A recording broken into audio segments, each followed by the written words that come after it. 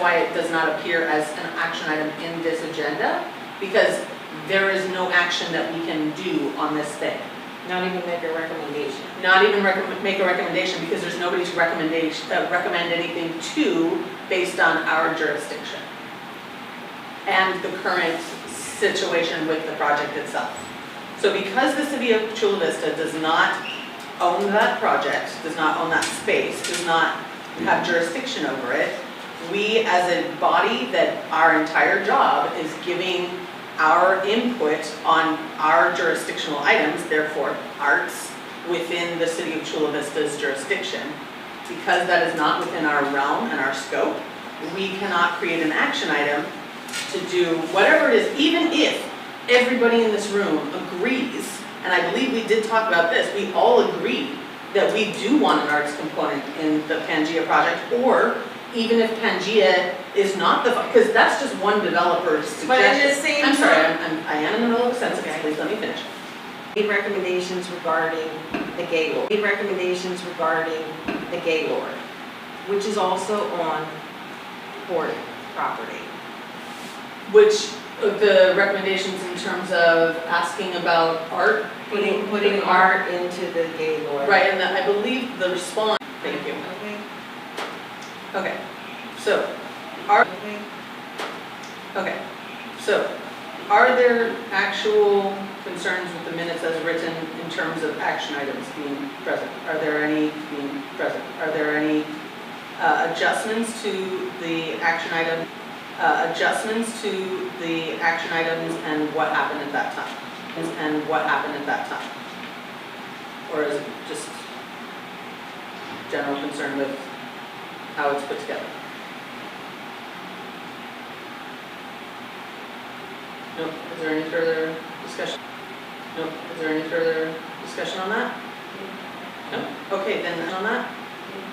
No. Okay, then I will entertain a motion to accept the. I will entertain a motion to accept the minutes. Aye. The minutes. Aye. Okay, it's been moved by Commissioner Sablan. Do we have a second?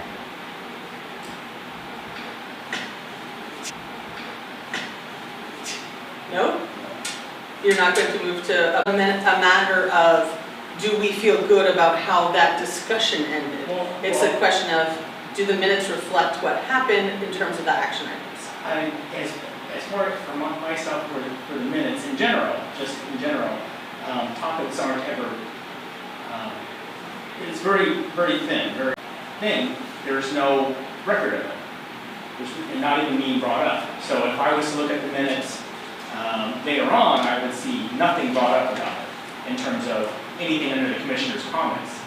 I mean, if it was just a subject matter that commissioner. Do you want an addendum to the minutes to include whatever it is that you feel is missing from this particular set of minutes that we can add to the minutes at this time?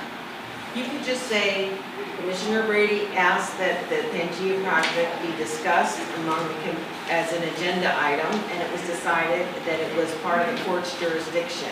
Okay. And not appropriate, if you wanted to say that. Okay, so where did you want to add that into the minutes? Can I Under 5.4. interject here?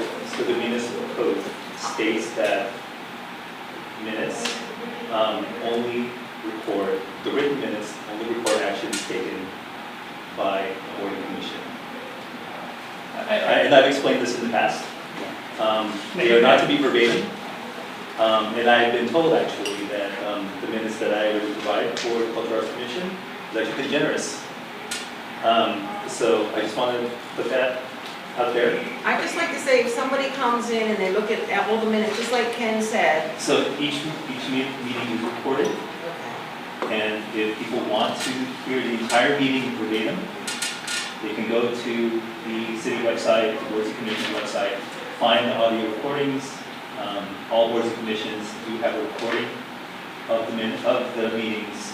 City council as well as a recording of their meetings. And if you see city council meeting minutes, it's the same. It's just the action items. It's not verbatim. So you do have options. If you want to fully hear the entire meeting, hear what was said, you can listen to the entire thing on the website. So do you feel that the commissioner's comments, because that's really the only part that is talking, that can we add a tiny bit more into the commissioner's comments? Or because it's not the rest of the thing, but because the comments are kind of more open, so like, not open source, that's not the right word, but they're more open. Is there a way that, how can we get to approve these minutes? Where is the point that we can get to get your vote to approve I have no minutes? problem with the minutes. Was that- I don't have no problem with these sets of minutes. Okay. I know Commissioner Brady has made comments, but I'm just. So it's I a have no protest problem. vote rather than an actual vote on No, this I could particular vote, thing? I could vote for it, I mean, sure. Oh. You're right. Okay, But I'm just making my concern known, and I brought it up with the city attorney as well. And, the response was what everyone said, so I mean, I understand that. But often when you look at it, it just doesn't look, when you go through a lot of the minutes, it doesn't look like there's anything happening with the sister cities when we move on.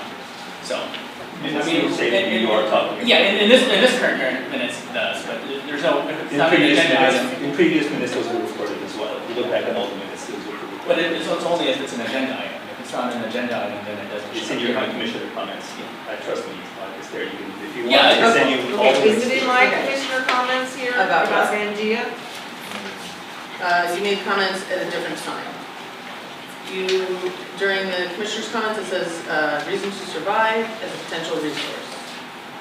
So, at this time, is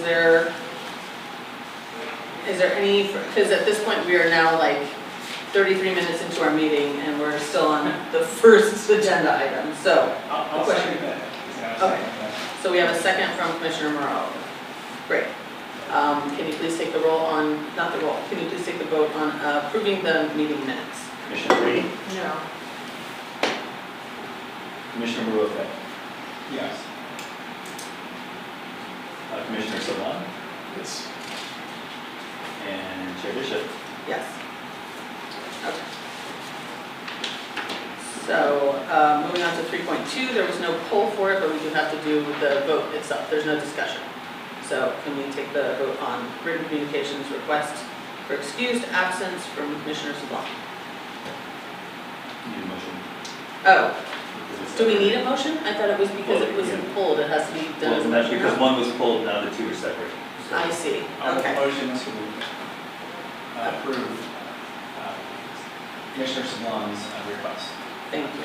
And you can't because you're the I commissioner, didn't right? Oh, can he? I didn't know if that, Really? is Second he, his own. he can second his own approval?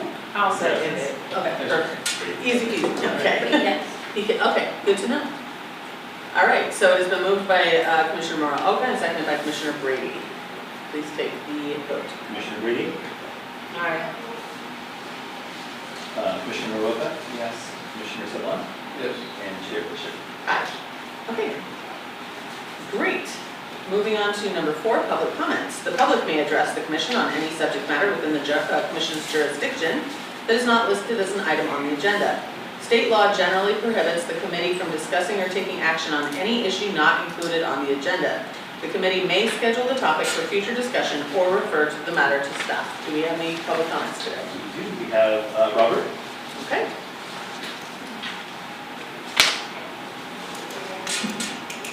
You're blocking your own camera. I know, I'm sorry. Sorry. They get to see my back. Do we need Hello, to- Cultural Arts Commission. Oh, yes, please, sorry. Yeah, go ahead. I would just like to point out, for the record, there is no public timer, so the public is going to be a little hesitant to know, oh, you're, okay. Well, at other meetings, they've provided enough equipment for you guys to do your jobs, so. Let me bring relevance. That's what I do. I come in and I go to all the meetings so I can back you right up. You know who our appointed person to San Diego, or the Port of San Diego is? And more. Boom, just brought relevance. It's now under your guys' purview. Ask for a report from her and then bring it to this commission. Ask that from staff. Like I said, I got some stuff in my pockets and I'll make everything relevant and we'll make everybody happy. Here's the second one, right? We can change our own policy here at the board. You guys can have it brought up as an agenda item and we can redo how they record the minutes. That's the benefit of being in control when you know your authority. So I definitely encourage you guys to look into that because that should be something under your authority to control your own meeting. Yeah, like I said, I'm here with all this stuff today, right? I'm here to back you guys up. I'm here to back staff up. City Attorney's Office, we've got the camera so everybody can listen to it later.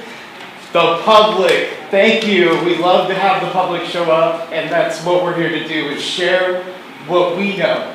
And I know that I care about that position with Ann Moore just as much as you do, because that's what ties it all together.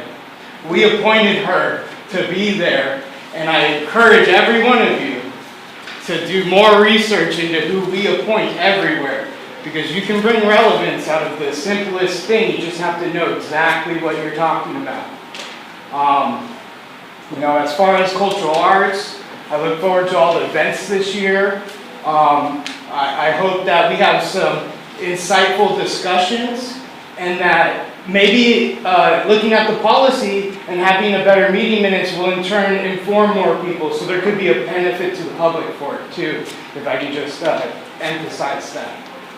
It doesn't have to be a for sure, like they voted on it, but just little mentions. But hey, 42 seconds. I know I've been advertising the Casillas art stuff over there. She has like a special event going on for the month, and I encourage you guys to make it down there and check out her exhibition or whatever it is. I'm really interested to go live stream it and share it with everybody. I hope that's something the city's open to, me live streaming there, but we'll find that out.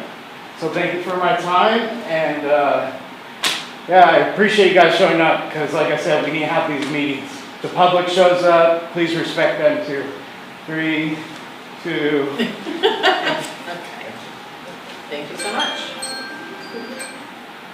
Are there any further public So comments? next we have Jorge Rodriguez. Hello, everyone. My name is Jorge Rodriguez. I am a local small business owner and an actor, theater maker. I have performed on TV commercials, but a whole heck of a lot on theater, locally, LA, and in Mexico. I have studied in the best schools in the world, including the Royal Academy of Dramatic Art in London. And I have founded a non-profit theater company that's going to be based here in Chula Vista, and it's going to serve the whole South Bay community, but specifically the Chula Vista community. The name of the theater company, the Royal Mexicans Shakespeare Company. It is being currently set up so that it is the South Bay version of the Old Globe. I have attracted, because of the vision and the mission for it, I have attracted an amazing group of artists from LA and local artists, obviously, and in particular, theater management people. I'm working with some of the people that ran the San Diego Repertory Theater for years. They're behind it. Matter of fact, they suggested I should come to this meeting. We need a space. So we're setting it up so that we launch the company in the fall of this year. The artists are going to be put through a classical training program that I'm forming based on what I learned at the Royal Academy of Dramatic Art, because our community deserves no less. It is going to be, by saying that it's going to be the version of the Old Globe, our version, it means two things. It's got to be world-class product, and number two, it's got to reflect the community. Every single production that we do is going to somehow involve or reflect our community. For example, when we do Romeo and Juliet, which will be in our first season, Juliet is going to be a student at Mater Dei Catholic. And Romeo is going to be a student from a public school on the west side. And we're going to let the schools decide developing programs so that we bring, and the biggest thing, and this is the thing that I'm most proud of, and I will die on. Every theater in the country, the prime seats are reserved for the biggest donors and longtime subscribers. And you can all imagine what ethnicity they come from. our company is gonna reserve 40 to 75 seats, the closest seats to the stage, for what we're gonna, our version of groundlings. What? Groundlings. Our groundlings are gonna be students from every high school. So, my time's up. Yeah, sorry. I tried talking as fast as I could because I'm very long-winded. Me too, it's cool. 619-653-71.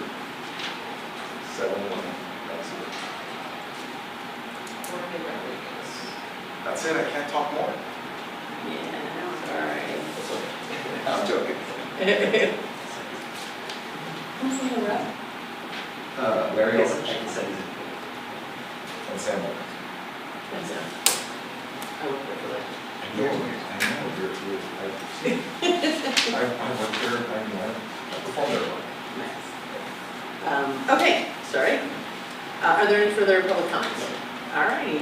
Sorry, I got excited, like performing arts gets represented in the meeting. Okay, moving on to 5 action items. Action items are considered individually by the commission and are Wait, expected. don't we have public, aren't you gonna make public comment? Oh, was there a public comment You submitted? have, oh, sorry, I thought we only had 5.2, sorry, Marie Chivago.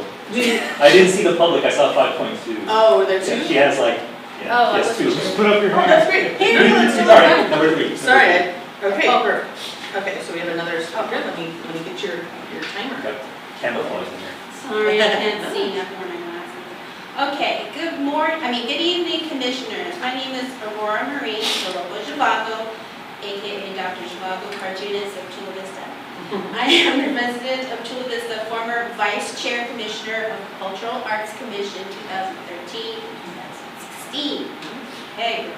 I'm a retired visual and performing arts teacher in the Chula Vista Elementary School District and currently serve as the president of South Bay Historical Society. I also have the privilege of contributing to the 2016 Cultural Arts Master Plan for the city. I appreciate everything you guys do, helping guide our arts and culture continue to grow in Chula Vista. As our city enters a new phase of development, particularly with the Gaylord Pacific Resort and Convention Center and the surrounding bayfront projects, I understand that much of the waterfront lands falls under the jurisdiction of the Port of San Diego. While the city of Chula Vista continues to represent the interests of the community through planning and advisory commissions such as this one. Because of the partnerships, there's a meaningful opportunity for both the port and the city to work together to ensure arts is included as part of this. To simply encourage early conversation between council members, commissioners, and the community before development decisions are finalized, so that the cultural arts facilities and programs can be thoughtfully considered vision of the bayfront and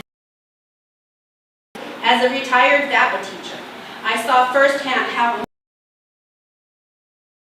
I taught digital media arts through DAPA program and performing arts and connected my Sakura Theater through this program, after school program. I also had the opportunity to teach arts, a reason to survive in National City. Through these experiences, I work with many talented young people across South Bay who rely on the arts. As a performing arts today will become the artists and performance and cultural leaders of our community tomorrow, like him.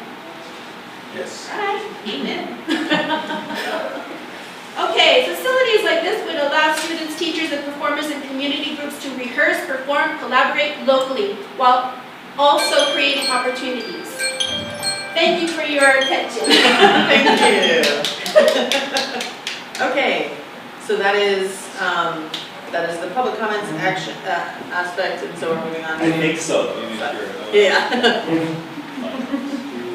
I've got another thing to say. No, I'm just kidding. Okay, 5.1, discuss Arts, Culture, and Creativity Month for April 2026. Recommended action, select a commissioner to present about Arts, Culture, and Creativity Month for an April 2026 City Council meeting. So as you remember from last year, April is Arts, Culture, and Creativity Month. And we are always encouraged, all municipalities are encouraged to do a proclamation at each of their city, in front of their city council, to proclaim April as Arts, Culture, and Creativity Month. And That meeting's at 5 it's- PM, you guys, it's 5 PM. Yes, city council, and so I bring this forth to the commission once again to select a commissioner to speak as a part of the proclamation for the April meeting. Would that be at the beginning? What dates are we talking about? April, typically at the beginning of April, I think last year it was an early April. was the first And we April. will reach out to the mayor for the proclamation. We have one kind of already in place, and so they're ready to receive it. But I just need the commissioner to be part of it. I know I messed up. How long is I'll never mess the up. presentation? It's 10 minutes, I believe they wanted 10 minutes. I can talk. I would love an opportunity to do the one that I prepped for last year. Well, I think you But- had your opportunity. That is fair, that is a fair point. I just got the time wrong and missed it, literally. So, You can select. was that? I'm putting my name forward to do You had the two thing last I year. did create. Was that? You had 2 last year. You and Commissioner Zavala. Yes, we did have 2 of us last year, that is I'm true. also down to come in after. Okay. Ken, would you like to also be considered to present? I would like my section to be represented in one way or another, but I don't have to be the person to. Oh, you're saying, yeah, as in what the commission does, yeah. Yeah, that was definitely part of the presentation that we created. So, yeah, Danny Zavala and I put together a presentation and I just got the time wrong. What happened to him? He quit. Right before you were gonna give your presentation? No, he wasn't able to be there, he just helped me with the prep. So we were working together and then I was gonna speak. And then I was getting ready to go, to be there at 6, and I got the, where did you go? And I was like, what do you mean? So that was a very big regret of mine, because I really was excited about that presentation. But you could have made the same presentation the next week. They could have put you on the agenda for the following week. They weren't gonna put me on the agenda, like, Did you as ask? an official from this, that was the moment that I was on the agenda. Otherwise I would have just come as a private citizen, presenting like informational only. So, Yeah, this is under special orders, right at the beginning of the meetings. It took a long time to get that time frame, wasn't it? Didn't it? Yeah. As I recall. Well, for special orders, no, it was just, the commission meetings and trying to select, prepare. yeah. I'd make a recommendation, just to leave fast, I'm leaving shortly, so if we're just gonna get quorum, it needs to be happening, I think it needs to happen now. Okay. So, I suggest that you both, Kara and Joel. I suggest we pair up. If you wanna do it. I think there's also being the chairwoman of our board. I think the commissioner board, I think there's a nice optics to that too. So, and you both are the most senior. I'm still kind of the youngin here, so. Did you tell me old? No, just tenure wise, I want to respect. I was joking. Want to respect it. So again, I'm for that but just because I think also it's an opportunity for you guys to work together. So, just don't be like, anyway, that's all. Sorry, point of clarification, so are you making You're a nominating, motion? are you nominating the 2 of us and withdrawing your name? Is that what's happening? Or are you, It's is your name still forward for the job? With 4 people on the board, I'm gonna take my name out. This is gonna make it easier. Okay. So there's 2 names being put forward for this, and we can vote on 1 or 2 of the names put forward. So does somebody want to make a motion, or is there further discussion on that? So are you nominating us as a pair for the job? Is that the motion? That's the motion. Okay. Is there a second for the motion? Oh, Jesus. Okay. Okay, so it's been moved and seconded. So it's been moved by Commissioner Sablan and seconded by Commissioner Muraoka to put forth Commissioner Brady and Chair Bishop for the presentation. Okay, so then I guess we're taking the. I have vote. one question though. If we work together, are we both going to speak at the, It's literally up to the two of It's us. up to you. are we? Yeah, I don't see why not. The only reason that I was the only person speaking before was that You he couldn't wasn't make gonna it. be there. Okay. Yeah, that's the reason I was speaking. We can break up the presentation however we want to. Yeah. I don't have a problem with this. Do you want to take the vote? Okay. Commissioner Brady. Aye. Commissioner Moroda. Aye. Commissioner Sablan. Yes. And Chair Bishop. Aye. Motion passes. Okay, so then we send you emails to discuss it. Yes. We can't talk between ourselves? You can talk between yourselves. Oh, you Thank can you. talk. Okay, I didn't know if Because you just because voted that, yeah, the way Okay, 'cause it's a subcommittee, it's an ad hoc Bishop subcommittee. and Vice Chair Zavala at the time were able to Okay, cool. discuss some more about this. All right, so we can. Okay. Okay, exchange So numbers. he's gotta go, so we have to talk about Yes, that's the items quickly. Great.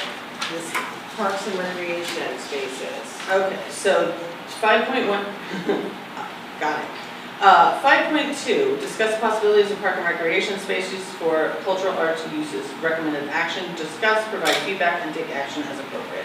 All right, is there somebody that would like to, did you want to present what we're talking about, or? No, the agenda item was asked for last meeting. Okay, This was- so this who is is here. who's requesting?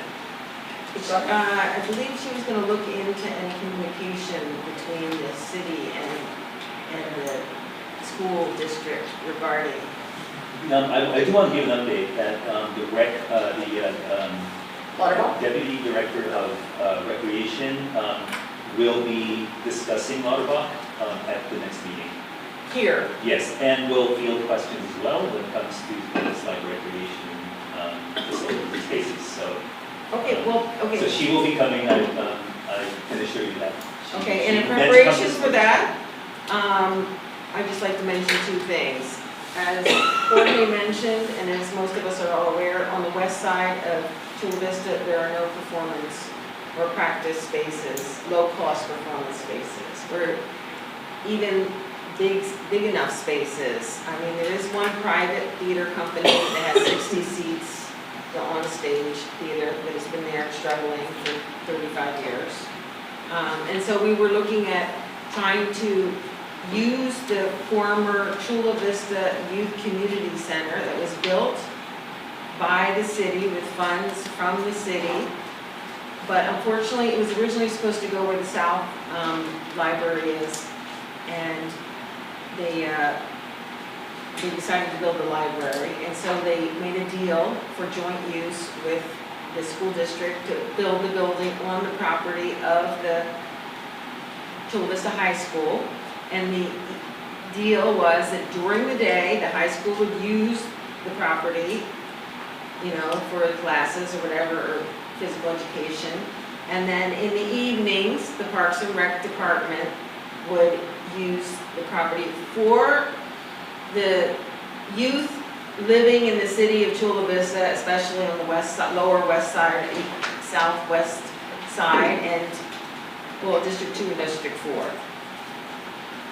So 2008 came along and they were cutting their budgets and they said, well, we don't want to pay $84,000 to maintain this facility and these programs. It was unclear as to how much money was coming into the programs, but that's what they were spending. And so they just suspended paying and they never did anything legally. Or they just like talked on the phone, people from the staff of the Chula Vista saying, we're not going to pay, and then people from the school district saying, okay. And then a number of years went by, it was unclear who was using if any use was being made of the building. During COVID, nothing was being made. For 5 years after COVID, nothing was being used for storage facility. So then Russ Hall went and started saying, well, where's the documentation that they gave the building to the Sweetwater? And they realized, oh my goodness, there was nothing ever done officially. And so they contacted the lawyer for the Sweetwater and said, oh, if you want this building, you better do something to make it sound like it's officially yours. Which, yes, was not really representing the interests of the youth on the west side of, they were basically, the staff was handing the building over to the school district and saying, oh, we never did anything before, but you better do something now in 2025, because people were asking about that building and it's not being used.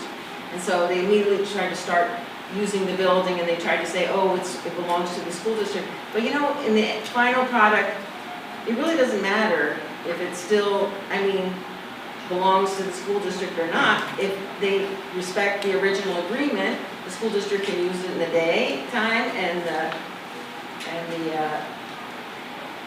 city could use it in the evening or the weekends when it's not being used. And it could be a place for arts facilities. And, so that was one possibility. The idea is that we need some place that could be a low-cost performance space and practice space.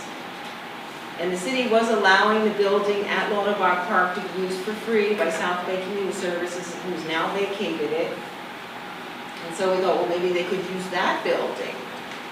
And so that's the idea. We would make a recommendation that somehow they would create a facility that could be used for arts, education, and practice, and be available. And probably, So that's the next action step, is to see if we can engage someone. well, I think we're here to make recommendations. Right, so that'll be- We can recommend that one of these two facilities, so be used. Also, since we're discussing possibilities of park and recreation spaces, we could go back, as I said, It's, If he has to go, I have that'll to be go the end. because it's my daughter, so Yeah. if we have to get a motion, it's gotta be now. okay, do we want to make a motion to make a recommendation to create like a Casa de la Cultura space for arts education, low-cost performance venue for the west side of Chula Vista?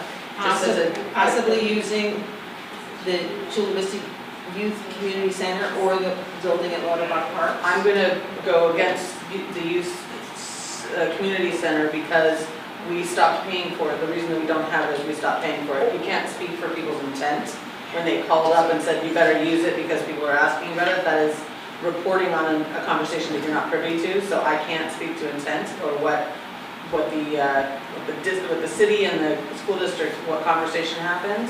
But if they are currently using it, then they're currently using it and they are the owners of it. We haven't paid for it since 2008, then we don't really have any standing to claim ownership over it, to claim use of it. It's not necessary that we have ownership in But I mean, order to but make a claiming- recommendation that we could possibly use that building. Okay, but the question becomes like, are we going to have to pay for that space once again? So I think I would be more inclined to agree to a motion, discussing the possibility of the Lauterbach space above the L Street, because we've gone over the L Street one kind of again and again, and it's just not our spot, it's not ours. I So, don't second that. okay, so if you want to make a motion to, what was the thing that you said about creating low-cost theater space? And practice And space, practice space. and install a dance floor? Well, that would be part of the discussion at the subsequent meeting when we're drilling down on this, I but will if make a motion to discuss low-cost space But that's kind of like what we're supposed to be doing right now. You're We very, should make a motion to. but it's very specific to something what we're not there yet, is what I was hearing. We're not there yet.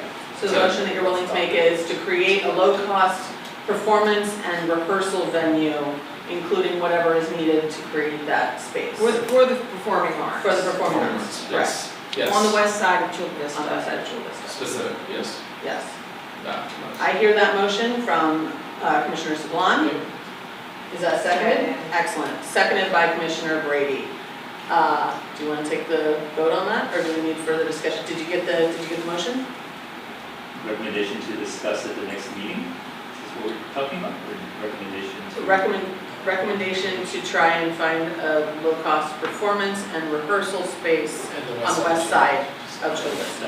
To find a low cost. Supported by the Chula Vista government. We can't insert additional, so our whole, since our jurisdiction is the Chula Vista government, then that is implied by our role within it, right?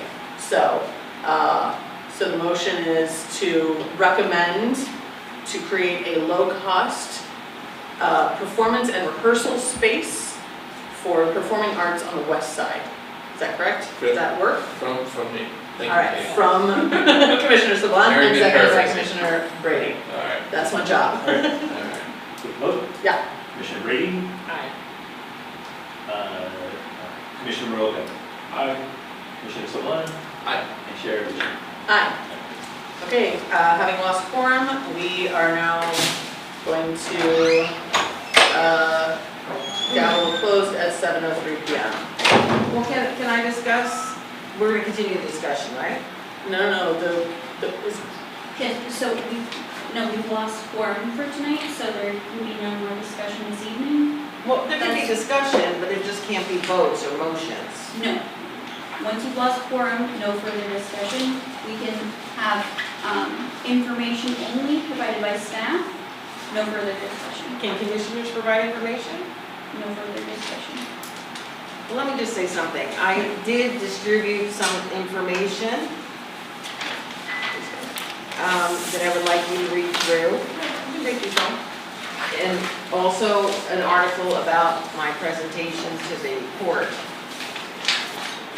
you have that with you as well? Yeah, let me see. Do you have a copy of that? You can definitely just distribute that for us to take home. I wrote that one. Here, this is the article that came out about it.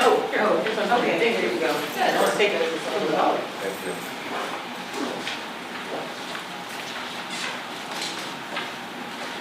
Great, okay, thank you so much. Sorry that this cut short a little bit, but everyone have a lovely evening, happy March.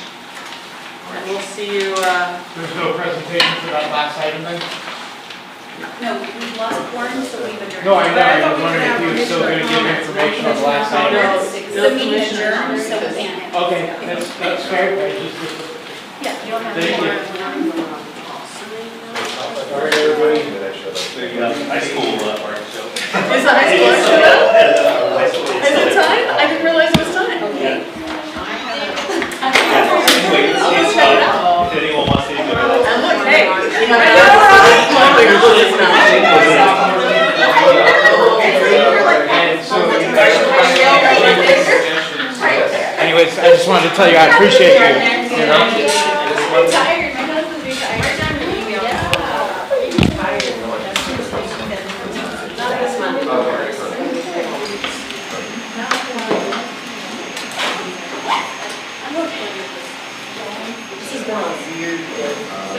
The reason I was late is that there was either another jackknife semi-truck. With almonds? I don't know about the odds, but there was a jackknife semi-truck. We got it done. Didn't I die? Last night? Yeah, the almond guy, yeah. Oh, God. Well, I was going south on the 15th. Have a good night. And, Good night. Take care. and there was a semi-truck.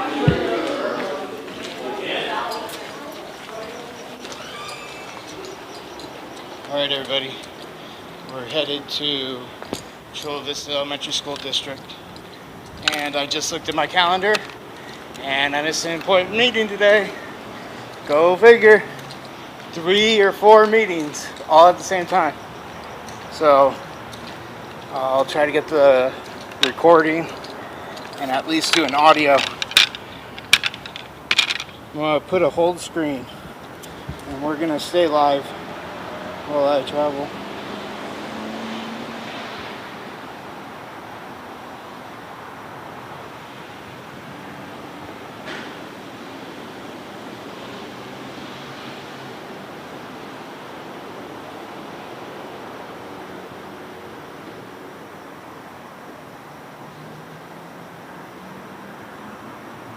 The audio is gonna shut off.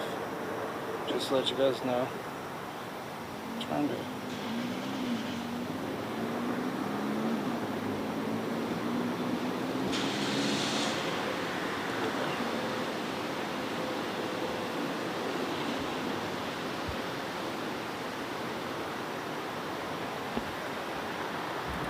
Because I'm going to turn off the camera.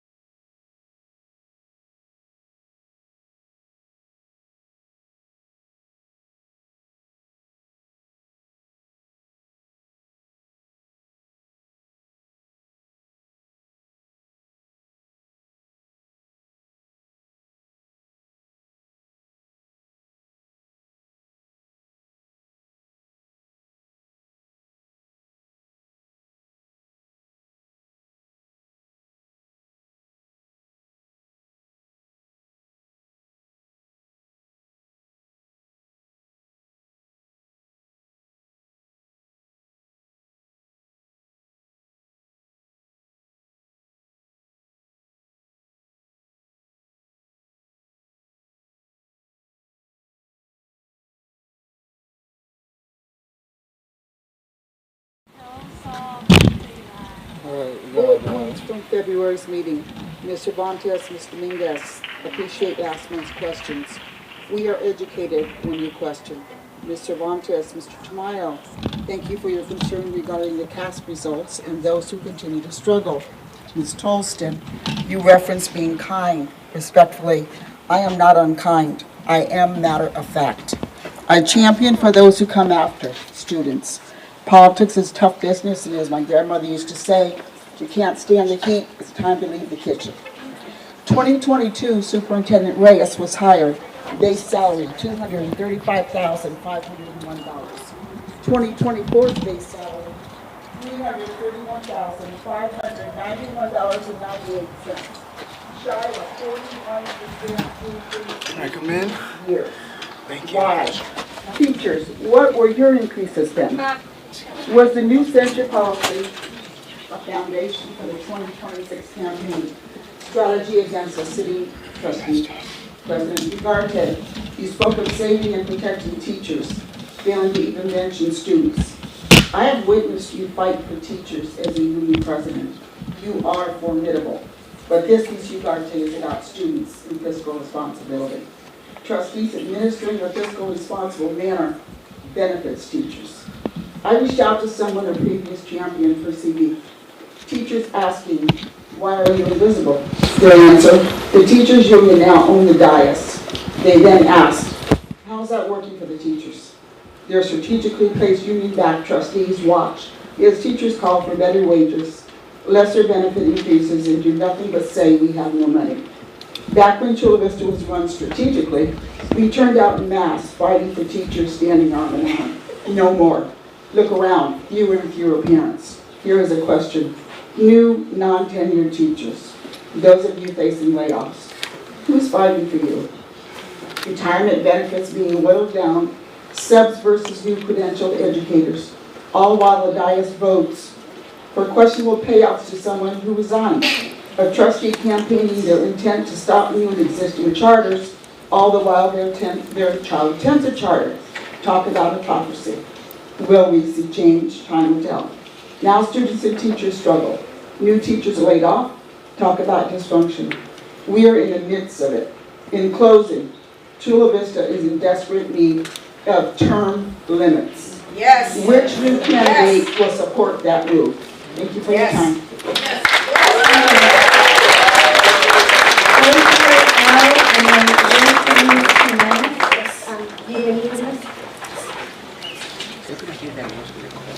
Good evening, my name is Rosemary, and I'm the parent of 2 students with IEPs in this district. I'm here tonight for a few reasons. First, I want to congratulate Rose Tagnesi on her retirement. Under Rose's leadership and her collaboration with special education parents, we saw growth in transparency and meaningful engagement. Our district has become a leader in special education in this region, often serving as a model for neighboring districts. The expansion of the TOSA program has strengthened teacher support and classroom practices, and both of her department's parent engagement events are now being replicated by nearby districts. As you move forward with filling this vacant position, once it's vacated, I respectfully ask that members of the community be included on the interview panel. For families, this role sets the tone for how special education relationships and strategies are shaped. Many parents, myself included, want to continue an open, honest, and collaborative relationship with incoming leadership. We see ourselves as their partners, and we hope that partnership continues. While CVSD's special education program is a leader in our region, that success exists because of the hard work of staff, parents, and district leadership, along with a culture that values and accepts students with disabilities. However, with district reserves declining over the past 3 years and ongoing deficit spending in the millions, I am concerned about how this may affect special education paraprofessional staffing and the services and resources available to our students. Students who already face tremendous challenges. I want to share a personal story. My daughter is a 2nd grader who only began reading this school year. This is not due to a lack of effort from her teachers or school staff. Her teachers, support staff, and school leadership have worked tirelessly to make sure she receives equitable services and support, and I'm deeply grateful for them. Her challenges come from a complex medical history combined with early educational trauma. It took multiple evaluations, numerous IEP revisions, a rewritten behavior intervention plan, and thousands of hours of work by both staff and our family just to get her to a basic reading level. I am fortunate to now be a stay-at-home parent in a caregiver role. I left a corporate career to support her needs. Many families do not have that option. Many do not have the time, knowledge, or resources to research conditions, advocate effectively, or pay for additional supports at home. It is heartbreaking to watch your child recognize their own differences. It is heartbreaking to see your youngest child surpass your oldest one academically. I had the ability to pursue every possible resource for my child, but I worry that with current fiscal trends, students, especially those on the west side of Chula Vista, may struggle to access or receive approval for the supports they truly need. The special education process is difficult even for parents with resources. It becomes even harder when families face language barriers or financial hardship. That is why parents connect and support one another. We learn from those who came before us. And just as we partner with one another, we're also your partners. When the district succeeds, our children succeed.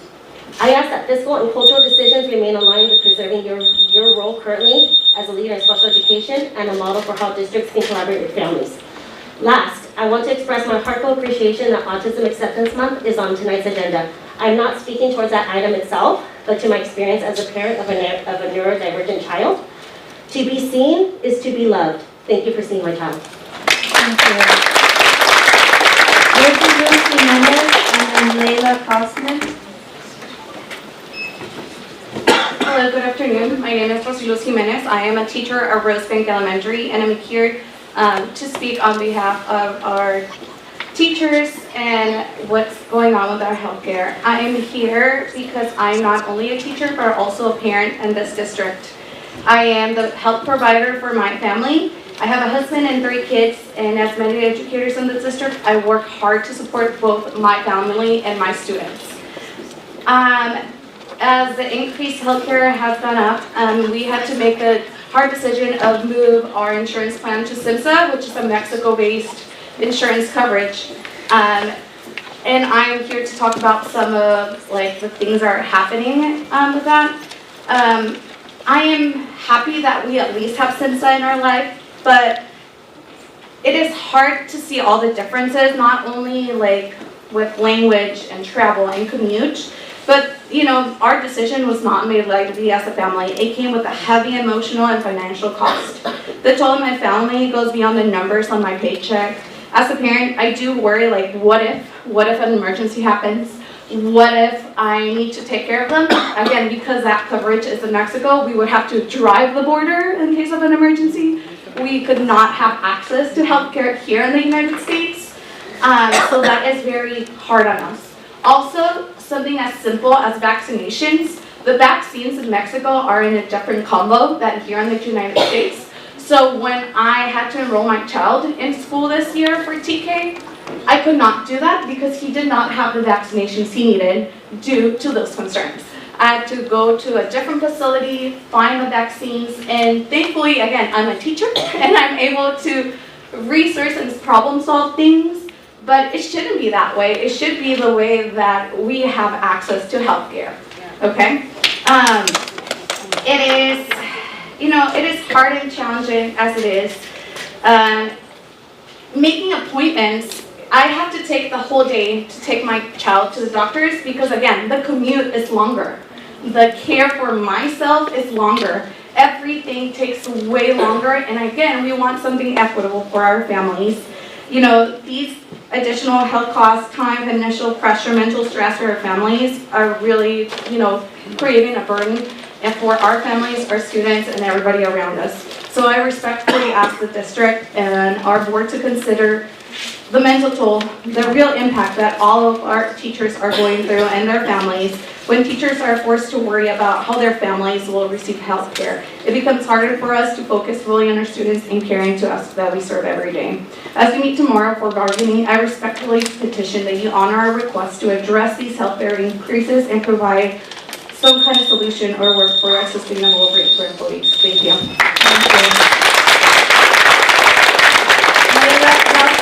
And then Claudia Perezquita.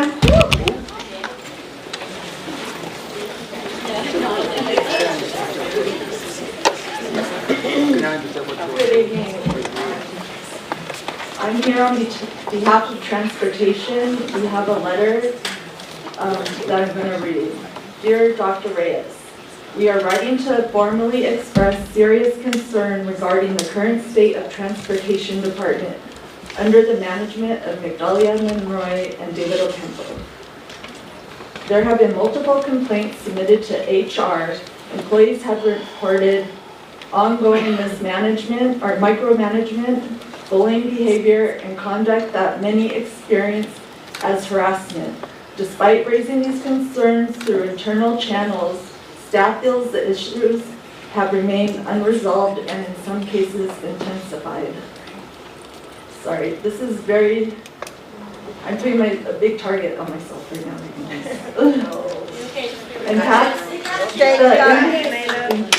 The impact on morale, retention, and daily operations has been significant.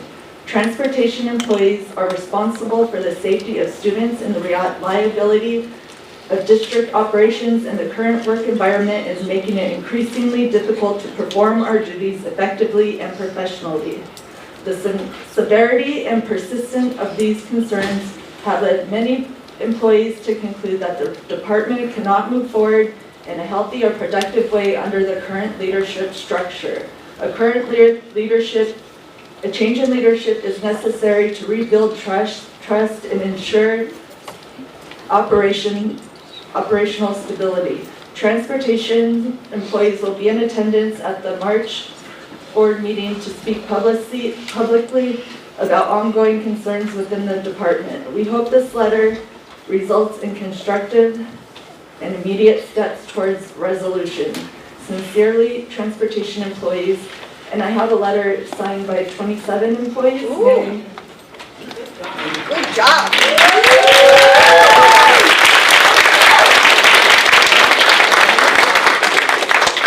Also, I might add that we are very disappointed that we didn't get the chance to vote on the classified employee of the year. I had mentioned it to David last week about how he seemed to know nothing about it, and it was brought up again at in-service, and again, nothing has happened, so that's why we were unable to vote for classified employee.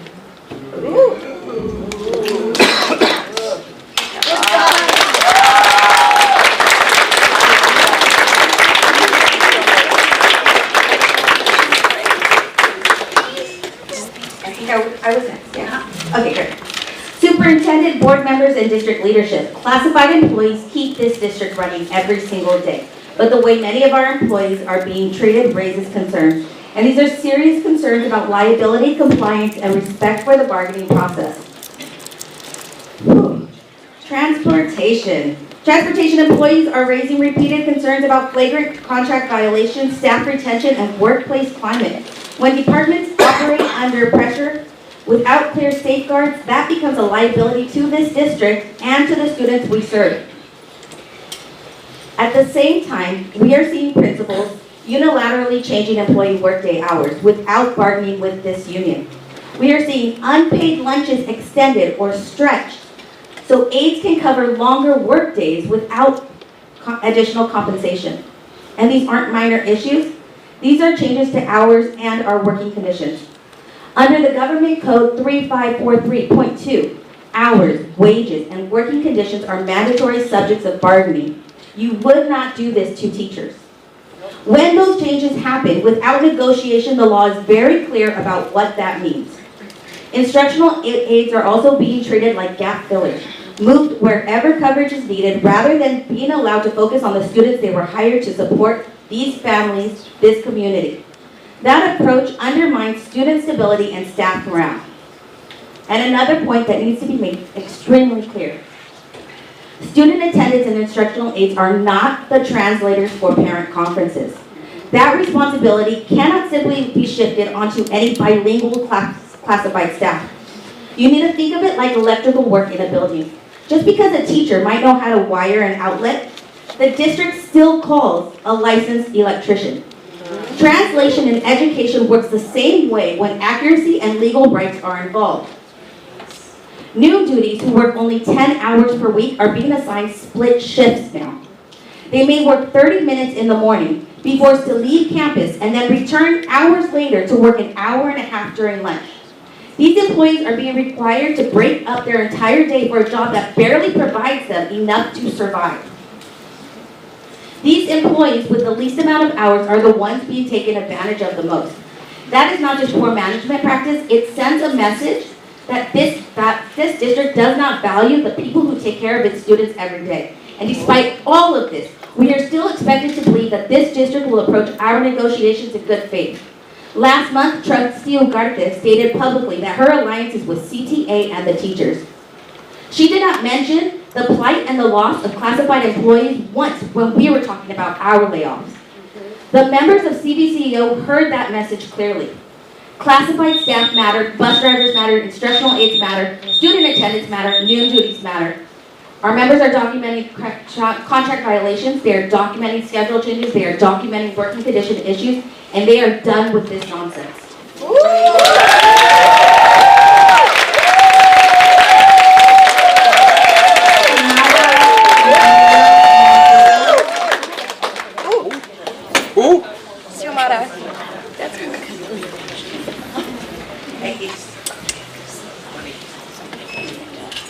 Good evening, board members, educators, families, and community members. My name is Xiomara Santos Pieve, and I'm a proud parent of a student at Juarez Lincoln Elementary. Leadership in public education doesn't happen in a vacuum. It happens within systems, laws, budgets, and competing needs. And progress often looks slower from the outside than it feels on the inside. Rather than tearing down leadership, I believe our energy is better spent strengthening partnership. If parents are frustrated, and many of them are, there is a place for our voices. There's several. You have DAC-DLAC, SSC, Budget Advisory Committee, Independent Citizens Oversight Committee, 7-Eleven Advisory Committee, and these are not symbolic committees. They influence change and eliminate the gap between parents, teachers, staffs, and the board. If we want change, there are rooms that the change can start.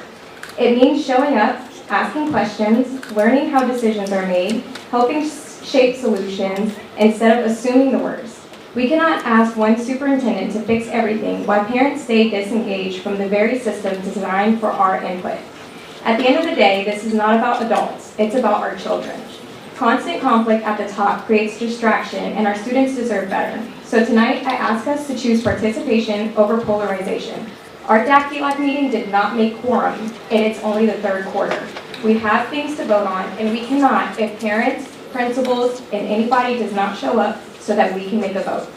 Support leadership while holding it accountable. Join DAC-DLAC, run for SSC, be part of the work. Dr. Reyes may not be perfect, but he is trying to lead in a complex system.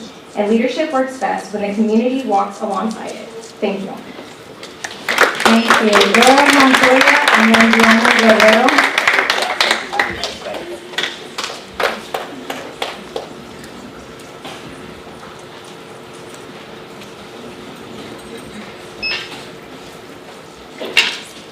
Good evening, members of the school board. My name is Laura Montoya, and I'm a student attendant in this district. I came here tonight to talk about respect, or rather, the lack of it. The classified staff are the ones in the front lines every day, yet we're consistently made to feel like we're the least important people in the room. We do the work that no one sees and no one else wants to do. While the teacher is delivering a lesson to the rest of the class, we are in the back of the room trying to de-escalate a student who is screaming. We are changing diapers with one hand while using the other to block a punch. We are trying to give one-on-one instruction to a child while simultaneously sprinting after a runner heading for the door. We do toileting, we clean up messes, we get bitten, scratched, and hit. And then we are expected to wipe away the tears, theirs and sometimes ours, and immediately switch gears to become an educator again. And what do we get in return? We get looked down. We are treated as if our role is simple, as if anyone could do it. We deal with the highest of highs and the lowest of lows. We are the first in line of defense in a crisis, and yet we are made to feel invisible. We don't need a plaque on the wall, we don't need a parade, but we need you to see us. We need you to understand that we are spread thin. Chasing 3 kids at once, it's not just stressful for us, it's dangerous for our students. We deserve to feel valued, but being valued isn't enough on its own.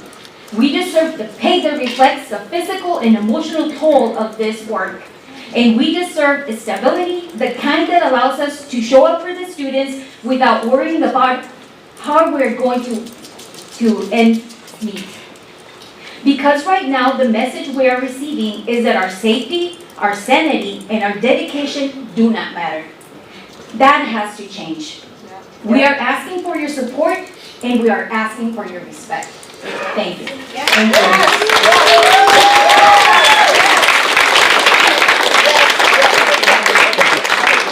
Diana Guerrero and then John Acosta.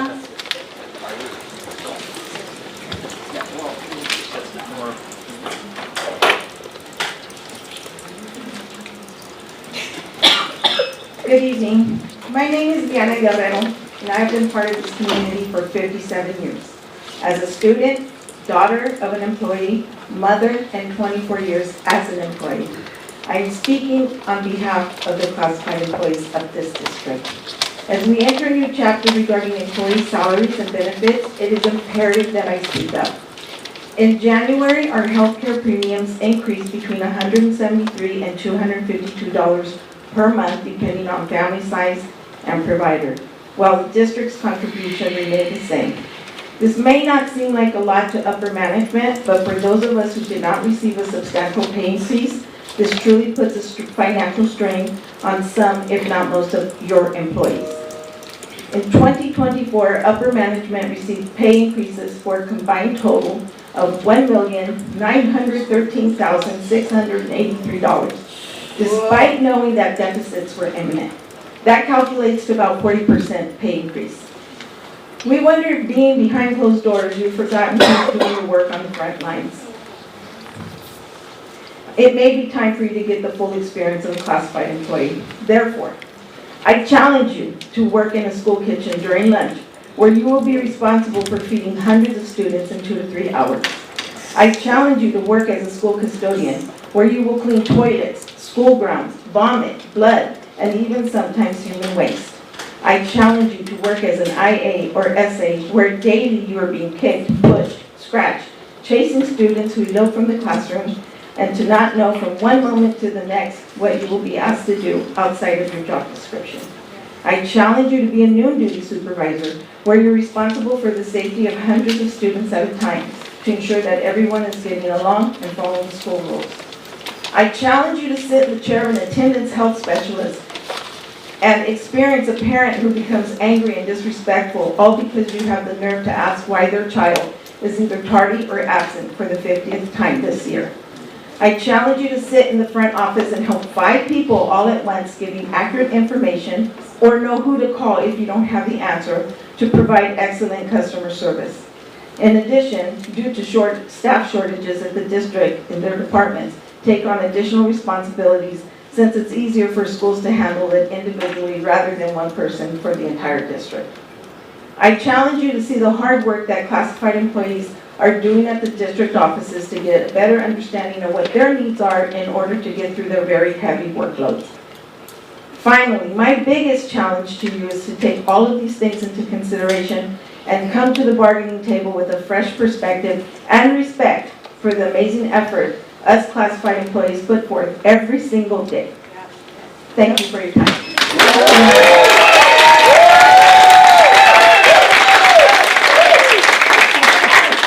After John Acosta, Dr. Hezekiah Herrera. I'm going to give you one more challenge. I'm going to give you a challenge to stop. Michael and Susan are going to the classrooms. I can see a picture of you. You all, including Dr. Reyes, when students are going to a classroom and taking pictures of the students and posting them on his website. So you're also supposed to prevent and protect the students. And unless you all got written permission by the parents to publish the students' faces, in Susan is doing it. And that picture of you, Dr. Reyes, maybe he's using his influence and his friends to go into the classrooms to take pictures of the students. That's unethical, and that's rules against that. So I would recommend you stop it. And stop it now and protect the student you're supposed to protect. One of the things I asked Michael and Susan yesterday, if he tried to block you, trustee Tamayo, from getting a job at Chula Vista, if he contacted the city manager to block you from getting a job, now that you apply to become a mayor, you apply for a mayor, my question is he going to block you again? Or is he going to try to pretend to be your friend and you become his puppet? One of the things, is responsibility. Responsibility, you should have a respect for yourself. Don't go where the titles are. Don't go into a political position because it pays and it looks good. Right now, like I mentioned to Susan yesterday, he tries to run the whole council members. And if he's trying to endorse you, after he tried to block you from getting a job in Chula Vista, that's not true friendship. So one more time, like I say, I still have 1 more minute. So one of the things that going back to the responsibility that you have to protect the student. Do not let students go into a classroom and take pictures. You could go to a website. You need some. I could send you some from the the media that he posted, including you, Dr. Reyes, feeding the kids pizzas. So therefore, it is unethical. He has no license. He's an educator. He has he's a California license to be a teacher. But it was only from 2001 and it was expired in 2006. So he's not an educator. He tends to be a lifetime member, a lifetime educator. So next time you talk to him and he claims himself to be a lifetime educator, tell him to show you his employment history, because it's not. There's not. If you want to know a little bit of Michael Sousa, maybe perhaps you might want to check on the public comments I posted regarding Michael Sousa in Monday. He got suspended. He got placed on leave, and then his contract was never renewed simply because a racial incident that he had with a little black kid. Okay, so make sure that you keep an eye out who your friends are. Thank you. Dr. Hezekiah Herrera and then Rachel Tien. Good evening, members of the board and superintendent. My name is Dr. Herrera. I'm a special education teacher at Sonia Sotomayor Elementary School, a single father of 2 and a proud member of this community. Every day I walk into my classroom where I'm not just an educator, and like many of the people who spoke today, we wear many hats and take on many roles. As a first responder to complex emotional and physical needs of students with support needs, in our line of work, injuries aren't just a responsibility, they are a frequent reality. We deal with strikes, bites, and constant hypervigilance that comes with managing very high intensity behavior. This is more than just physical strain, it is a cycle of secondary trauma, and it impacts our mental health and our ability to be able to show up for our students with the peace of mind they deserve. Yet as we shoulder these risks, we are being crushed by the very healthcare costs that are meant to sustain us. I currently pay over $1,000 a month for my family's medical coverage. For many of my colleagues, these crushing premiums are forcing a choice between their own health and their ability to pay rent. When we fail to fully invest in our health care, it feels like a cycle of abuse. We are being asked to absorb the trauma of the job while being priced out of the care required to heal from it. Teacher working conditions are student learning conditions. If we want to solve the special education crisis and retain the paraprofessionals and the teachers who do this heavy lifting, we have to invest in well-being. We show up every day to support our students through the hardest moments, and we ask this board in this district to show up for ours. Thank you so much. Thank you. Rachel Tien and then Frida Vergara. Good evening, members of the board and district leadership. My name is Rachel Tien. I am a teacher at Wolf Canyon Elementary School. Tonight I'm wearing black because I am a proud CBE union member, but I'm also wearing red because I have the honor and privilege to work with some of the best classified staff at Wolf Canyon. And I echo some of the speeches that were just shared about our classified staff. On the district website, it says that every child is an individual of great worth. I believe that wholeheartedly. That belief is why so many of us chose this profession.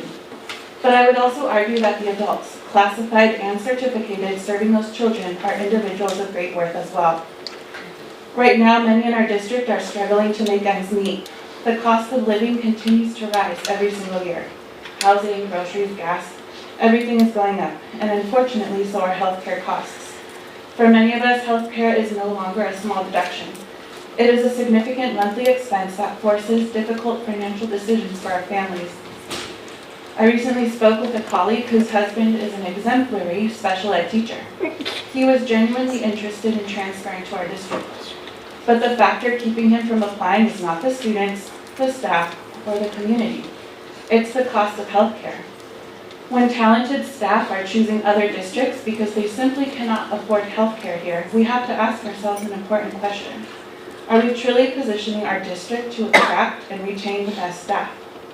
If we want strong schools, we need strong staff.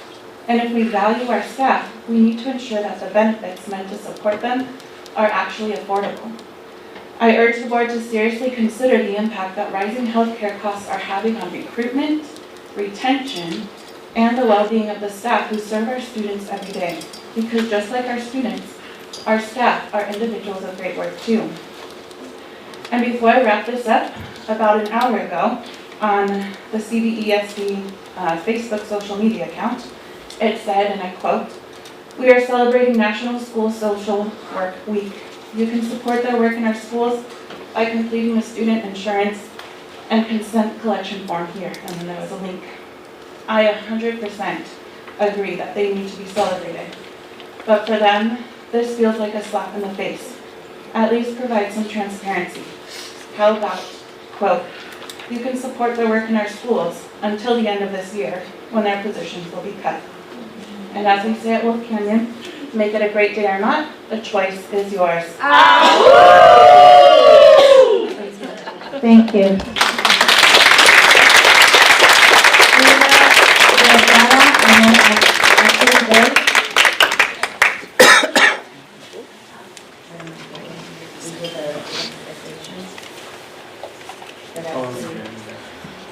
Frida Vergara, Azul Bay. They left and then they asked to be put back on. Okay, yes, they left. They're sitting outside. Are they outside? Maybe you can't hear me. Okay. Frida Vergara, Azul Bay, María Echevarría de León, Sofía Medina, Diego Sandoval. Is there anyone outside? No, they're saying no. There's no. Okay.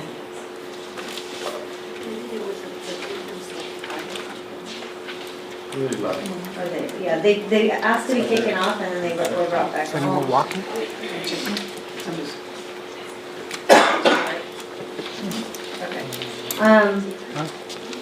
We're gonna take an 8-minute break before we get to the budget, and then we will come back.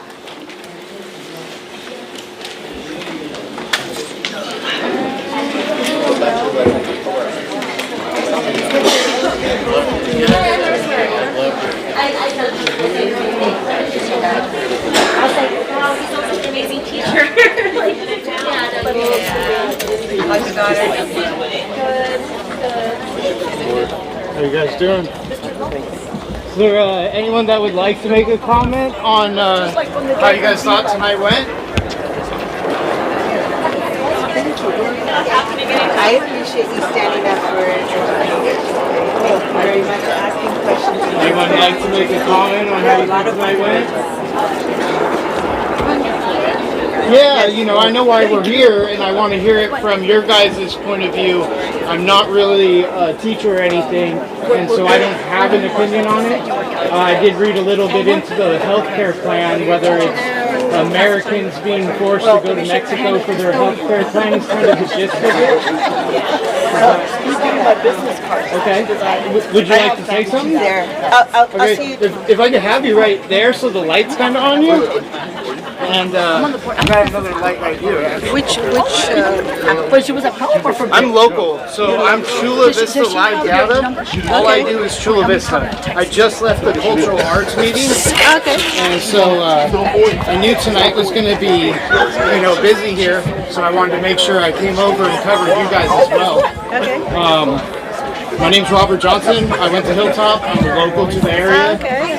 A lot of people know me from that. Okay. And so I'm very comfortable just like coming around and talking to everybody, right? Nice. Just give me one more second here and I can have you live. All right. And if you want your name, if not, it's not a big deal. Just want to make sure I offer, social medias or whatever you want to tell them. And then, just how you think tonight went, right? Do you think the school district's listening to you guys or? This is the second, is it on now? Yeah, we're live. Okay, sorry. This is the second time that I'm here. Last time I did speak, in front of the board. Also, the same concern that everybody has about the healthcare costs going up and up every year. And for me, I have been teaching for 25 years. And today, this year, I had to actually drop my coverage and chose SIMSA, which, somebody tonight was also saying that they also had to choose SIMSA, which is across the border. Okay. So that's the health insurance that many of us have now. Those teachers here on the other side of the border, now we have chosen SIMSA because it is the healthcare program now, coverage, that we can afford, because we cannot afford Kaiser, which used to be the least expensive. Now Kaiser has gone for a family coverage to $1,500 out of pocket. Okay. And so we can no longer afford that. And for me, after 25 years, to have drop Kaiser it's not okay. Right, because you've been going to them here for 25 years. Right. For 25 years, and this year it went up so high that I could no longer afford it. I have two boys in college, so it was once a single family income, which many teachers are in the same situation as I am, trying to support a family, but we can't afford the health coverage anymore. So many of us had to choose SIMSA, and we're not very happy with it because it's across the border. I haven't used it yet. I don't even know how to use it because I had to learn. It's pretty much going to a different country for our health care when we're teachers here, and we have been teaching like me for 25 years. So it's not acceptable. So, and that's why we're here today, and that's why many teachers here we're speaking up for all of us, because we deserve better. We deserve better. We take care of the children here for 25 years, many children. So we want them to take care of us. Yeah. With the ending of public comment here right now, and if the board doesn't address these concerns, are you going to come back and voice your concerns again? Of course, we're going to, tomorrow they're supposed to meet again, so we'll see what they come back with, because right now they're not offering very much yet. So we will continue coming back and speak up on behalf of all the educators here in Chula Vista. And if people want to support you guys, how can they find your group or your cause? We're Chula Vista Educators. It's on social media, so we have our group. Instagram, Facebook. Instagram is on Instagram, on Facebook, Chula Vista Educators. Also coming here to the board meetings to support us. Thank you so much. If there's anything else you want to tell the audience, it's all of San Diego watching, so maybe support Chula Vista Educators. Yeah, exactly. Speak up for us too, because we're a community. It's parents, teachers, and children, all of us. So Thank you so much for your time. Yeah, of and course. I appreciate it. Once again, I'm Chula Vista Live Data. If you want to watch it, I have a little QR code if you want to scan it, yeah, and of it'll take course. you right to the live. Okay, of course. And then on the, it's a little dark. Let me turn it this way. Got it. And then when you go there, it'll take you to Rumble. And of course it doesn't like that. So right here, you're just gonna type in Chula Vista Live Data. Okay, after that. Yeah. We're right in place of the CVLD. Ah, okay. Sorry. CVLD. Okay. Yeah. I set new links up with the stream, so of course my old QR code doesn't work. Chula Vista. But you'll see we're live right now, and you can rewind and listen to your interview or share it. Okay. Nice. And I'm here for everyone. I'm not here to push my opinion onto the stream. I want the educators and everybody to have their own voice. Okay, so I just want perfect. you to know where I come from. So. Okay, thank you so I much. appreciate it. Nice to meet you, The same. Robert. Anna Vasquez. Anna, pleasure. Okay, I same. appreciate you. All right, guys, we're gonna head back inside.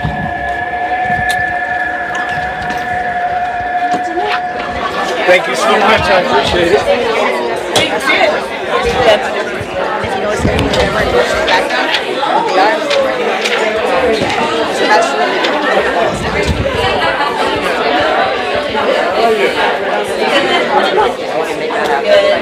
Oh, really?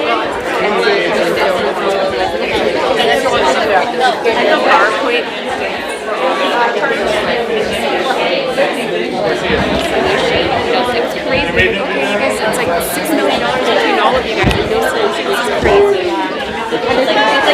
Salary wise, I think it's not. Do you know the video? Now my son is in general now. Oh, really? So you made the jump. Yes, I'm like midway, yeah, and my son is a summer. It's going really well. Good. I'm getting bored in the class, I guess. Well, sometimes that happens, yeah. That's the only way it works for them. Because they're, again, right, there's not enough stress.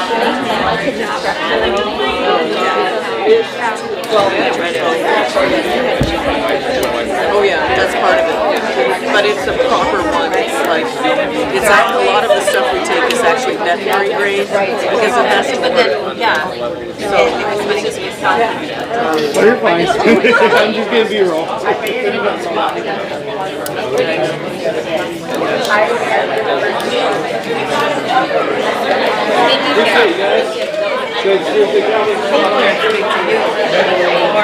You're allowed to hug me.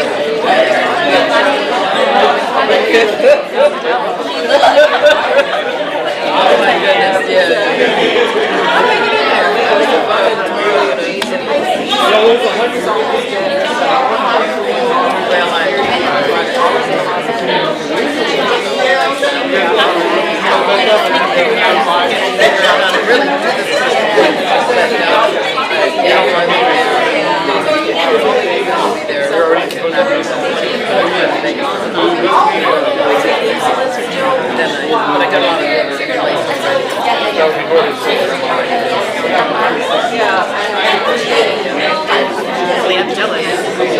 One day, so lately,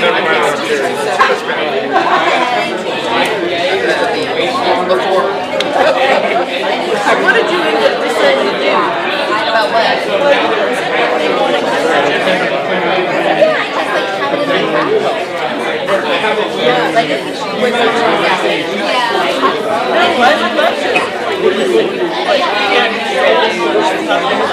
I have to update it. After the show, I went out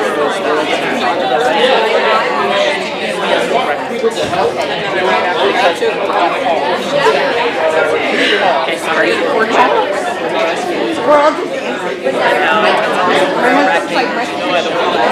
And why I know it's so even now,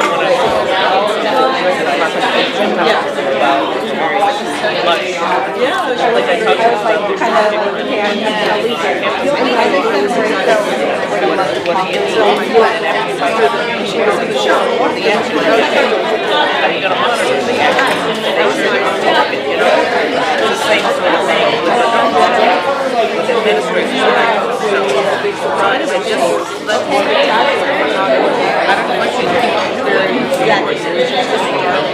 I don't think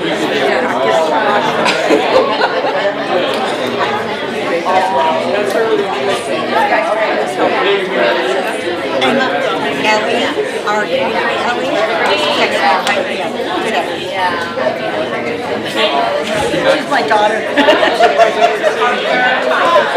So after all, I had a schedule for just you, because there was one.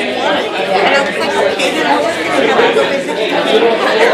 Make it cute. I got a shout. Thank you. And it was says, so then you get that one more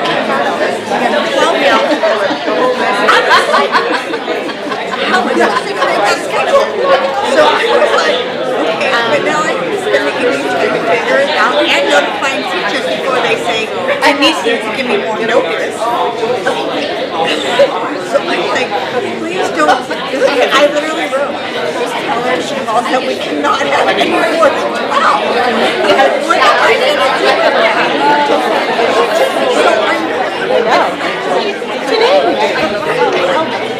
so you now, like,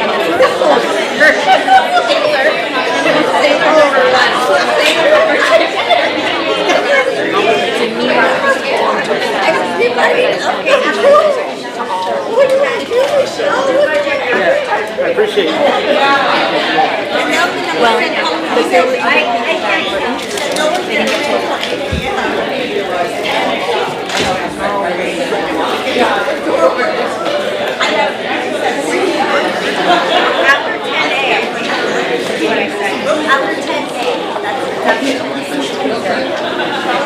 I read it off in the, yeah, so after covering item 10, our presentations are ready.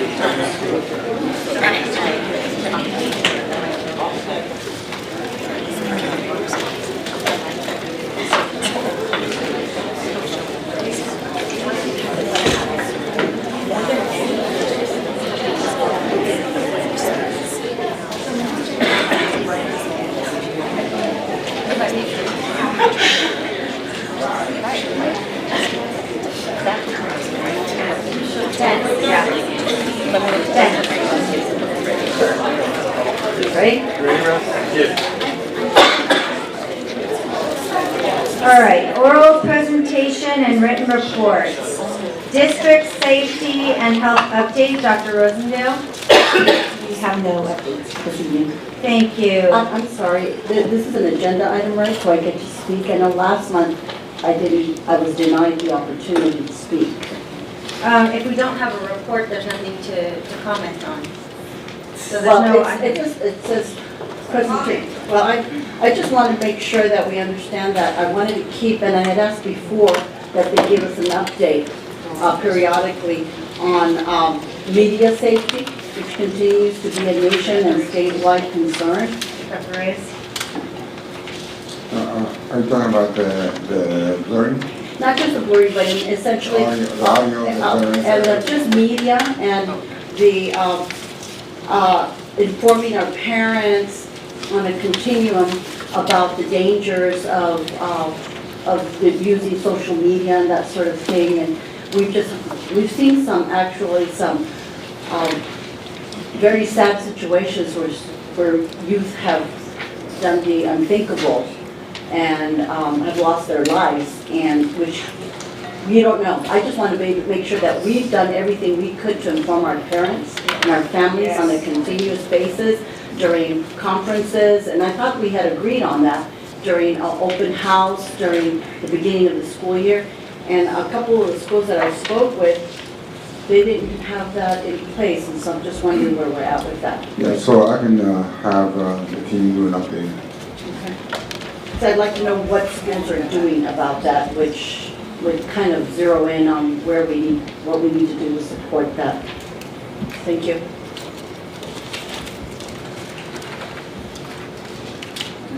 Ten B, CBSD school highlight, Dr. Reyes.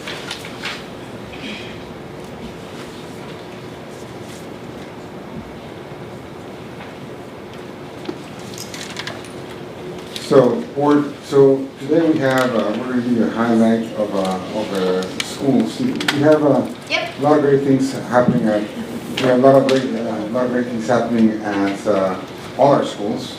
And it is, unfortunately, we can't share everything at the same time. So what we're going to be doing is we're going to be sharing little clips. We're going to have the principal and her staff share every board meeting some highlights of the school. In this particular case, we have Mr. Swallow presenting on Camarena. Hi there, Jason Swallow, principal at Camarena, and my associate principal, Denise Fimbres. Good evening, and board members, Dr. Reyes, and guests. Thanks for the opportunity for us to share the learning that has taken place at Camarena. Over the last several years, our school has been deeply committed to strengthening the way students think, communicate, and collaborate. We began by focusing on collaborative conversations across all academic areas. As a staff, we've spent 2 years reading Creating Cultures of Thinking, part of Project Zero, and this work challenged us to look beyond traditional measures of achievement and cultivate classrooms where thinking is visible and valued. Over the past year, we brought it into the area of mathematics. Our focus has been to help students become mathematical thinkers. Because of this collective effort of our teachers, students, and families at Camarena, we were one of the 31 schools recognized by the National Blue Ribbon from the state of California. This honor reflects not only our academic success, but the strength of our school culture. We are proud of this accomplishment and more excited about the direction our school is going. We remain committed to fostering a community of thinkers. So you get to see a sample of our students in action. Thank you. At Camarena Elementary, mathematics instruction is intentionally designed to move beyond only finding the correct answer to developing reasoning, discussions, and conceptual understanding. Through the cultures of thinking, students are making their thinking visible, explaining their strategies, listening to peers, and using tools to represent their ideas. In the primary grades, students build strong number sense by articulating how they solved a problem and learning from multiple approaches. In the upper grades, that foundation expands as students justify their solutions, analyze different strategies, and engage in structured academic discussions. I've seen student confidence grow in all students. It's no longer just seeing your students that feel comfortable and know the answer willing to participate and share out. You really see that all students are willing to participate and share out because they're more confident in their responses. When you do a thinking routine like See, Think, Wonder, it's not about finding the answer. They're just looking for things that they notice in the problem, and that gives them the confidence to be able to participate. Explaining my reasoning in math is important because it can help others understand what I'm talking about, and it can also back up and reason what I am talking about and explain why I think this and I believe it. Discussion helps me assess student understanding in real time in a very meaningful way because I'm able to hear their process. They're able to explain what they did first or why they chose a certain strategy over another, which gives me a really in-depth view of the type of learner they are. I explain my math thinking by when somebody that would trouble with math and are stuck in there, I could show them how I did it, and then they could follow what I did. Through visible thinking routines and purposeful discussion, Camarena Elementary School ensures that every student has access to rigorous mathematics. Teachers facilitate the thinking, students drive the learning, and classrooms reflect a shared commitment to high expectations. So that's a little bit of our vision. We don't want students just to come up with the right answer, but we want them to be thinkers and evaluators and consumers of great information and how they take that information and apply it in the real world. So you're more than welcome to stop by and see what's going on. I'm thankful for the leadership and our instructional team that supports us in everything we do. It definitely impacts our school and our community. Thank you. Thank you. There are no speakers for this item. Board questions or comments? Yes, I would just like to congratulate Camarena for the great work that they're doing. I'm looking at the fact that they increased 75% of their students improved their scores from the prior year in math. So those are amazing. And also you guys have 14.9 points above the standard in mathematics. So you guys are doing a great job. And I love the fact that we get to highlight, again, we always want to praise what is praised and always work towards, improvement and working together. So thank you for your highlights. Thank you for your hard work, because I'm sure this is not just a plan. It's a lot of work for a lot of teachers and administrators. So your hard work is paying off. So thank you so much. I'm equally as excited and very happy to see that the kids are able to shine and just show us what they're able to do. But like my trustee Karen is saying, it didn't happen by itself though. It took the teachers to bring it out. Yes. And so we really appreciate that. Thank you. I have a daughter that loves math there, sitting there too. They discuss math over dinner, and questions. I'd send them questions, so I can appreciate the hard work that it takes and your ability to be able to draw that out from the kids. Thank you very much. Please thank the rest of your staff for us. Thank you. Also, congratulations and thank you for everything that you're doing. You can tell that the kids are engaged, and like you said, you're making free thinkers and users of their own voice. You're making leaders. Yeah, math makes leaders, right? That's how they start. So congratulations, and like I always say, hopefully cross collaboration with the rest of the schools and the teachers, because everybody shares what they like to do, what works for them that might work for others. So thank you again. Likewise, congratulations on the great achievement and with your students. Please share the thanks for the hard work that your teachers, your classified staff are doing there to support the students.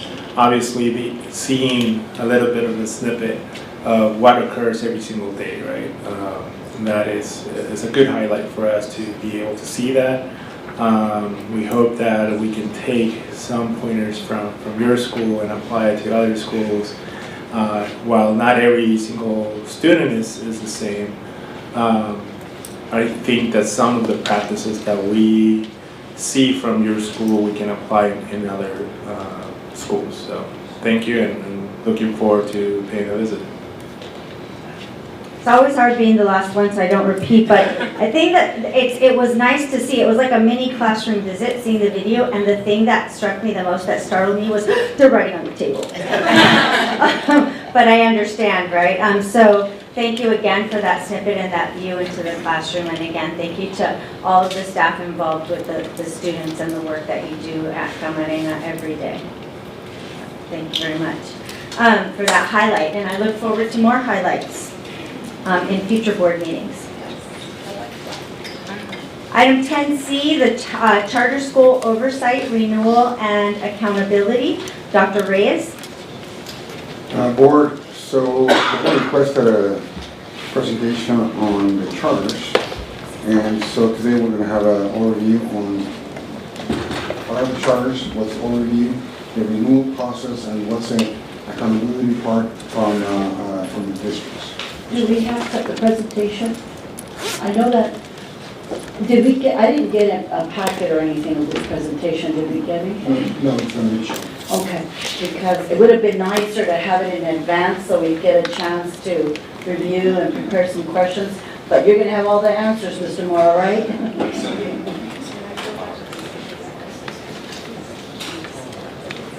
So good evening, Dr. Reyes, President-elect, trustees, and my esteemed colleagues. Tonight we will be responding to your request for information related to responsibilities in the oversight, renewal, and accountability of our charter schools. Technically, California Ed Code does not distinguish between dependent and independent charter schools since they are all considered charters. However, for the purposes of today's presentation, the important distinction is that our dependent charter schools buy back services from CVESD, such as human resources and child nutrition services. In addition, dependent charter schools receive their funding through the district. Independent charter schools receive their funding directly from the state. Authorizing agencies like CVESD oversee charter schools to ensure academic, financial, and legal compliance through performance monitoring, renewal decisions, and corrective actions. Effective oversight balances school autonomy with accountability to protect students, communities, and public resources. Excuse me, Dr. Reyes, I'm sorry to interrupt, but could I get a copy of that? You know how I've shared that I'm ADHD and I need to be able to write notes and it goes so quickly and I can't write notes. It's hard to follow. I'm not going to remember what you said in the previous page. When you make could you have like a second copy, or we can make a copy? Or you have the notes. Sorry I for don't that. get the notes. I don't get the notes. No. Well, yeah, I'll need my notes too. Yeah. It's in the file that we gave you. You want to take a break or?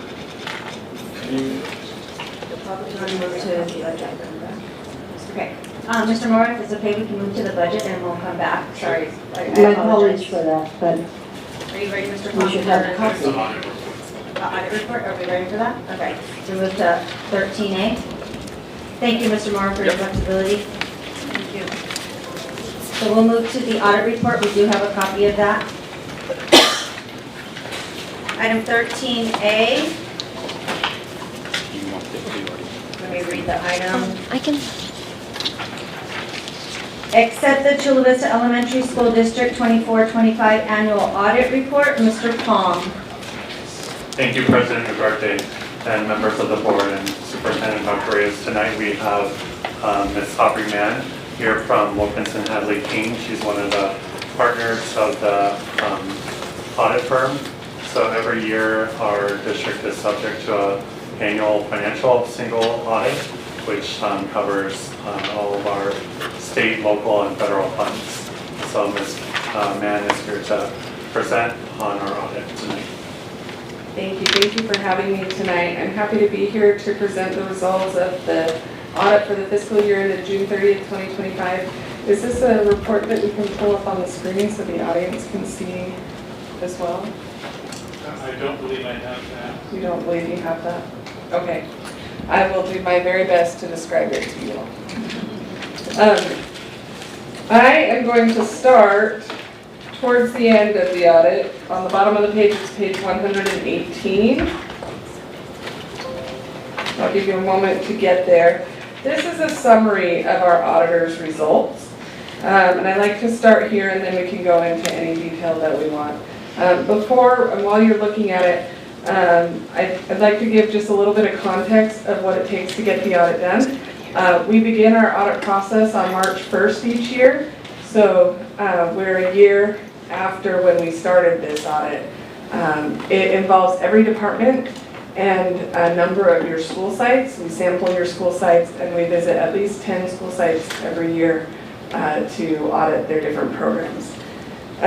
We touch all areas of the financial statements, including long-term areas such as general obligation bonds, long-term debt, pension liability, etc. And in addition, there are 40 total areas of compliance that we audit in the process. So as we go through the results, it's important to note just how big the scope is of what we've covered.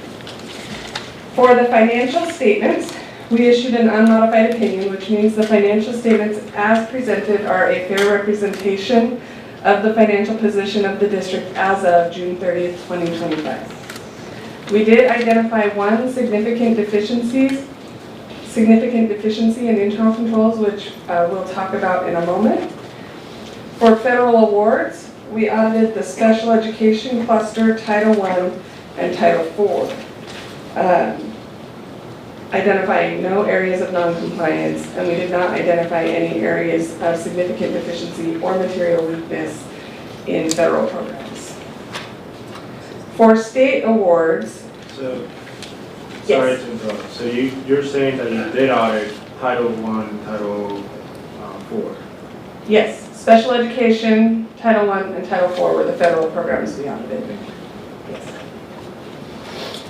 For state awards, there are 37 areas of compliance the state asks us to look at, and it's a variety of programs, including attendance, transportation, etc. I won't list them all out for you.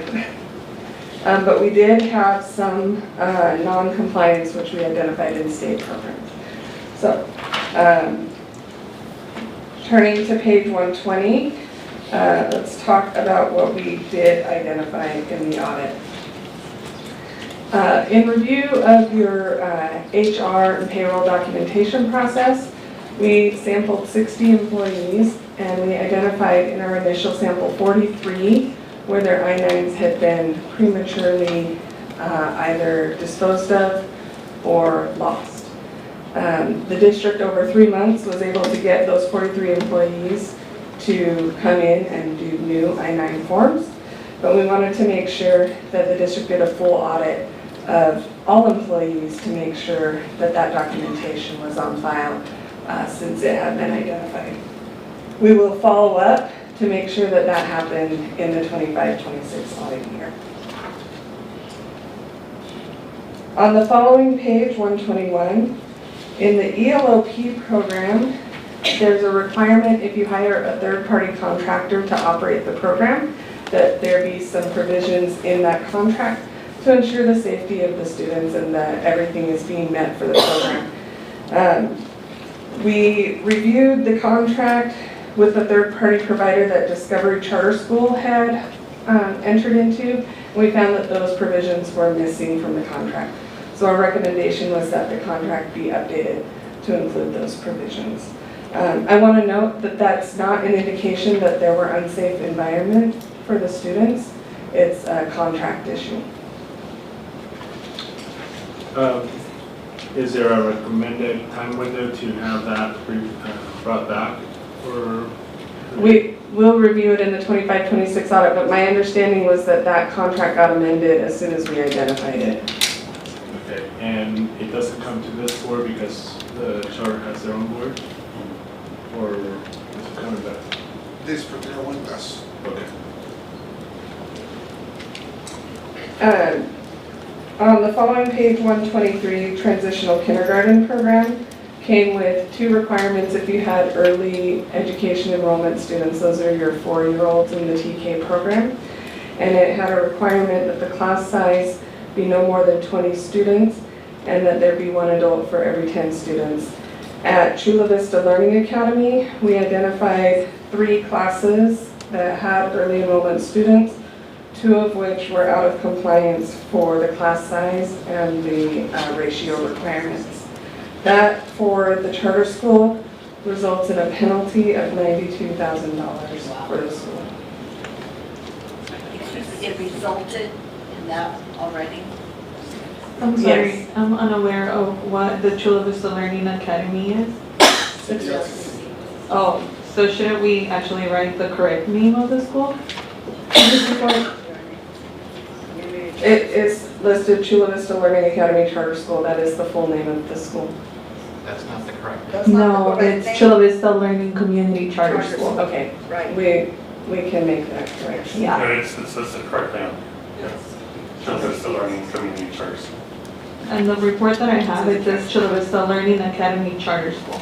Mine also says Academy. We'll correct that page and send it back to you. Thank you. Absolutely. Page 125, in your short-term independent study program, we identified 2 conditions, one of which is that the agreement that the students and parents and teachers all signed to participate in independent study was missing some of the required elements as identified in Ed Code. The other, sorry, I have asthma and the weather's been getting to me. Do you need some water? No, I'm okay, thank you. The other had to do with a new requirement, and that was documenting the hours or fraction of hours of each assignment and how that connects to your attendance records.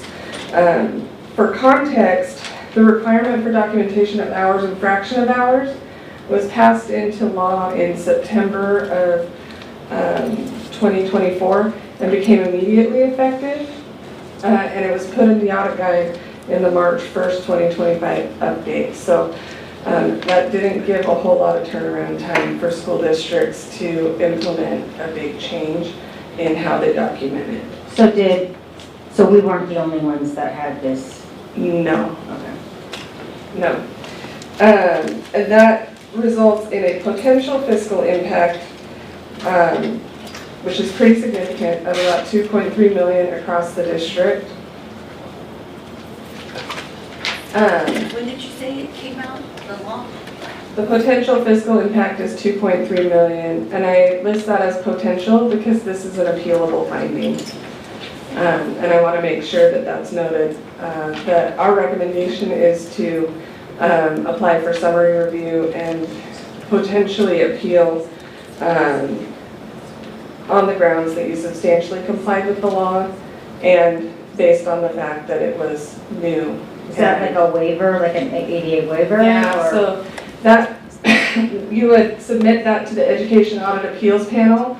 Most are handled in summary review. So once the state controller accepts and certifies the audit, then you have 30 days to submit for summary review.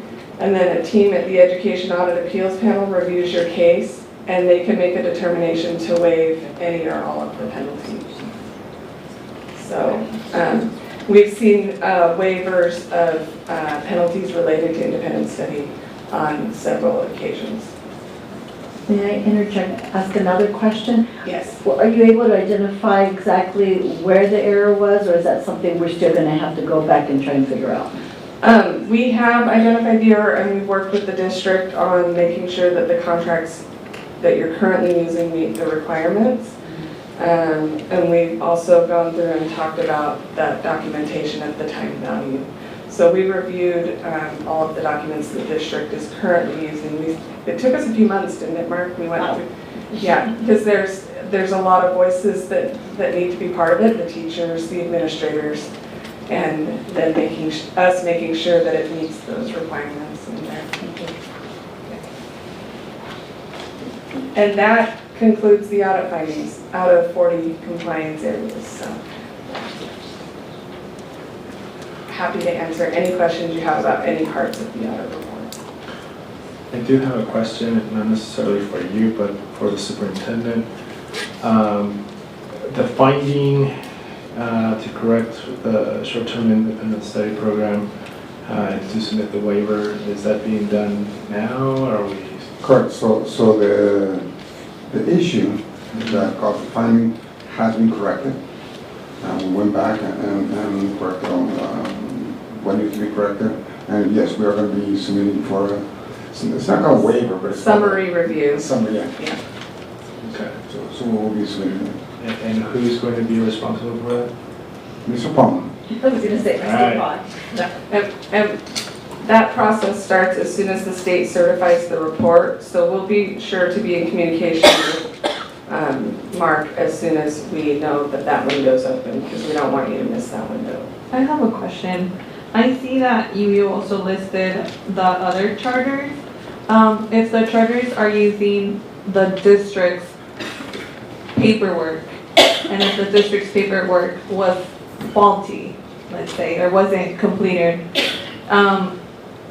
each of these schools is getting penalized for something this district provided? Yes, they're each responsible for compliance independent of the district, but yes, if they relied on something the district provided and it didn't meet the requirements, they could face the same penalties the district does. And for the fixing, is this district, sharing that right answers with the charter school? Because the charter schools are included in the district's audit report, it would be one summary review for all of them combined. So the fix will fix everybody? Everybody. Yes. Thank you. And we did share the new form that we're using with all of them. Thank you, Mr. Bond. Thank you, Mr. Bond.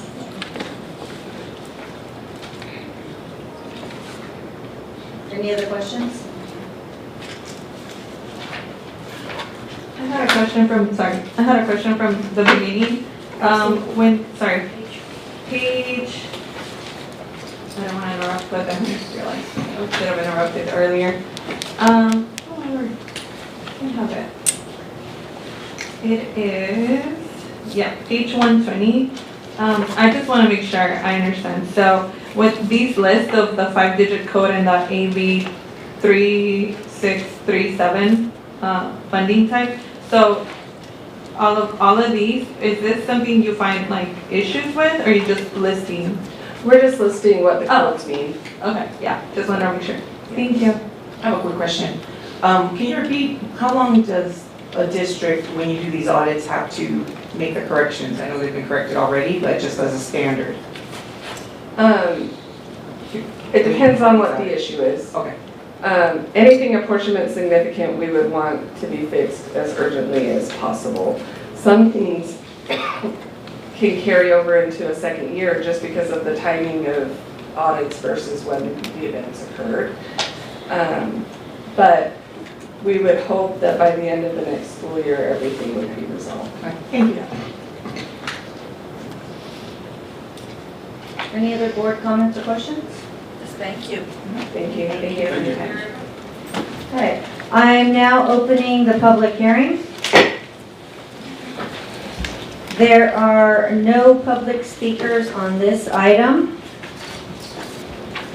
I'm now closing the public hearing. This is an action item. Move to approve. Second. Moved by Vice President Tamayo, seconded by Trustee Dominguez Cervantes. Recording Secretary, please call the vote. Ramirez Dominguez. Aye. Dominguez Cervantes. Aye. Holston. Aye. Tamayo. Aye. Ugarte. Aye, motion carries 5-0. Did we get the copy of the? Thank you.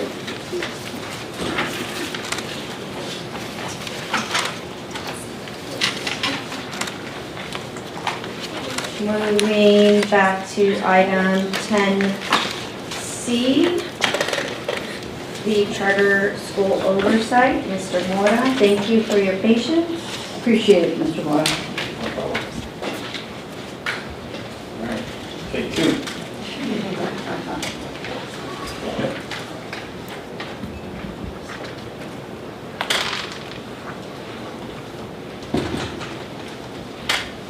Go ahead and jump right in. I'll start with that first slide again. So technically, California Ed Code does not distinguish between dependent and independent charter schools, since they are all considered charter schools. However, for the purposes of today's presentation, the important distinction is that our dependent charter schools buy back services from CVESD, such as human resources and child nutrition services. In addition, dependent charter schools receive their funding through the district.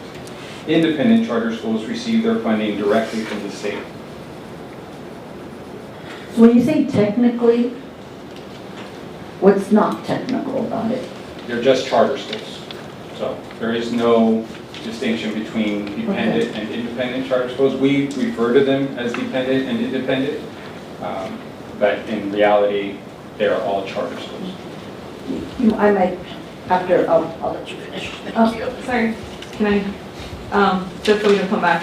When you say the buyback services, does that mean that these charter schools give money to this district? The dependent charter schools?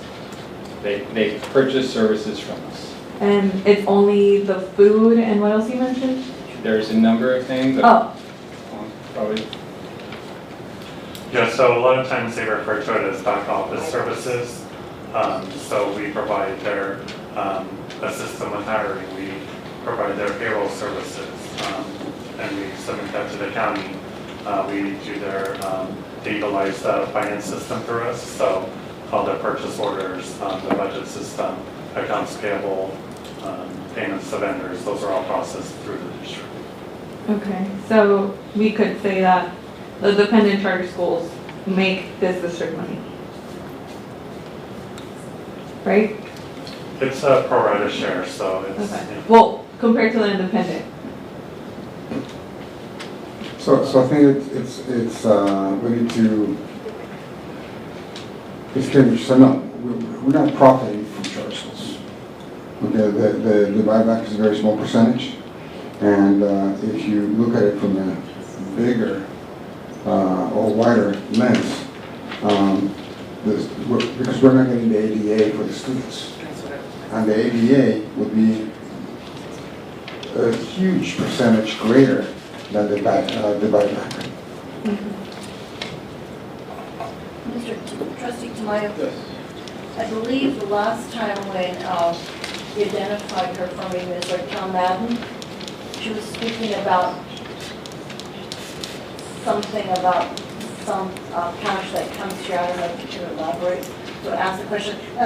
That's what, if we could have these kinds of things in advance, we maybe would go quicker through these. Yes. Yeah, it's Ms. Madden, the representative for the California Charters Association, identified that the district receives funding for charters. In this case, dependent charters comes to the district, and then we allocate it to that charter. What Mr. Mortar said also is that independent charters, and there's only 2 in the district, their money goes directly to them. It doesn't pass by us. So we still pass it, and we use, basically they use the district office services, but all the money goes directly to them, and we just take about, what is it, 3%? 2%. A 2% cut of that to pay for all the services that they get for using our district office services.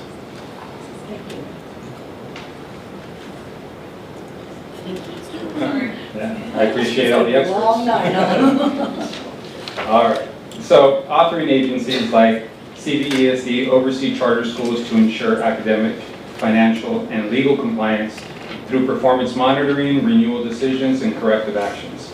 Effective oversight balances school autonomy with accountability to protect students, communities, and public resources. Oversight supports student learning by ensuring safe, supportive, and goal-aligned educational environments while promoting financial accountability through careful review of fiscal practices. And transparent oversight builds public trust and encourages continued improvement so charter schools can better respond to community needs. Authoring agencies like CVESD are responsible for approving charter petitions, conducting ongoing oversight through compliance monitoring and site visits, and evaluating academic, fiscal, and governance performance for renewal decisions. But they are not responsible for addressing personnel issues at the charter school. When serious issues arise related to the petition, they may issue corrective notices or take disciplinary action, including charter revocation, to ensure accountability. Excuse me, on that note, but we appoint or hire or take action with the principals. Sure. So there is generally one employee of the district, which would be in many cases the executive director, or at least in Arroyo Vista's case, they have a principal. But the other personnel are charter members for the most part. There are some district employees, there are special ed department provide services, and so those individuals are district employees as well as CNS. But for the most part, the teachers and other classified staff are charter employees. Special ed.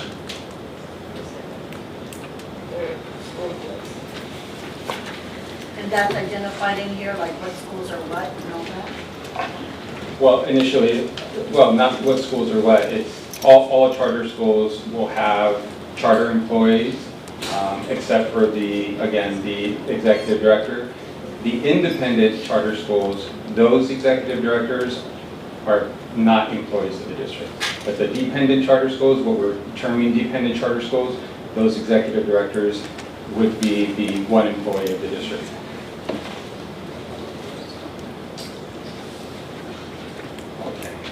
So ongoing charter oversight includes assigning a dedicated liaison, that would be me, conducting annual site visits and closely monitoring financial health through budgets, audits, and reports. Timely submission of required academic and fiscal documents is essential to identify risks early and maintain accountability. Next, I'll cover the process of renewing the charter petitions. Charter oversight ensures strong student outcomes, fiscal responsibility, and legal compliance by using performance data, renewal decisions, and corrective actions to protect public trust while preserving the school autonomy. Performance tiers based on the California School Dashboard results play a crucial role in charter renewal decisions. High-performing schools demonstrating strong academic outcomes and positive subgroup performance trends generally qualify for longer renewal terms and face fewer risks of denial. Middle-tier schools may receive standard 5-year renewals, though additional scrutiny may be applied if performance trends show areas needing improvement. Low-performing schools are subject to heightened review under Education Code 47607.2, which may require submission of verified data demonstrating meaningful academic progress of strong post-secondary outcomes. Authorizers must weigh academic indicators more heavily than non-academic factors, ensuring that student learning remains central to the renewal determination. Fiscal health and governance effectiveness also influence renewal outcomes, particularly when concerns suggest the school may be unable to successfully implement its educational programs. In such cases, authorizers may deny renewal based on substantial fiscal or governance issues, or if the school is not serving all students who wish to attend. By utilizing performance tiers, authorizers apply consistent and equitable criteria to assess renewal suitability. Charter renewal decisions are driven primarily by academic performance tiers, but fiscal health and governance quality can override academic results. Serious financial or governance problems can lead to increased scrutiny or denial of renewal regardless of the performance level. And it's important to note that none of our charter schools are considered low performing at this time, and all appear to be fiscally healthy. I have a question. Just the recommendation, it would be helpful, again, to have that like listed. It's only 5-6 schools, sorry. Have what listed? To see how they're performing. You mentioned there's not low performing, but we don't know which ones are high performing and middle tier. And you said they have a longer renewal term, so if they're high performing, how much longer? 7 years. 7 years. So as part of our renewal decisions, fiscal health and governance are critical indicators of a charter school's long-term viability. Chronic deficits, weak accounting practices, or financial mismanagement raise serious concerns and can jeopardize renewal regardless of the academic outcomes. Governance stability is equally important. Board instability, leadership turnover, or failure to comply with legal requirements undermine a school's operational capacity and accountability. Before any renewal denial, authorizers are required to provide written notice and a reasonable opportunity for the school to correct identified issues. This ensures due process and transparency, and ultimately, renewal decisions balance student performance with the school's demonstrated ability to manage finances and governance responsibly.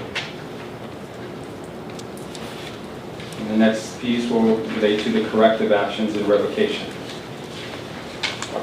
Notices of concern serve as early warnings to help charter schools address compliance or financial issues before they escalate, while notices of violation are a formal statutory action that requires corrective measures within a defined remedy period.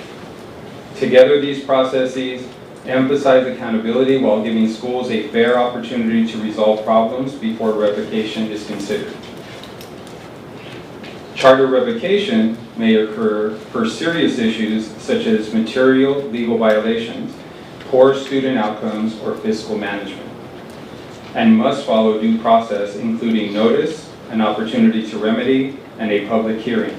A final decision must be supported by substantial evidence, with immediate revocation permitted only when there is an imminent threat to student health or safety.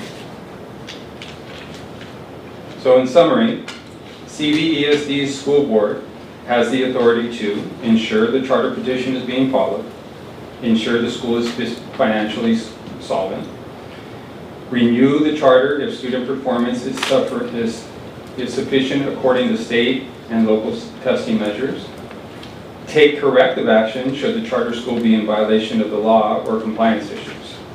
However, as described in previous slides, the CVESD school board does not have the authority to respond to personnel issues, unless of course it's from a CVESD employee. Personnel issues are handled by the charter school administrator and/or the charter board. I'll close by saying how appreciative I am of our charter schools and their leaders and the service and support they provide for the community. I've had the pleasure of speaking and visiting them regularly, and I can confidently share that these are very good schools, serving the community that cares deeply for them. Thank you for this opportunity to share tonight, and at this time I'd be happy to receive any other questions you may have. And I do want to acknowledge Mr. Caballero. He's our executive director at CVLCC, and he's in the audience as well. We have one speaker, Bertha Lopez.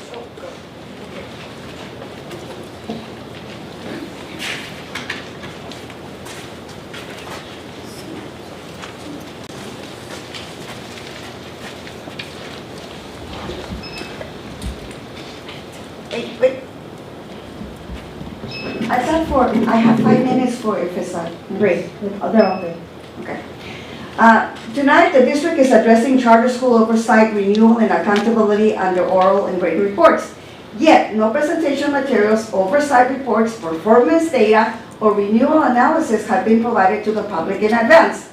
Charter oversight is not a routine housekeeping. It involves public funds, student academic outcomes, and this board's legal duty to ensure accountability. Under the Ralph Brown Act, Government Code 549542, requires that agenda descriptions be clear enough to inform the public about the business to be transacted. Transparency is not satisfied by a title alone. Meaningful participation requires meaningful access to information. Further, under California Code Section 47607, charter renewals must be based on documented academic performance criteria and be verified data. Education Code 47604.32 authorizes to actively monitor fiscal condition and governance compliance. These are not optional updates. They are oversight obligation. If this board is discussing renewal, standards, accountability findings, or oversight outcomes, the public should have access to academic performance metrics used for renewal, fiscal oversight reports, compliance findings, notices of violation, or corrective action plans, the criteria being applied for renewal decisions. Without those documents posted publicly in advance, the community cannot provide informed comment. That limits participation and weakens public trust. Parents deserve to know how charter schools are being evaluated. Taxpayers deserve to know how public funds are being safeguarded. And this board has a duty to conduct oversight in the open. If we expect transparency from our school, we must demand transparency from ourselves. Sunlight is not the enemy of good governance. It is the foundation. Post the reports and show the data. If there's nothing to hide, then there should be nothing withheld. I respectfully ask that this board commit to providing complete background documentation with every agenda moving forward. Thank you so much. And I do have to say that I am a proud mother of a student that went to CBLCC and he's doing wonderful. But I am disclosing that I do believe that charter schools should be held accountable. Thank you so much. Thank you. Any board comments or questions? I know we asked throughout, but do you have any others? Right, well, I've already stated before, I feel like I'm at a disadvantage that I didn't have this material before, so I could do my own research and ask some better prepared questions and not have caught Mr. Mora, without being in advance, having known what I was going to ask, so he could get some research that we had. So, Mr. Mora, sorry, but you're on the spot, you're in the hot spot there. But for future though, I think it's important that we get this material, and I know that sometimes this material is being developed up until the day of. I get that part, but then if we already know this is going to be on the agenda, maybe we just need to back into it so that gives enough time for us to take a look at this, because it went so quickly. I still have to go through everything and ask more questions. So what do you recommend? How just send the questions to you and you'll forward over to, is that how you want it done? Okay. And then somehow we let the public know, and maybe we could consider some periodic updates on how the charters are doing instead of just that renewal time. Thank you. Question. Since charter schools are, well, basically, why aren't charter schools involved in our dashboard test scores, especially the dependent ones, I guess, that we could consider that do belong to the district a little more? I'm sorry, can you ask that one more time? So why aren't the charter schools included in all of our test results like last month's? Like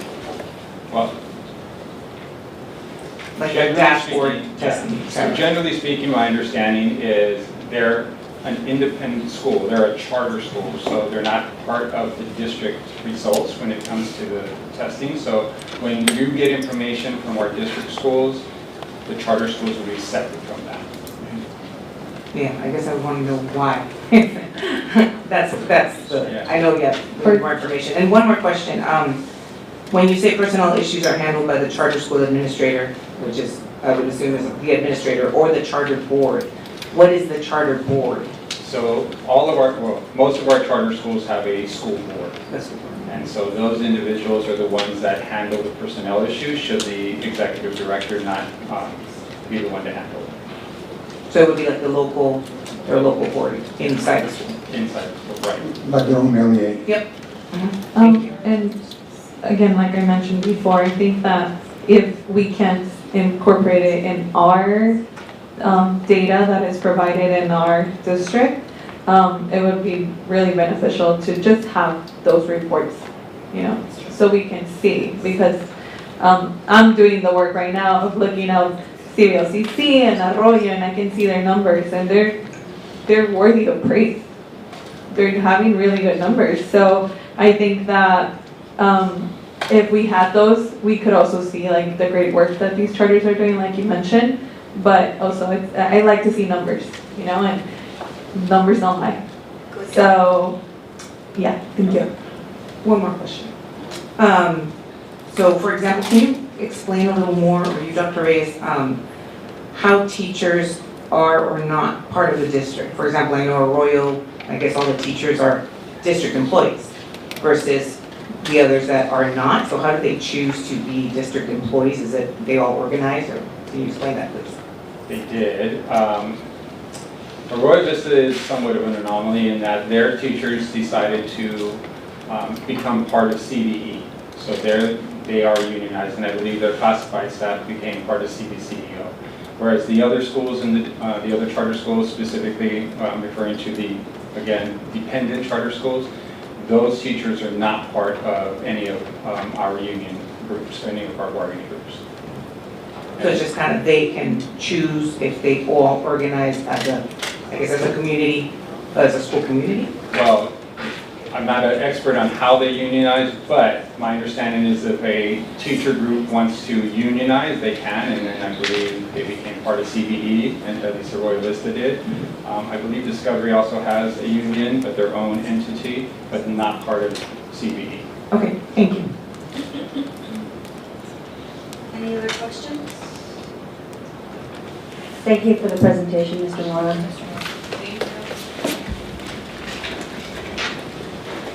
Consent calendar. The following items listed under the consent calendar are considered by the board in one action.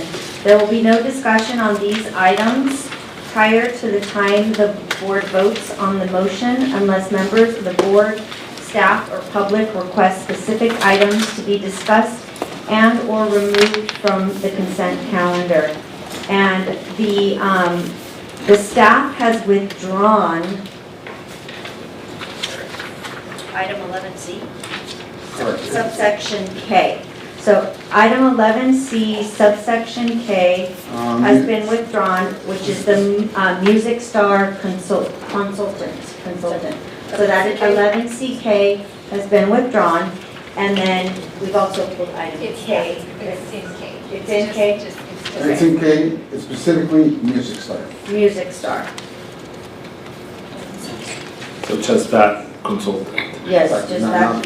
not the whole thing. Just like Not the consultant. whole section. Not the whole section of C, Just but the K paragraph within that had- C. So that has been withdrawn. And then I will tell you what the public has pulled so you can keep track. The public has pulled 11CA, 11D as in David, 11L, and 11M. And then I will go M as in Mary. And 11K, staff has pulled 11K is staff. Okay, so let me repeat that. The public has pulled 11CA, 11D, 11L, and 11M, and staff has pulled 11K. Okay, and then now. 11CK or 11K? 11K, because 11CK is just withdrawn. Okay. Okay. On the just- Music Star. Yeah, the Music Star. I know, welcome to my world. Okay, and this is why I get confused. Okay, trustee Ramirez Dominguez, do you have any pulls? Yes. 11C, subsection B as in boy, C, and I. Then I have 11D as in David, 11H, 11L, and M, and 11R. Trustee Dominguez Cervantes? Yes, I have 11. 11B, 11C, subsection 11CB, in 11CC, and then 11D, 11E, some of these are really quick, 11G, 11H, 11L combined with M, the comment will be the same, 11P.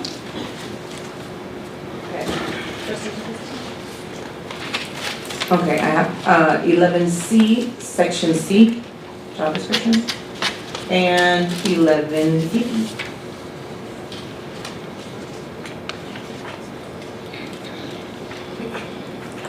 You gotta keep track with me here. So. I'm just trying to figure out what's left. That's your job to keep me in Okay, track, so. I'm not blaming you. Okay, so, all right. Not telling you not to. No, You that's really fine. need to pull, Yeah. okay, because I got my questions answered during the one. I know, and I did mine too. Okay, so, sorry, what? He got his questions answered, he said. Okay, so 11CC, 11D for Colston, am I right? And then Yes. trustee Dominguez Cervantes, let me just run through your list to make sure I got them all so we don't make a mistake. 11B, 11CB, 11CC, 11D, 11E, 11G, 11H, 11L, 11M, and 11P. Okay, then trustee Ramirez Dominguez? 11CB, 11CI, 11D, 11H, 11L, Sorry. 11M, Sorry. and It 11R. was 11CB and 11CC and then 11CI. Okay, so I missed one. Okay, gotcha. Okay, so 11B, 11CB, CC, and CI. Yeah. Okay, and then D, H, L, M, R. H, L, M, and R. Yes, okay. And you? No? Okay, do I have a motion to accept the consent calendar minus those pulled items? So moved. Second. Moved by Vice President Tamayo, seconded by Trustee Tolson. Recording Secretary, please call the vote. Ramirez Dominguez. Aye. Dominguez Cervantes. Aye. Olsten. Aye. Tamayo. Aye. Ugarteche. Aye. Motion carries 5-0. I'm trying to go in alphabetical order. 11B, I believe, is first. Yes, and it may have been clarified, but you could get some clarification here. On page 87, it was agenda item 9A on adopt minutes. 87? Yes. So again, district safety health update. So I believe that because it was agendized, that I should be able to speak to it. But I wasn't allowed to speak to it last month. So what is the policy for that, if I could get clarification? Because I believe that it should record that I wasn't allowed to speak, even though I requested. I'll get clarification. I mean, we can't change it in the minutes right now, but we'll get clarification for next month. If there's no report next month, we'll get clarification. I think we agreed before we moved that we would have, it would be a standing item. So it's I'll always get gonna be on the clarification on the speaking if there's no report. And that is item 11B. Do we have a motion? So moved. I'll second. Moved by Trustee Tamayo, seconded by Trustee Tolson. Recording Secretary, please call the vote. Ramirez Dominguez. Aye. Dominguez Cervantes. Aye. Olsten. Aye. Tamayo. Aye. Ugarteche. Aye, motion carries 5-0. Okay, let me try this. All right, 11CA, we have one speaker, Bertha Lopez.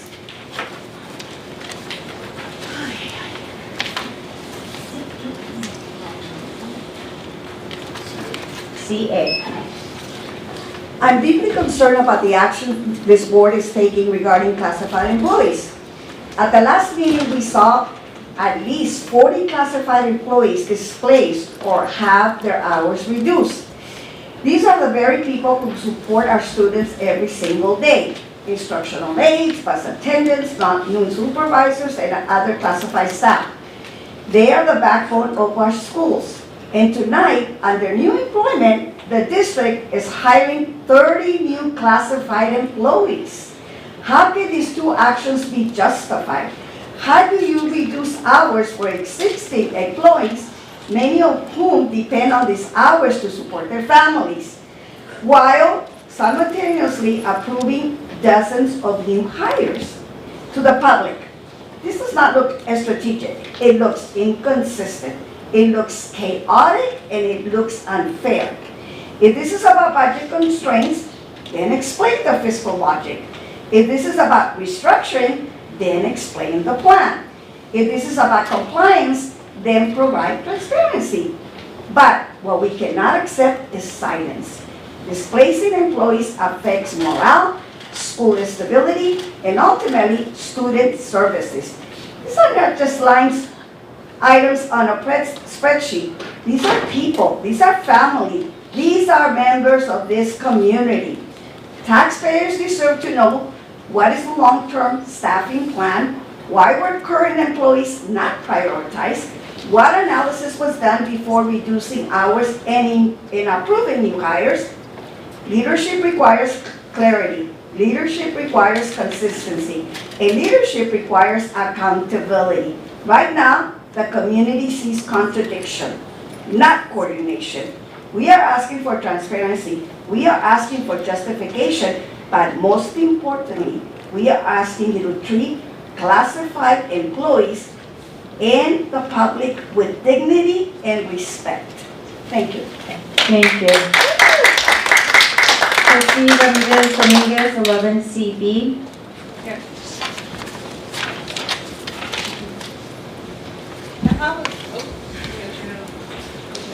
Okay.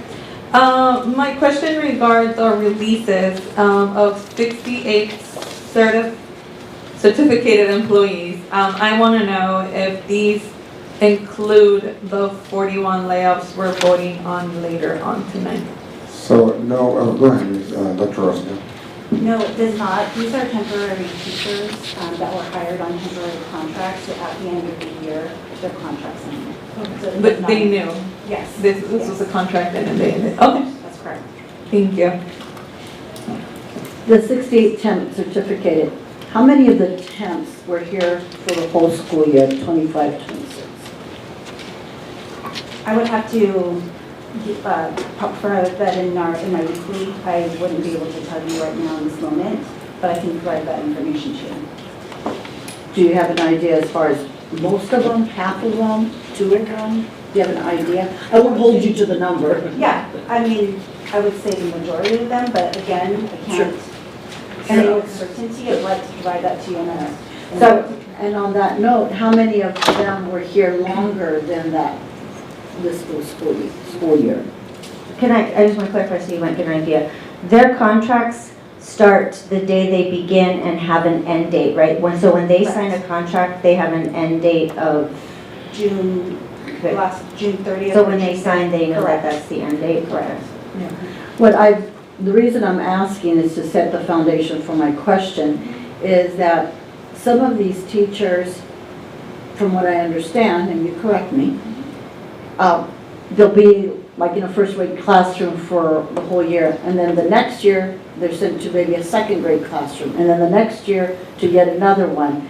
And I believe Ms. Rosie Martinez and I've had this discussion before, and I know I spoke with her, she wasn't going to be here today, but I meet with her almost every month. And she called that out as a concern on how that was disingenuous on our part, essentially, that they were devoting all this time and they're bouncing around, but because they're not in the same grade or in the same classroom, they never get to that probationary period.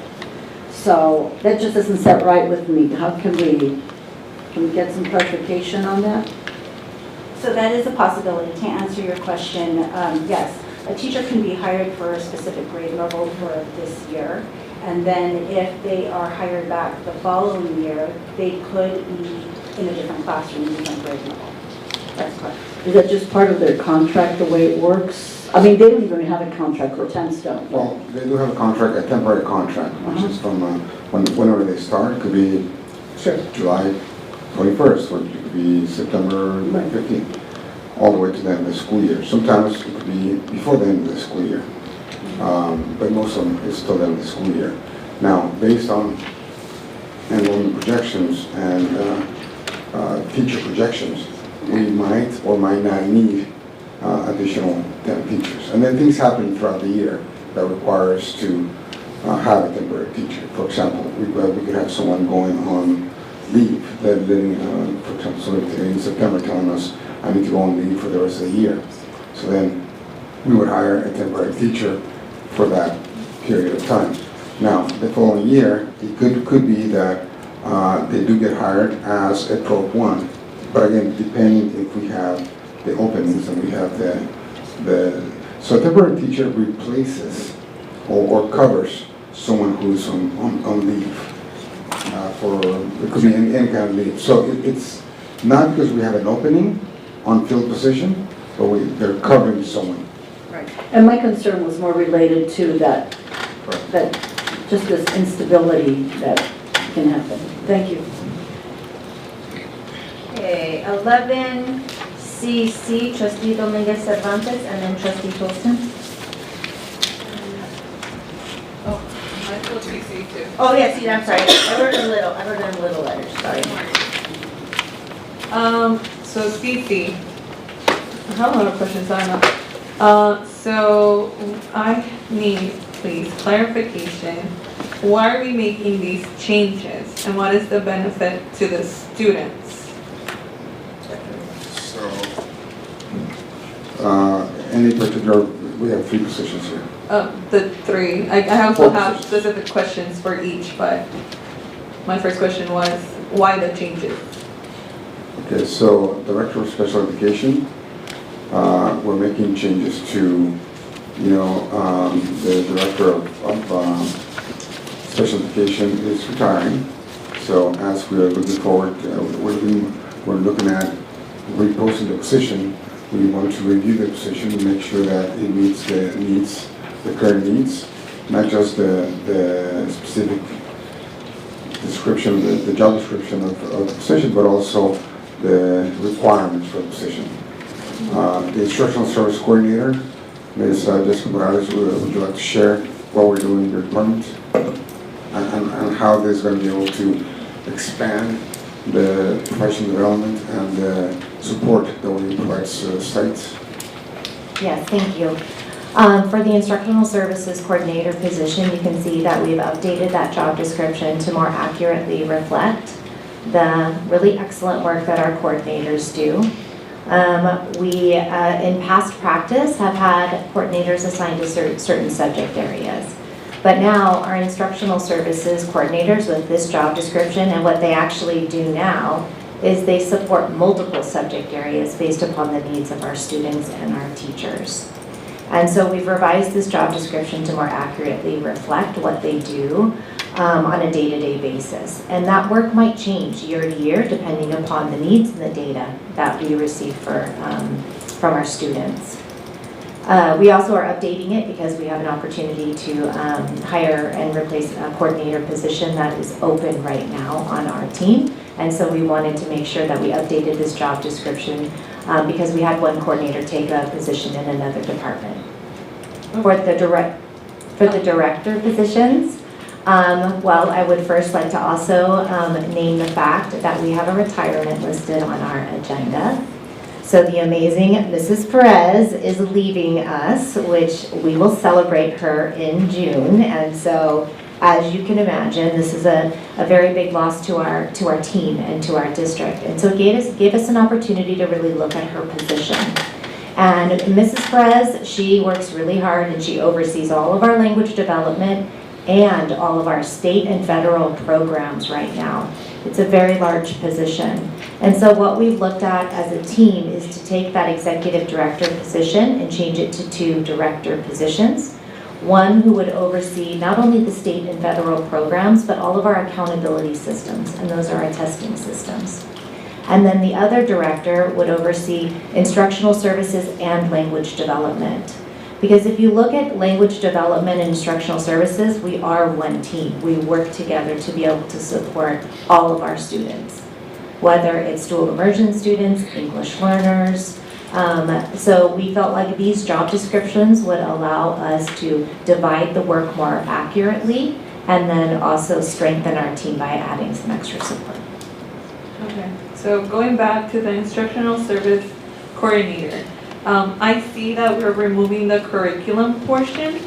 Does this mean that in this position, with this changes, the person will not be either reviewing curriculum or writing curriculum? So the line I think that you're referring to says provide leadership and professional learning in curriculum, instruction, and assessment, including innovative practices, staff development, and alignment with California state frameworks, ELA, ELD, math, NGSS, history, social science. Let me tell you what I'm referring to, sorry. What page are you referring to, Jessica? Page 14.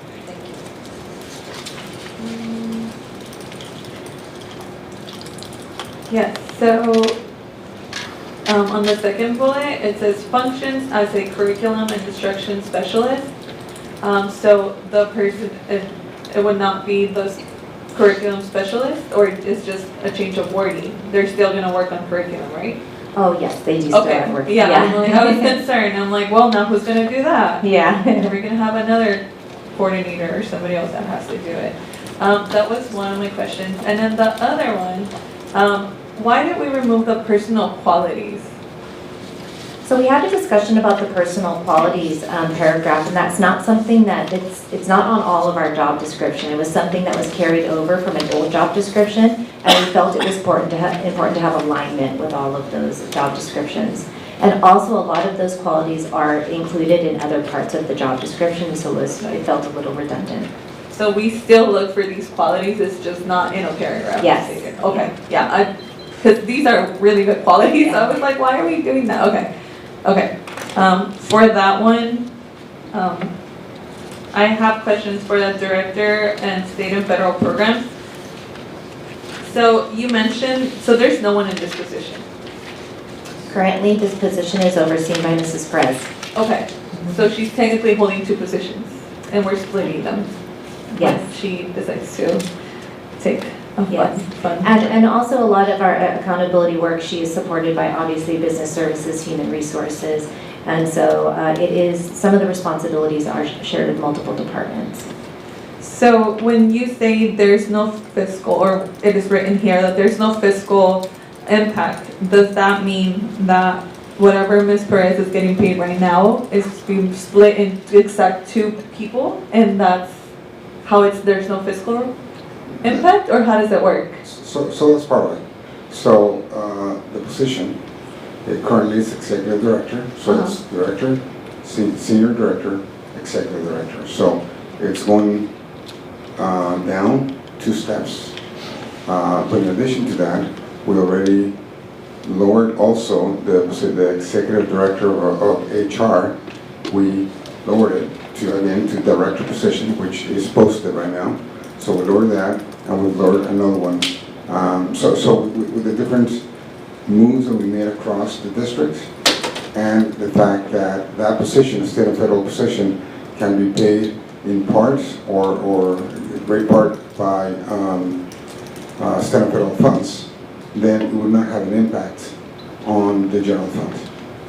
Okay, well, that makes more sense than just saying there's no fiscal impact, because if you're creating 2 new positions, we're creating more expense. We're paying another person, obviously, with benefits and all the other stuff that comes with another person. So I just want to make sure we are, again, that we have clear and open information, not only for the board members, but for the public.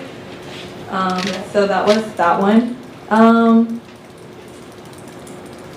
And then for the Director of Instructional Services.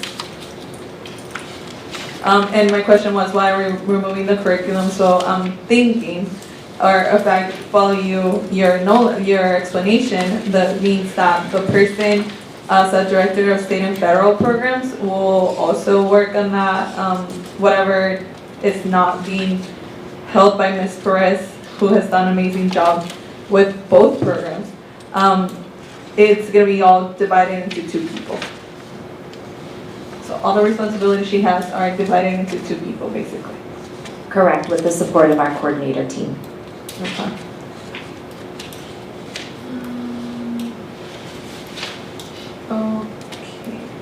So hold it, there's one more thing. Let me just double check. I remember reading about a position that will also be communicating with parents, and I found that very interesting, because we already have a parent liaison with Ms. Giovanna. So I found, why are we gonna do the same work twice?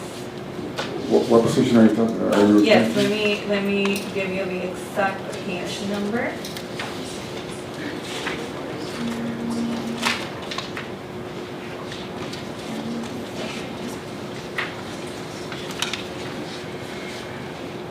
Sorry. Here.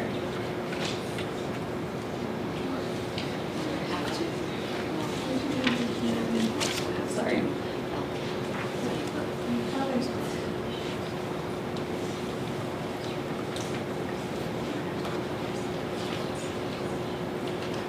Okay.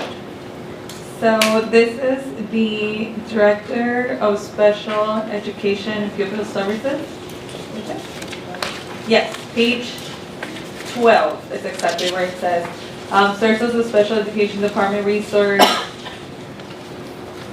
So current research and trends for special education in response to staff, parent, and community and media questions. So I think these are responsibilities that, if I'm not mistaken, are Ms. Giovanna's. So again, it is 1, 2, 3, 4, 5, 6, 7, 8.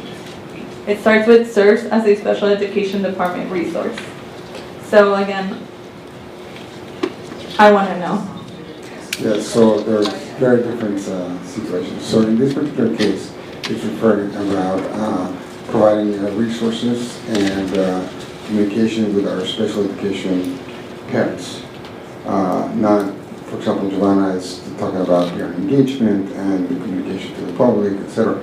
Here is, for example, with IEPs, with services, with resources, etc. So it's very specific to the special education work. Okay. And I found the other one that I was meant, page 18 out of 20. And it is the other position is Director of Accountability in State and Federal Programs. Essential function, bullet point 1, 2, 3. It says response to issues involving staff, conflict and policies and regulations, community concerns, parental requests. So again, we have a lot of different people talking to parents. I understand the special needs because I know it's very specific. But I want to make sure that we don't have 2 or 3 people doing the same thing because we're paying 2 or 3 people for the same work. So again, this work is specific to the position. I'll give you an example. This person would oversee and support principals in the work that they do with school site councils.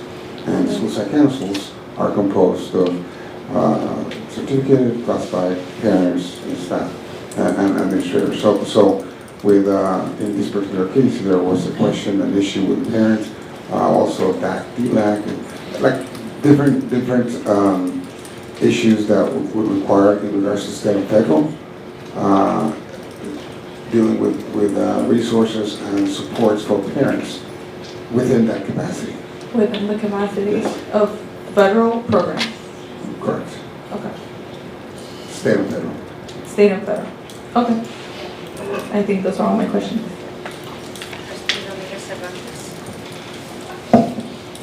She touched, Trustee Karen touched on a lot of what I was also taking notes of, but this last one, well, who's doing it now? My understanding is that all of our cabinet members and their staff focus on accountability and state and federal requirements, right?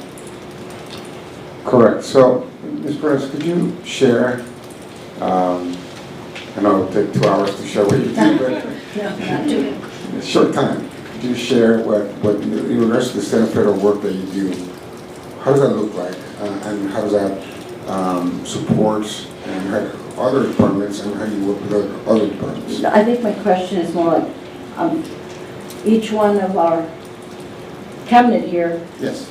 keeps in mind federal and state requirements. So if they're already doing that component. Yeah. Yes, absolutely. You're absolutely right. We all collaborate. However, there is one person that has to organize all of that collaboration. So for example, the LCAP.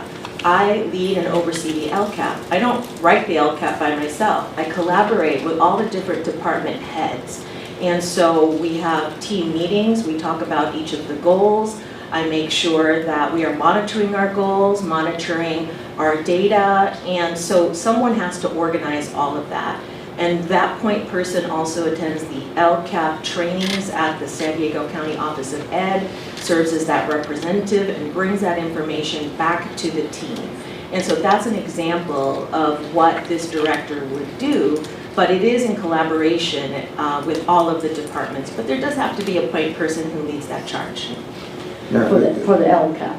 That's the LCAP is one example. The other part is, for example, somebody writes, and let's say from the site, somebody does a PO and to purchase an item that's going to be paid out of Title I. So Ms. Perez would go to Ms. Perez's office and they would check. So the principal's already saying, oh yeah, this this should be Title I. It's eligible to be paid out of Title I. But her office will double check to ensure that in fact it is part of Title I funding, and that way that funds are being used correctly, and that we're not paying for something that may not qualify for Title I. So it sounds like it's more about overseeing certain programs. Correct, all this benefit, and in fact, today, we heard from the auditor that our Title I fundings, we had zero findings for the school district this big. That's huge, and I'll be honest with you, I don't think we could have that if we didn't have someone that is double checking, triple checking everything that's coming in from all the different sites and departments.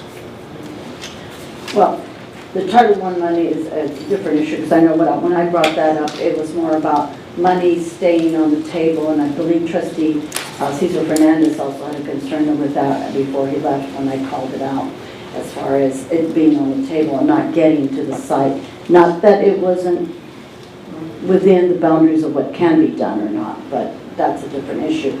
But in regards to these items here, the director positions, it said they were being revised to meet the current staffing. I think this one particular director position is new though, so that isn't being revised, it's a new position. Well, so correct? It's a new position, correct. It's a new position because right now it's combined into two, and because we don't have, and we're lowering it.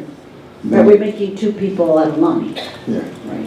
And because we're lowering it, we have to create one. Right. So I think I have, some reservations about some of the concerns also that Trustee Karen brought up. Because now, if we're cutting so much out there, and now we're adding another person, the person comes with benefits also, so it's going to be a lot more. So that's my reservation about that. I'll share that. And in addition, let's see what I had as far as notes go. So instructional service coordinator, who's in that right now? So currently, for our district of 43 schools, we have 4 instructional services coordinators. We have two coordinators who are in our language development department. So by doing the restructuring, we can combine all of our coordinators to be instructional services coordinators serving all different subject areas, language development, etc. That will still only put us at 6. So we're adding 2 more? No, we actually have reduced the amount of instructional services coordinators. We used to have 8 in instructional services alone. Okay, I misunderstood you because I thought you started out with that we had 4 and then you said 6. 4 and then 2 for language development because they will be instructional services coordinators. So that will give us 6 total. Thank you. See, so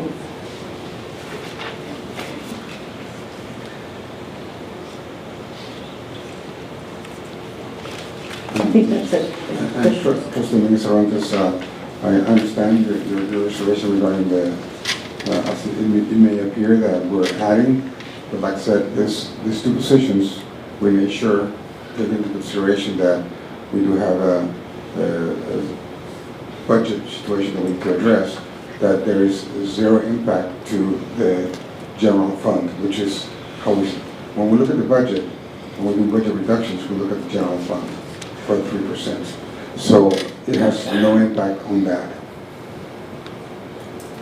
It's just in the interest of the current times, and the fiscal constraints, it just doesn't come across as having the priority being the classroom. Trustee Tolson, you had questions?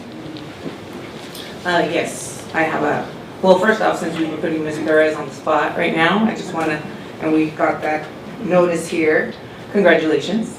However, I'm happy for you, but not very happy for us. So we're going to be missed for sure. But now I'm speaking of those 2 positions now. I just had a suggestion / request.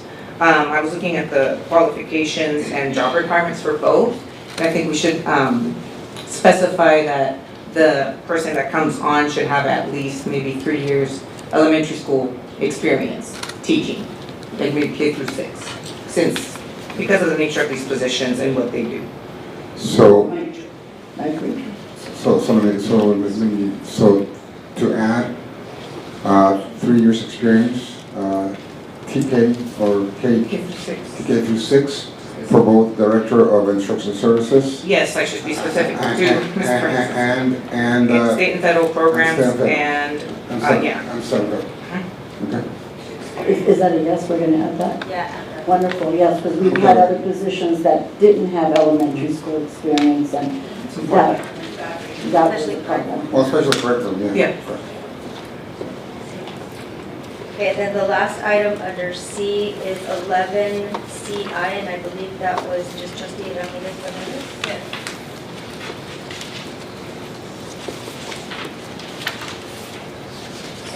CI. Scroll all the way down in the area. So I see there's 2 change of assignments. Janet Eliezer, who was the coordinator of athletics program, now is going to move to special day class, which is great because we need special day teachers. But now I see that Melissa Lopez is moving from math coordinator to a coordinator of athletic program. So my question here is, who's going to be the math coordinator? Are we right now without a math coordinator? Yes. Simple. Yes, and that would be the position that we would post to round out our coordinator team. How many math coordinators do we have? For instructional services currently, we only have 4 coordinators. Okay, so we will go down to 3. And those will serve all subject areas. And so currently we have been working with 3 in place. Okay. For a majority of this year. Okay. So we're excited about the restructure and opportunity to bring everyone together. And then the position that we will post will just be instructional services coordinator. It will not be designated math. Okay. To allow us to be able to meet the needs. With the student data that we get, we need sometimes to focus more on English learners or reading and math. And a lot of our instructional services coordinators, they have these expertise already. They were teachers, and so we want to make sure that job description reflects their work. Okay, so when you open up the position, it would not be a math coordinator, like you said, it will be in instructional services? Yes. Okay. That's it, thank you. This 11C is an action item. Do I have a motion? So move to approve 11C, so I have to say with my requests, with my changes. Do I have a second? Second. Moved by trustee Tolson, seconded by trustee Tamayo. Recording secretary, please call the vote. Ramirez Dominguez? I'm making sure that it doesn't cost us any more money than we can afford. Dominguez Cervantes. Tolson. Aye. Tamayo. Ugarte. Aye, motion carries 5-0. 11D, Dr. Reyes, and we do have speakers as well. Dr. Reyes, the item, the resolution. And I call her. I remember, I think Everybody calls her. So, as you know, March is Women's History Month. March 8th is International Women's Day. And so Children's Elementary School District wants to make sure that we recognize all the accomplishments and all the contributions that women have provided to not just our country, but throughout the world and throughout history. And we have one speaker, Mary Davis.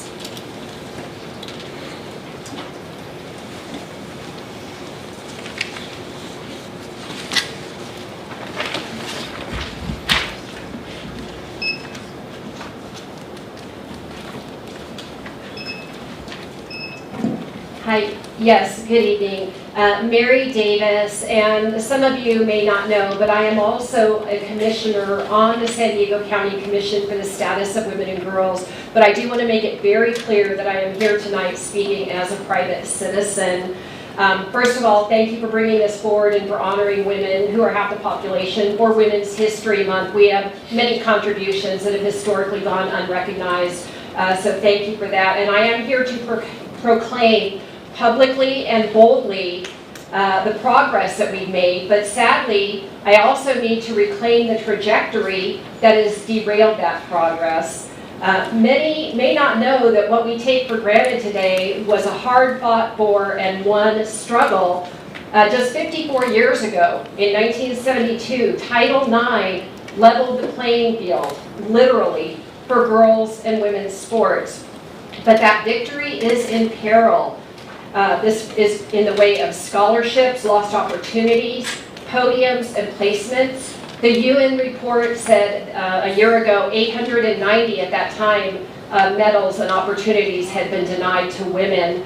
And a community college in Canada actually has a team that has 5 males that are taking the place of women. And so knowing that, then that begets the argument for injuries. Increasing, we had a very horrific TBI. One athlete suffered a traumatic brain injury, and as recently as a month ago, within the past month, alleged claim of a sexual assault during a meet. So denying biological reality and affirming something that can never be true isn't kindness. It is collusion camouflaged as compassion, and it comes at a cost, one that is increasingly paid for by minors who are thrust on a medicalization pathway and that can do permanent damage to their future selves. I advocate for protecting the vulnerable, gay, autistic, and neurodivergent youth who actually deserve time and space to find out who they really are. I may not be a Supreme Court justice, but I do know what a woman is. XX chromosomes, adult human female, and we are not burning people. We are not uterus havers. We are not a costume or a feeling. Sex is the basis on which safeguarding works, on which data is collected, on which cancer screening programs are run, on which fair sport and single-sex spaces depend. It is written in law to protect and safeguard women. Again, we are not a costume. We are not burning people. We are women. Hear us roar. Thank you. Thank you. Trustee Ramirez Dominguez.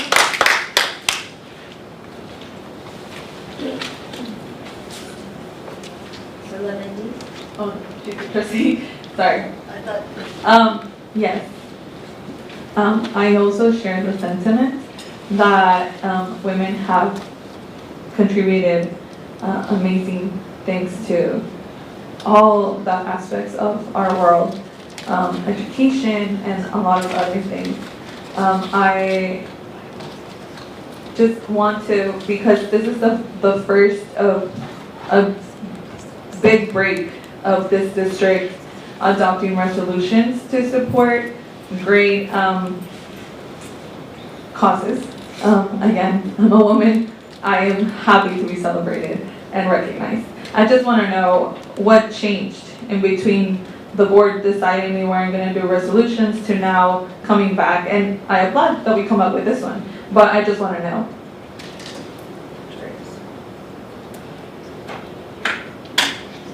Well, one of the things that we decided is, in this particular case, and we are going to be bringing back some of the resolutions. For example, tonight we have 2.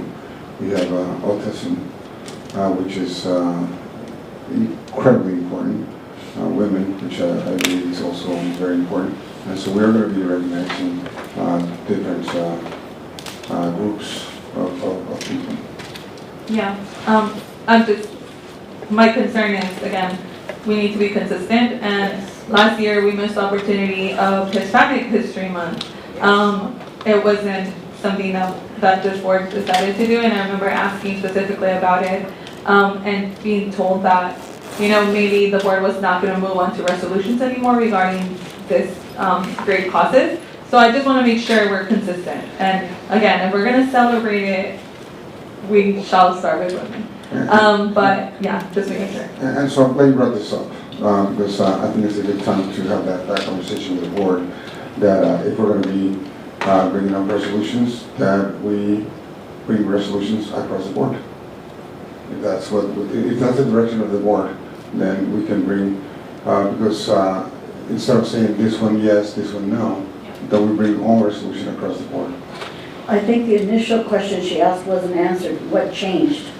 I mean, this is great. I'm a woman. I love it, right? But what changed that we started bringing in resolutions? Something brought this and others. So what changed?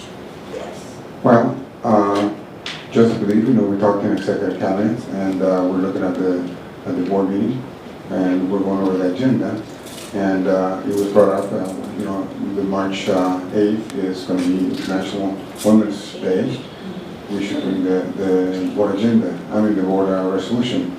And then we did get an email from the parents asking about the autism awareness, and which absolutely is something that we should do. And so that's why it was brought forward as well. And so moving forward, if that's the board's direction, we'll continue bringing forward resolutions for the different areas.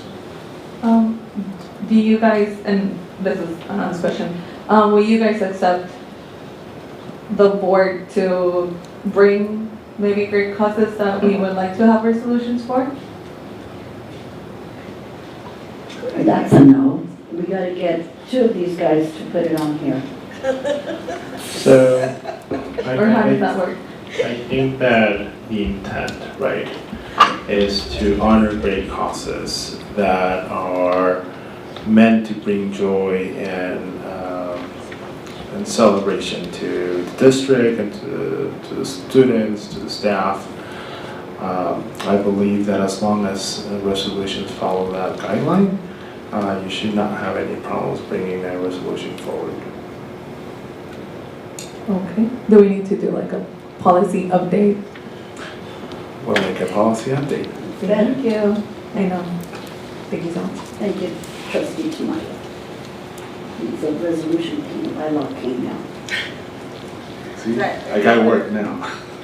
Anything else with the, I think we want- I had all four of you pulling in. I think we wanted to read it, acknowledge it since it was brought up, and it looks identical to the one that was last year.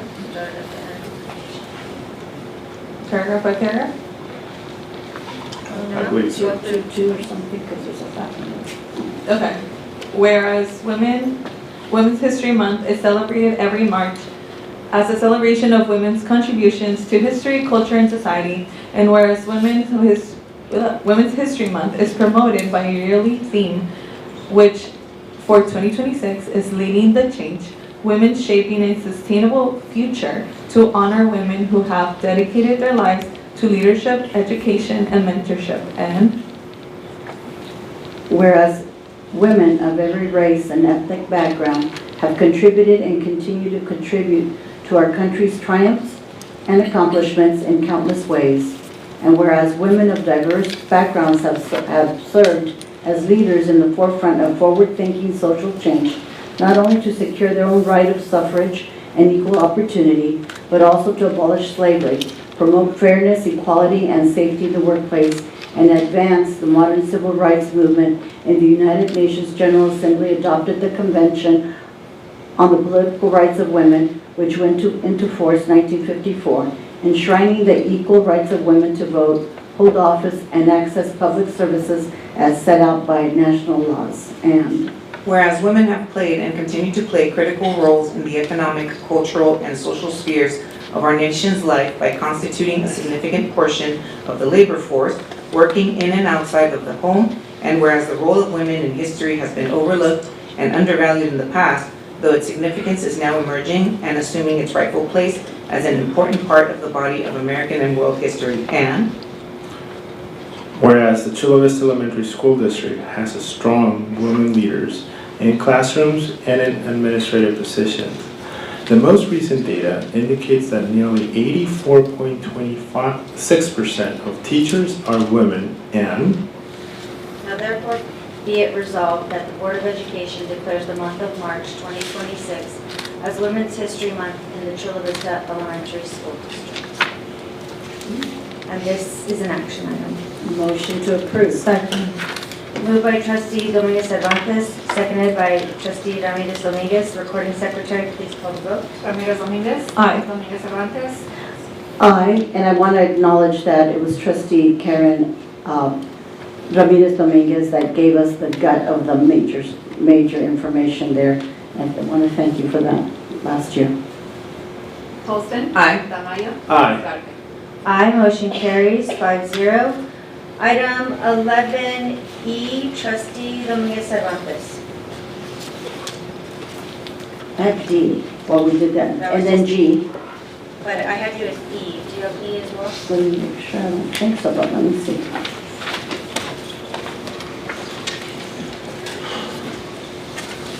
The resolution regarding the release of administrative employee. Yes, you're right.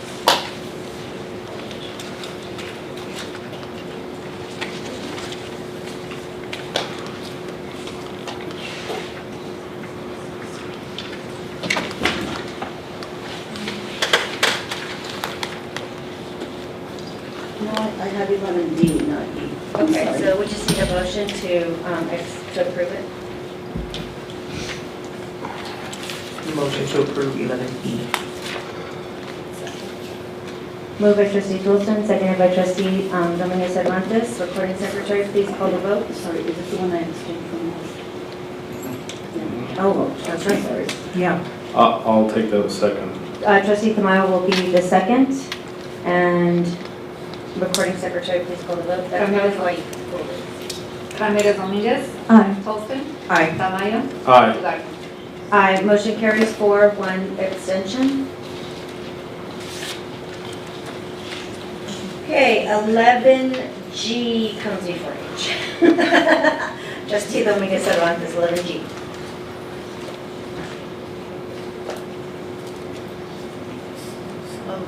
Excuse me, approve agreement with Benchmark Education Company. It refers to the agreement, but I did not get the agreement to review it. When did we purchase the materials? It also makes mention that we purchased it. I'm thinking it's what I'm thinking, but I need to make sure that I've got it correctly. Ms. Brown, Commissioner? The agreement was the addition of the DI materials for Benchmark Adelante. This additional cost is for the consumable portion of it for next year because the kids already have all of the previous materials. Yeah, and my question more is, I didn't see the agreement, so I wanted to look at it. And when did we purchase the materials? Do you have the date? I can check on the date, and I can send that to you in a board update. That was agreement that they approved, correct? Yes, this was the agreement that you approved on Benchmark. Right, but it was retro. Because we had the meeting on was it the 11th or 17th of December, and it was already purchased. So because it's referring to the agreement, then that's why I'm asking about. We can put on the board update. Yeah, I can put on the board update the original kit agreement that we purchased that the board voted on, and then the addition of these consumables with the dates. Thank you. This is an action item. Motion to approve. Second. Moved by trustee Dominguez Cervantes, seconded by vice president Tamayo. Recording secretary, please call the vote. Ramirez Dominguez. Dominguez Cervantes. Aye. Holston. Aye. Tamayo. Aye. Ugarte. Aye, motion carries 5-0. 11H, trustee Ramirez Dominguez. I want to say that I am in full support of this and honored that we are, as a district, get to highlight this great cause as National Autism and Acceptance Month. This is a cause that is dear to my heart and my family, so I'll be honored to support. Thank you, trustee Dominguez Cervantes. Myself also. I really appreciate that this is, that we're recognizing the National Autism Acceptance Month because it encourages us to recognize the value of neurodiversity in our schools and communities. Every student learns different. And our responsibility is to create environments where these differences are understood, supported, and respected, where we embrace the inclusion and understanding all students benefit. I also want to acknowledge our special education teachers, specialists, paraprofessionals, and support staff who work with dedication and compassion every day to help our students succeed. Their work truly makes a difference in the lives of our students and families.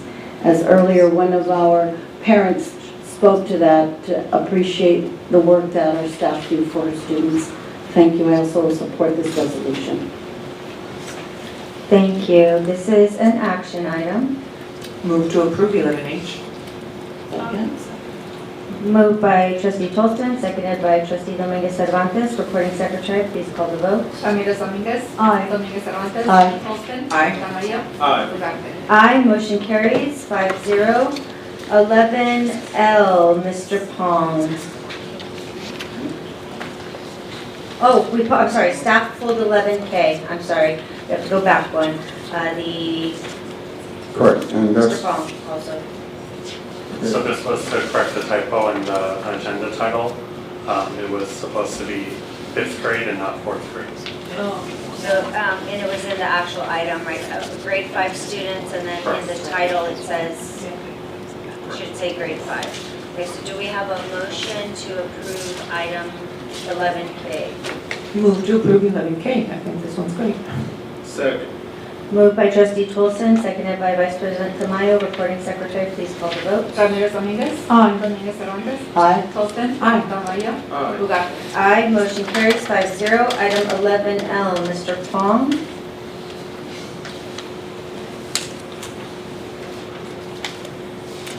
So this one is approval of a resolution to be able to piggyback off of the Antelope Valley School Transportation Agency for some electric bus purchases. We have one speaker, Kathleen Cheers.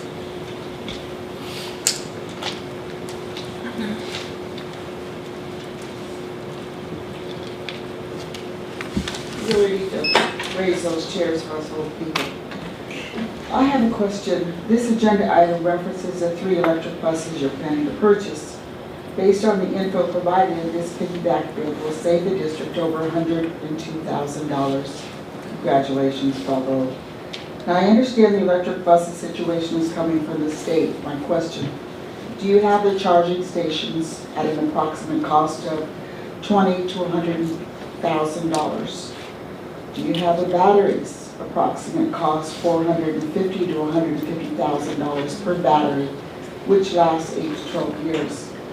Is your current maintenance crew currently EVITP certified, or will we be hiring certified EVITP electricians?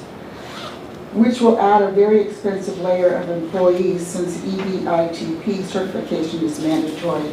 Next question, when will these 3 new buses be placed in operation? Is the 1 bus previously purchased up and running? With the financial dilemma CVSD is now finds itself in, did you consider a waiver from the state as other districts are doing?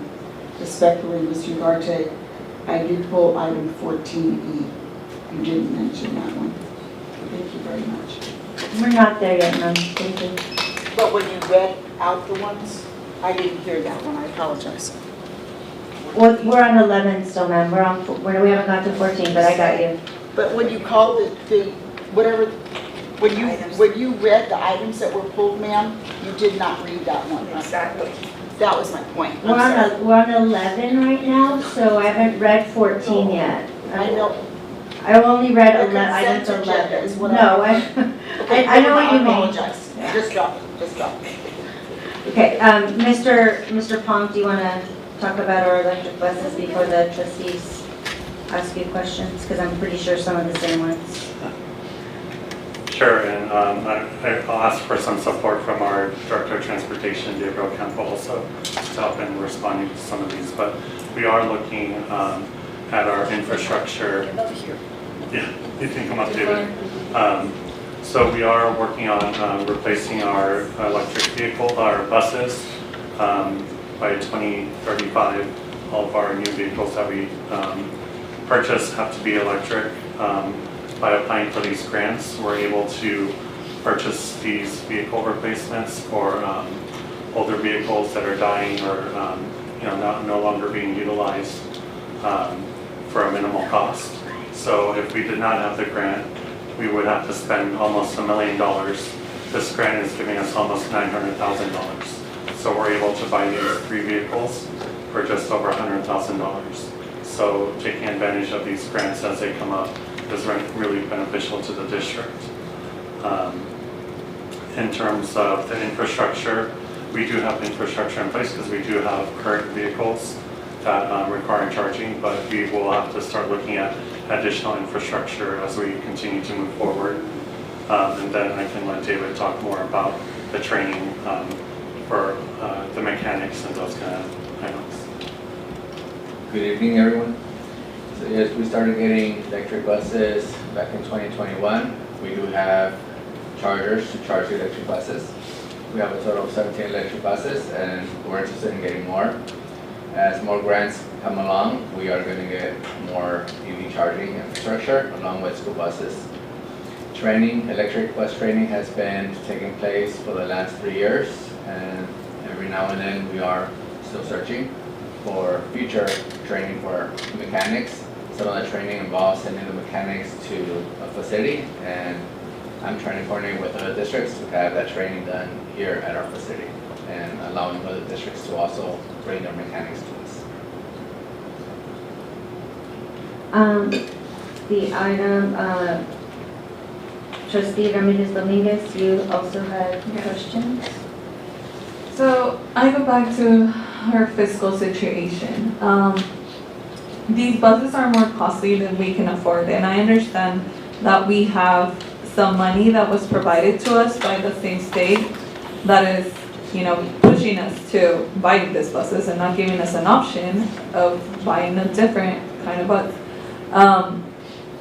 But since we're trying to avoid our fiscal crisis, especially with these buses, and one of the great things we just heard is that the batteries are costly, the mechanics are costly, so we are not incurring just the amount that it costs us to get the bus, but we're also incurring the cost of malfunctions, the cost of mechanics, the cost of anything other than, and you just said that we might need more infrastructure, so that's another cost that we haven't even considered. So I do go back to that question, and I had it myself, but are we, I see that we need to buy 3 by December 2026. Can we do buy 2 right now, pay fully, and then see if we get some money, see if we can do things, or that great example, just apply for a waiver so we don't have to spend more money. We don't have money. We don't have the money to spend in buying buses when we want to make sure that we have teachers for our classrooms. So we need to make sure that we're putting our focus into what's most important, because we might find other options for us to get these buses maybe in the future. So, Mr. Pong, do me a favor, could you share with the board regarding our commitments and also how we need to be able to have running buses and why we're choosing to buy those 3 to replace that one? So we have a context of why the decision was made. Right.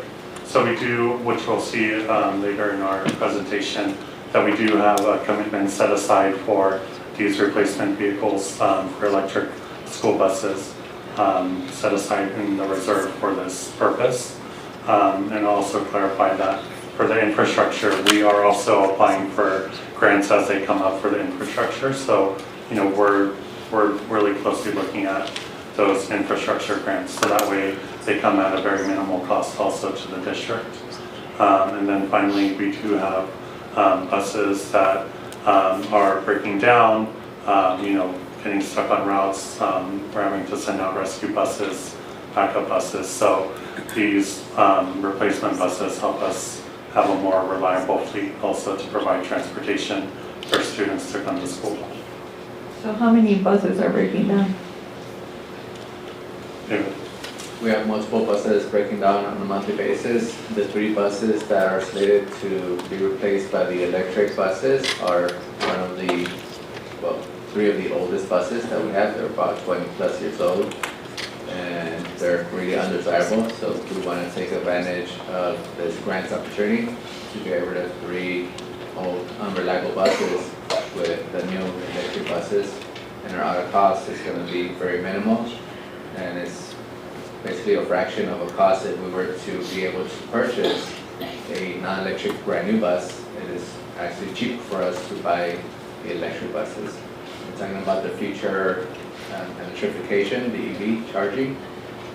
There's a future grant that we are actually in a wait list to be awarded electric chargers per awarded electric bus in the future. I have, if I understand, and I know I'm right, but grants are not 100%, you already have the money, right? We are in election year, so what if the next administration doesn't find that funding these buses is gonna be a good idea? So now we're stuck again with all these materials, with all these buses, with all the batteries, with all the people. So we're incurring a cost that we don't know we're gonna get the money for. So, or we're not incurring it yet, but the plan is to incur a cost that we really don't know we have funding for the future. This is election year, so everything is promised right now. We're gonna see it when the new governor comes in.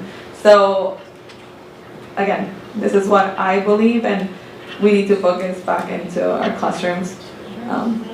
But yes, thank you.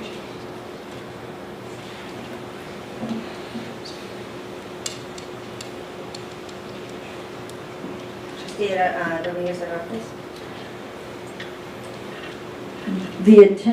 My attention to this item is, and I want to give credit to credit's due, is a parent brought it to my attention.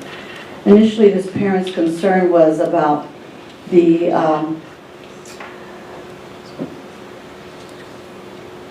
suggestion that some of these batteries collect data. So I went and started doing some research. And it's not about the electric buses themselves per se, but we don't want to enter into a long-term contract without fully understanding operational, financial, and security implications. Let me read something that I downloaded so I could share it verbatim.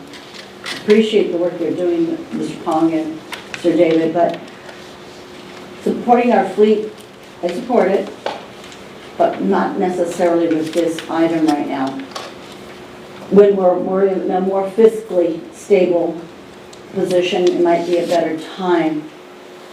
But however, there's recent national reporting, including Bloomberg coverage, that indicates that Congress, one of their subcommittees, specifically Homeland Security, has requested documents from the BYD's U.S. electric bus operation and its affiliated entity, the Ride Mobility, which is what we're looking at here, Ride.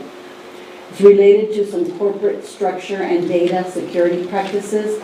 The inquiry doesn't involve our district. I'm not suggesting wrongdoing. My only point is that when new federal scrutiny emerges involving a transportation vendor operating in the U.S. infrastructure, it's just more prudent for us to confirm that and that we do our due diligence before moving forward. If BYD or Ride Mobility, they're the one and the same, is under consideration, I would simply like confirmation that ownership disclosures, cybersecurity safeguards, long-term parts, supplies, warranty protections, and any potential federal compliance risks have been fully evaluated. This is about updated oversight. And Trustee Kellen brings up a good point. These grants may now be at a risk with the changing of the new legislation or governor. So I have reservations about that. I would only ask that we confirm some of these things and maybe table it for further research.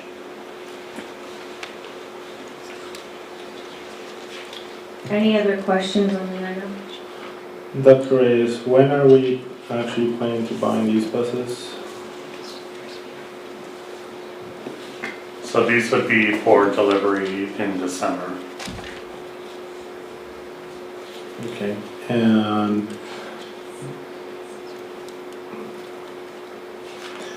the grant that you are on the wait list, do you know when we might have some decision?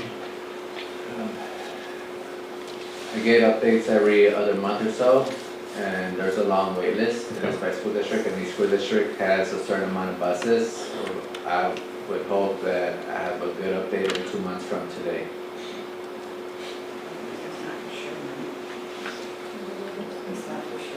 Can we table this? Can we motion to table this? We could.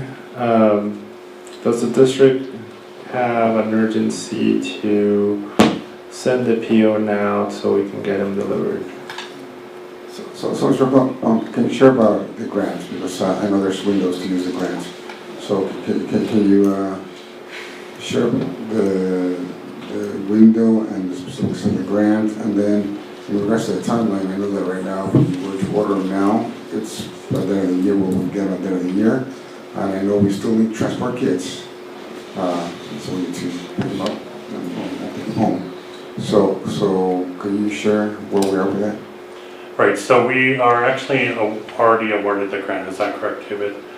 This was just updating the amount because we're ready to purchase these 3 new vehicles and the costs changed slightly, so they're covered. We had to update that cost with the grant agency, but we are awarded the grant. So there is a lead time to, procure those buses because we have to manufacture them and everything. So let me ask you a different question. You mentioned that we're having about three buses that are breaking often, or several buses that are old. Have we calculated what is our cost to send another bus and the extra time? We have not, but I could put something together and present it. That would be great to have, so we have context, because we're incurring an extra cost right now to be able to maintain these old buses and to send another bus whenever these buses are breaking down. Trustee Tamayo, could I interject that please then, that if that's the route that's going to be done, that we first do the research on this and clarify that there's not an issue, because then if we're buying, or even with the grants, there's contracts, there's ownership disclosure, cybersecurity, safeguards, parts, warranty. So let's do this. What if we approve this with the condition that we go and verify that the cybersecurity components of batteries or anything on the electrical vehicle are verified? How about we do the reverse? How about we get them to do it if there's no urge? If we can do this in 1 month, we're coming back. Right. I'm worried about the window. Does the window close before the next board meeting? Is there an issue if we delay this to the next board meeting? Also, how many electric buses do we have? We already have 17 buses. So I think it would be really important that we check security, because we already have 17 buses, so if there's a security issue, we already are going through that issue, so let's make sure that they are safe. There's a security issue, and wait. If you receive these 3 buses, you have charging stations right now. You have the needs, you have what you need to maintain these 3 additional buses without incurring future costs? Correct, at this time. My issue is not about that though. And he said that there's no issue of waiting 1 month. So if there's no issue in waiting 1 month, we already have the money and they're still gonna be delivered in December, then I don't see why we shouldn't wait. Can I propose that we do that? Hold on a second, we're not sure if there's an issue or not, no issue. And if we delay it, it's not gonna be in December. So if we wait till next month, could we have them delivered by December, which is the same date that we have it? We would have to check with the vendor. Can we check with the vendor? And did I misunderstand you, Mr. David, that you said there wasn't an issue with us waiting 1 month? Is that what you said? Once we check with the vendor, because the vendor wanted the PO The timeline of the delivery of the bus has to depend on the purchase order because they have multiple vendors. APCD may wait, but the vendor, we are delaying it by a month, then the delivery may be extended by a month. Are these buses that we're considering to purchase right now different than what we have right now? They are. Oh, They are. Vendor. And that's what the only consideration I wanted us for the board to do, our due diligence. Just get a confirmation that ownership disclosures, cybersecurity safeguards, long-term parts supply, warranty protections, and any potential federal compliance risks that have been evaluated. There's risks. If they're already doing, if it's gone to Congress and they're doing this, it's elevated to where there's some kind of concern. It's a real concern. Motion to table till next month? I have one more comment. So Mr. Pong just said that obviously you guys are both saying that you have to check with the vendor. So what if the vendor says, I guess I have two parts. If the vendor says, no, you have to order it now, and we have tabled it, we can't order these buses till for December, which is the deadline, right? Right? And if we pass this now, can we cancel if we see that the costs that we're gonna incur and everything, just to be sure, can we cancel it? So we don't have to send a purchase order, this is just to authorize us to use the piggyback to be able to purchase the. So we don't have to send it, so we Right. can have this reserved now. Like, It's you're not gonna go just spend this allowing money us to tomorrow. use the piggyback to be able to go and purchase it. Grant. So we can do the research, and if we find something that is So in it's just to conflict. agree to the piggyback, we're not gonna buy it right now, you're not gonna go make a phone call tomorrow. And Oh, no, order the bus. they're No, we doing have to something. issue the purchase Yeah. order. So you do. Yeah, but I believe our students deserve just us getting confirmation. Safety issues are important. I think safety issues are important, but I also believe that we're having an issue with 20-plus-year-old buses. And that is the quandary, right? So, 1 month, we've been having these issues for 2 years, 3 years, 4 years. 1 month, Trustee Tamayo, just 1 month to get confirmation. I will move to approve. Move to approve this This, as it is? as I'm gonna is. second. Recording secretary, it's been moved by Vice President Tamayo, seconded by Trustee Tolston. Please call the vote. Ramiro Dominguez, Nay. Dominguez Cervantes, Nay. Holston. Aye. Carballo. Aye. Ugarte. Aye, motion carries 3-0. 11M. Mr. Pong.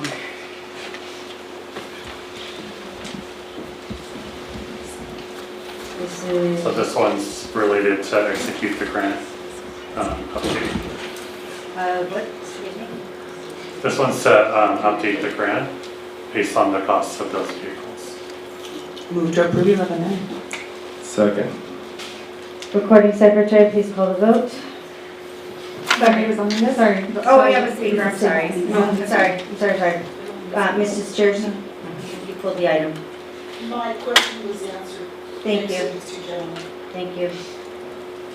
So, sorry, I have a question. So, in this, we're approving, we're accepting the San Diego County Air Pollution Control District funds. So, you mentioned we already have the funds, so are these different funds? Are these the same funds that we already have? How does it work? We had to make a funding update, so this is just a formality to update the funding amount. When you said update, does that mean that the funding increased?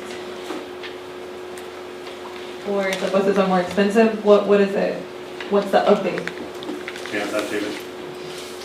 Yes, this was APCD funding that was agreed upon over a year ago. We were slated to get 5 buses. We got 1 electric bus from International. The piggyback bid, I think it was met. And then we were on hold to receive funding for 4 short buses. And instead of getting short 4 buses, we are only asking for three short buses. So since then. It's been over a year.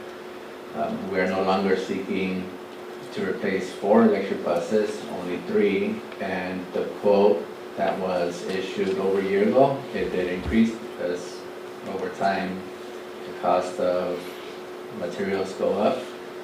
But the grant itself, that's still the same per bus that's going to be awarded.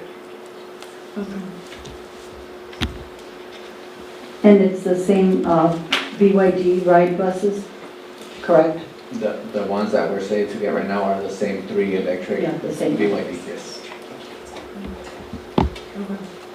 There's a motion and a second, please call the vote. Ramirez Dominguez? I'm sorry, yes, Ramirez Dominguez. Yes, yes. And Dominguez Cervantes?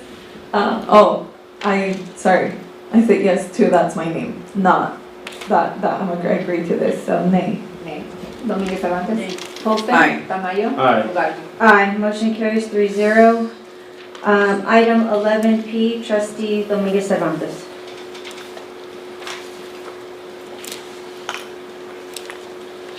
Adopt resolution authorizing utilization of Sourcewell contract for the procurement of playground equipment to play, what is it, Popware.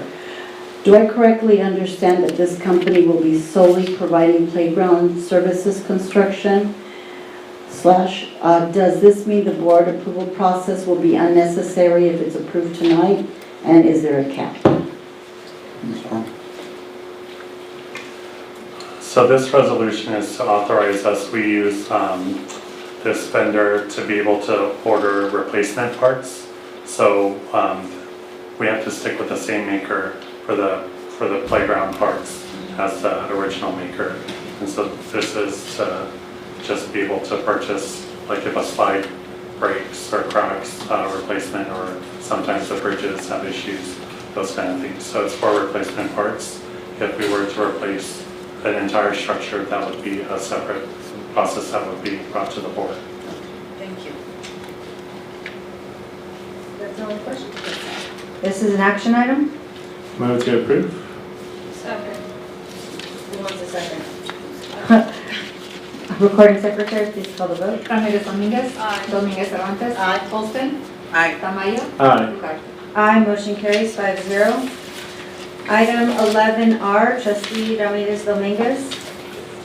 Thank you. I just have one question regarding the CESD technology agreement.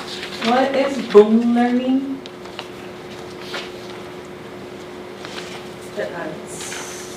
Mr. Pong? It says from Student So Services. it's just a data storage package, it says. So what does that mean? Jacob? Boom Learning?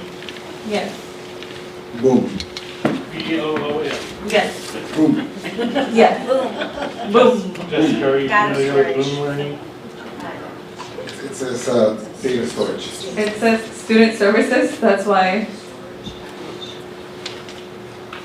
I'm unfamiliar with Boom. It's a So we're paying interactive online platform $4,000 that for uses digital task cards called Boom Cards to make learning engaging, self-paced, and trackable is trackable for students while providing teachers instant feedback and detailed reports.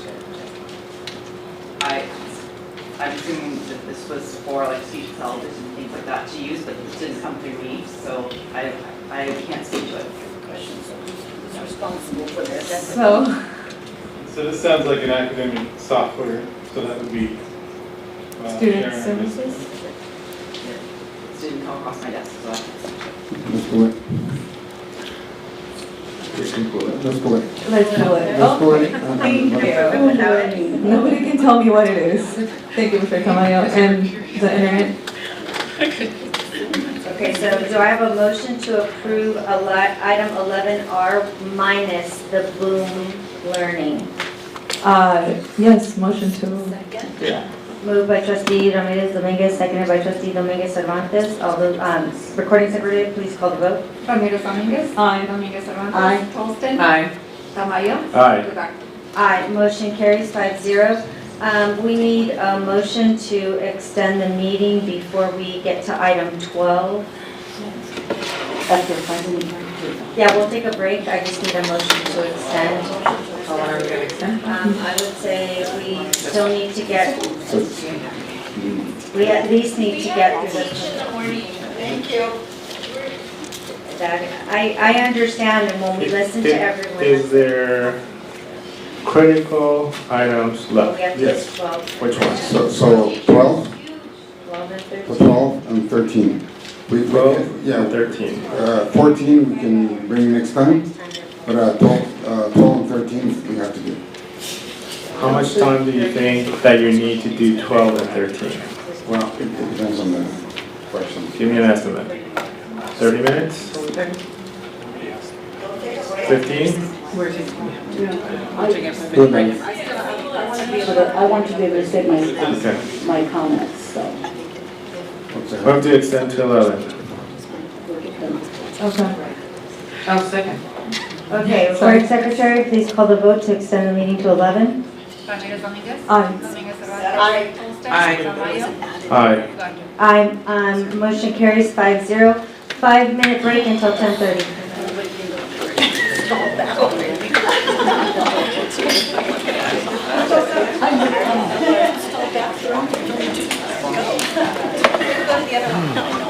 Better run there first. Hello, Mr. Robert. Hello. Yeah, stretch.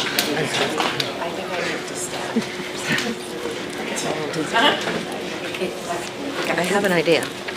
You gotta move, get blood going. How you doing, Mr. Tamayo? Good. How you doing? Looking forward to you running for mayor. We'll be in contact shortly. Okay, good. Yep.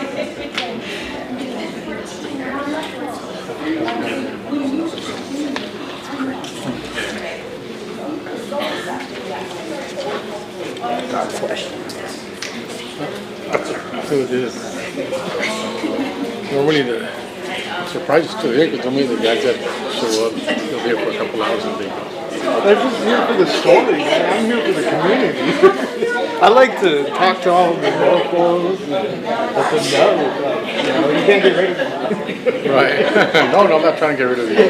No, but you know what I mean. Like sometimes those guys, they're not from here, so they don't really care. Just a quick clip and Yeah, it's a paycheck, you know? I don't get paid. That's the, nobody's telling me to be here. I want to be here. Are you ready for me? I'm doing good. And yourself? Good, nice seeing you. That's you too. It's been a while. Yeah, I'm just busy with Southwestern College. And we'll make time for you guys. So this 12. Probably for the. So what was this one? What was the one that said for employees? How you doing? Good, how are you? Good, good. Look at those in closed session.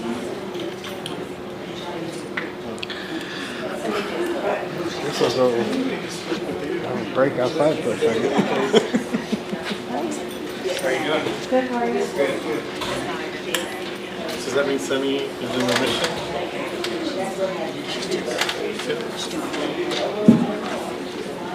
She asked me if the job got approved by the board, but I'm like, I don't think I have to approve this. Janet's leaving, you're taking it, that's not really a board approval for me. Other than the new coordinator position. Yeah. You made it. No.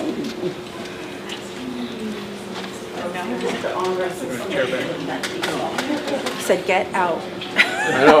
No, this one's nice. No, he sat here for half the first 4 hours, and I'll sit here the next 4 hours. The first 8 hours, I'll be here for the next 8 hours. Oh. Yes, please, stay my service.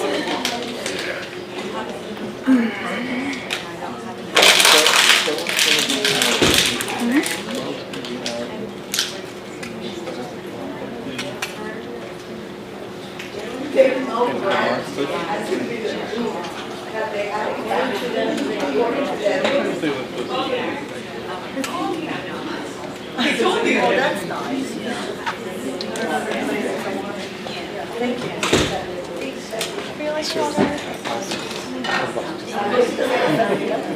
No,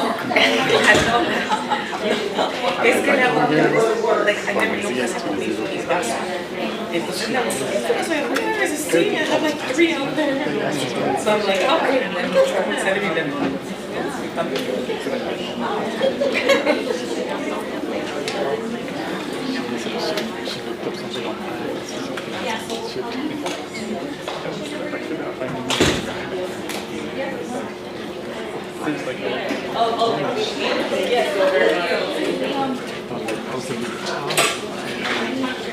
Become a cybersecurity. Here's some. Oh, please. Yeah. What we see.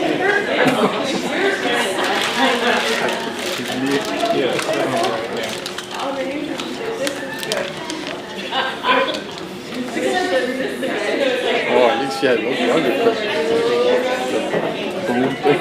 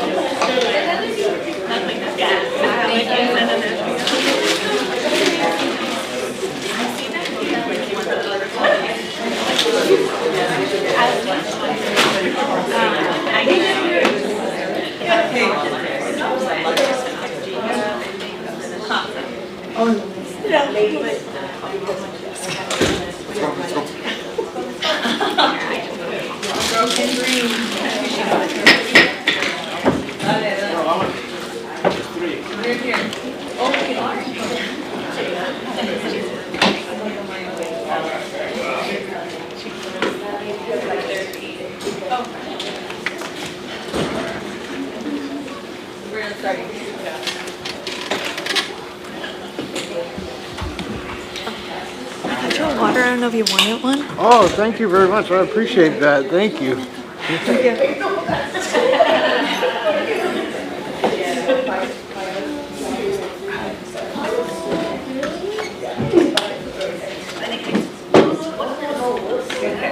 Southwestern College things get copies. It's all the numbers, I cross them off when we're done. I call it the two. At CSU, you get state, and at UC, you It's all get the Brigham Young. 11, As you so go that I up don't miss them and I make them keep drawing. Yeah. Oh wait, where are my glasses? I don't think they have board meetings. I'm sure they do.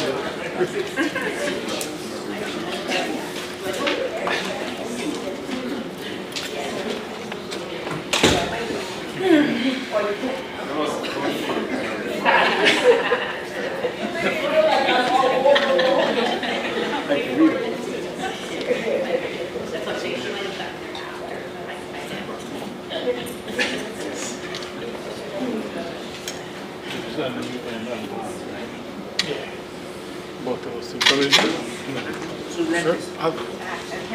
It's this and this, right? Yeah. Oh, you got it. I'll sit over there.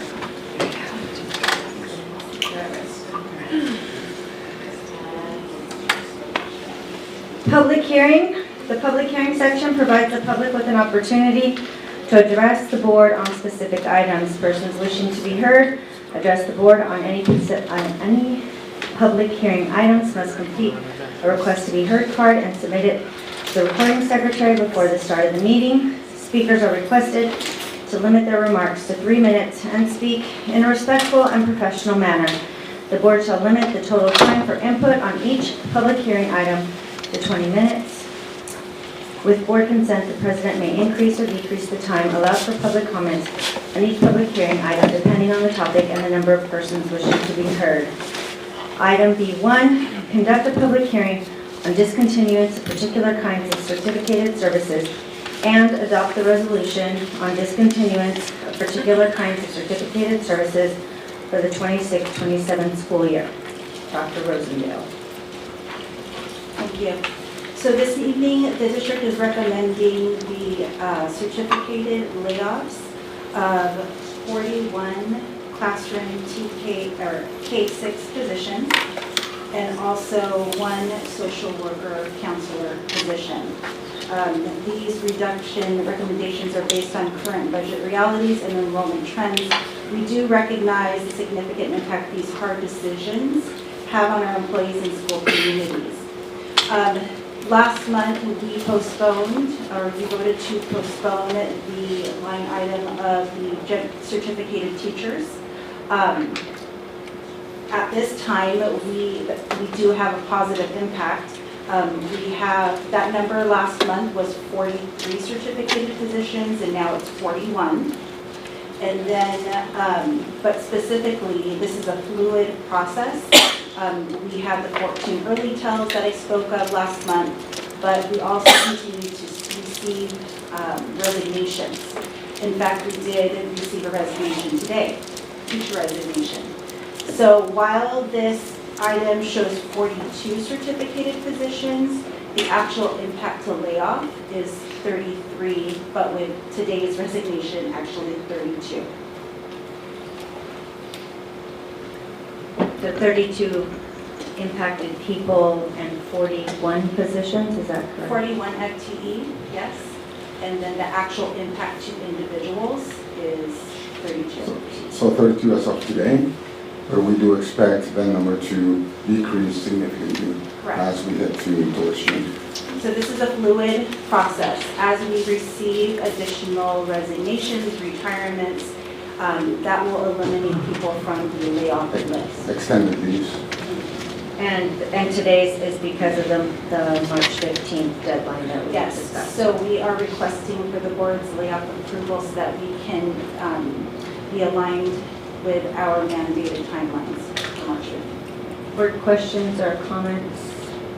So, just to fully be transparent here, 32 people are going to get the layoff notice. As soon as we have a resignation or a leave, Yes. we're going to pull back that layoff for the most senior one in that position. Absolutely. When we learn of a resignation or a retirement, we will notify people on the layoff list. We will rescind. We do not want to lose our teachers to other districts. We understand that that can happen. So as soon as we learn that someone's position is safe, we will rescind. With that, I move to approve. We have to do a public hearing. Do a public hearing. Okay. No other board questions or comments? All right, so impacted 32 teachers, classroom teachers. So what happens to those students? How many children do we have enrolled now? Because that would probably give us the bigger picture. I know we have 6th graders that are leaving, and what's our current enrollment now? Just for a matter of information, not that it's significant, but my point being is I'd like to know that. But those teachers leaving, it's going to leave us classrooms impacted. That means teachers have to do combos. That means, that's concerning. Have you thought of the implications? Could you share what your evaluation is as far as the implications are? Correct. So the reductions are based not necessarily on increasing combos, but the reductions are based on the enrollment, the projected enrollment. And so as enrollment decreases, then there's less of a need to have as many teachers. So that's what it is. That's why the position is closed, not the classroom without a teacher. I understand, but my question is, have you evaluated what the fallout is? I mean, I want to hear what your and your staff's perspective is. What is the implication to the classrooms? So, and that's what I'm sharing. So there's no implication to the classrooms. We have, I'll put it in simple terms, we have 50 students to teachers. Now we have 25 teachers. Well, we only need 1 teacher. So there's no, does that make sense? So as enrollment decreases, there's less of a need for teachers, for positions. But unfortunately, the way our population lives and where they live, you know, we're going to have a concentration of more families in a certain area, like we shared before, like Wolf Canyon, and some of these other areas that have a high concentration of. And I'm very concerned about the combos, the increases in combos, because we've shared before, you can't have 7 kids in one classroom, you have to put them somewhere else. But that's a burden for our staff.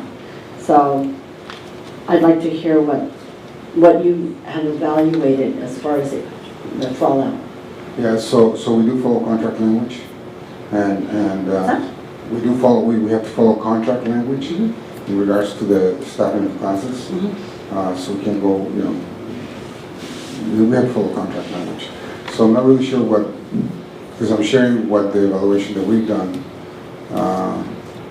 yields, and basically is that we have less students, we need less teachers. So I'm not really sure I understand your question. I have a question, sorry, and it might be a little bit more to what Trustee Dominguez Cervantes is talking. I want to know, like, how do you close a classroom? So if the classroom, like, what's the minimum amount of students in a classroom that would allow for it to be a teacher specifically for that classroom? I know 31 is the top, but what's the minimum that would allow one teacher for a group of students? So, Ms. Kiss, can you share with the board what the process that we follow to look at the enrollment and the teacher counts? Absolutely. So we look at this regularly and with a very strategic eye, because we don't want to lose teachers. And so what we do is that we meet as a cabinet team and we go through line by line any adjustments in the class sizes that happen. So say, for example, we're noticing that the projected for a first grade classroom is 15 students. Well, 15 students, we would leave a teacher there. But if we have a projection of 9 students, then we're going to have to adjust either closing a class, making a combo, or looking at that more strategically so that we're not being financially unsound with these classrooms. So, but we don't do this like once a year and then come back here. We are doing this on a regular basis. We've already had 2 projection meetings. We did another one at your request after the last board meeting to see if we could strategically open more classrooms. We're going to do another one right after spring break. So our numbers are fluid and they will change based on enrollment, because our enrollment period did open, so we are seeing some more students enroll. But we also look at the data of students that are leaving our district and the grade levels in which they leave.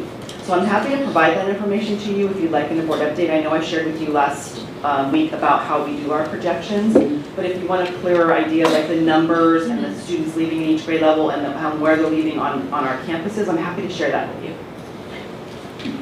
What is the current enrollment? I'm sorry, I didn't get that response. So I don't have an exact number, but it's around, Non-charter versus charter?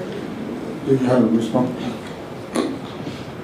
So last Friday we had district students 21,871, and with our charter schools we were at 27,678.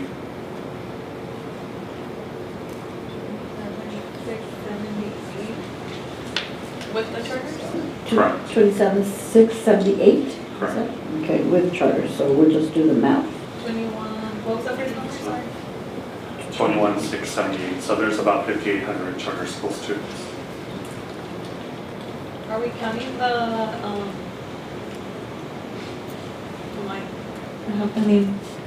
independent,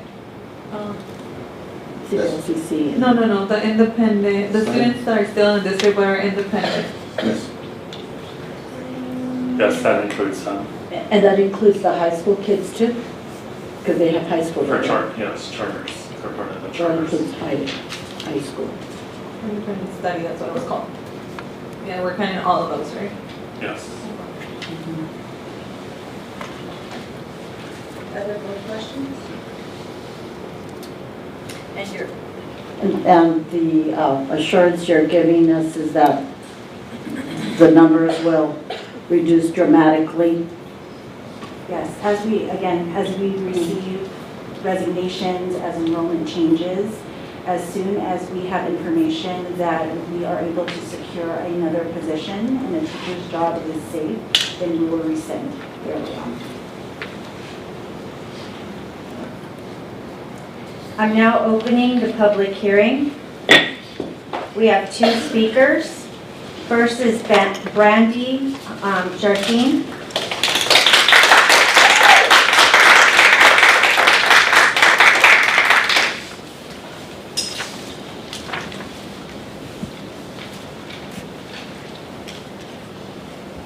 Good evening, it's late. I'm going to try to speak quickly.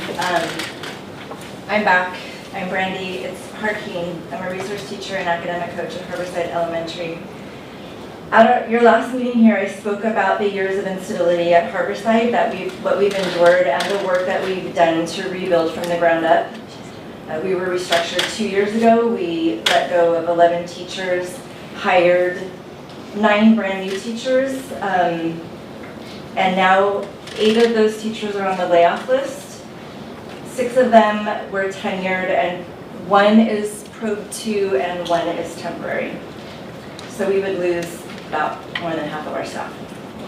Your decision to pause the vote last time showed that you understood the gravity of the moment, and we appreciated that. It gave us some hope, our staff was able to breathe a little bit, and it showed that you heard us. But tonight, I need to be direct. Harborside is showing real, measurable, undeniable progress, and any plan that destabilizes our staff will undo that progress immediately.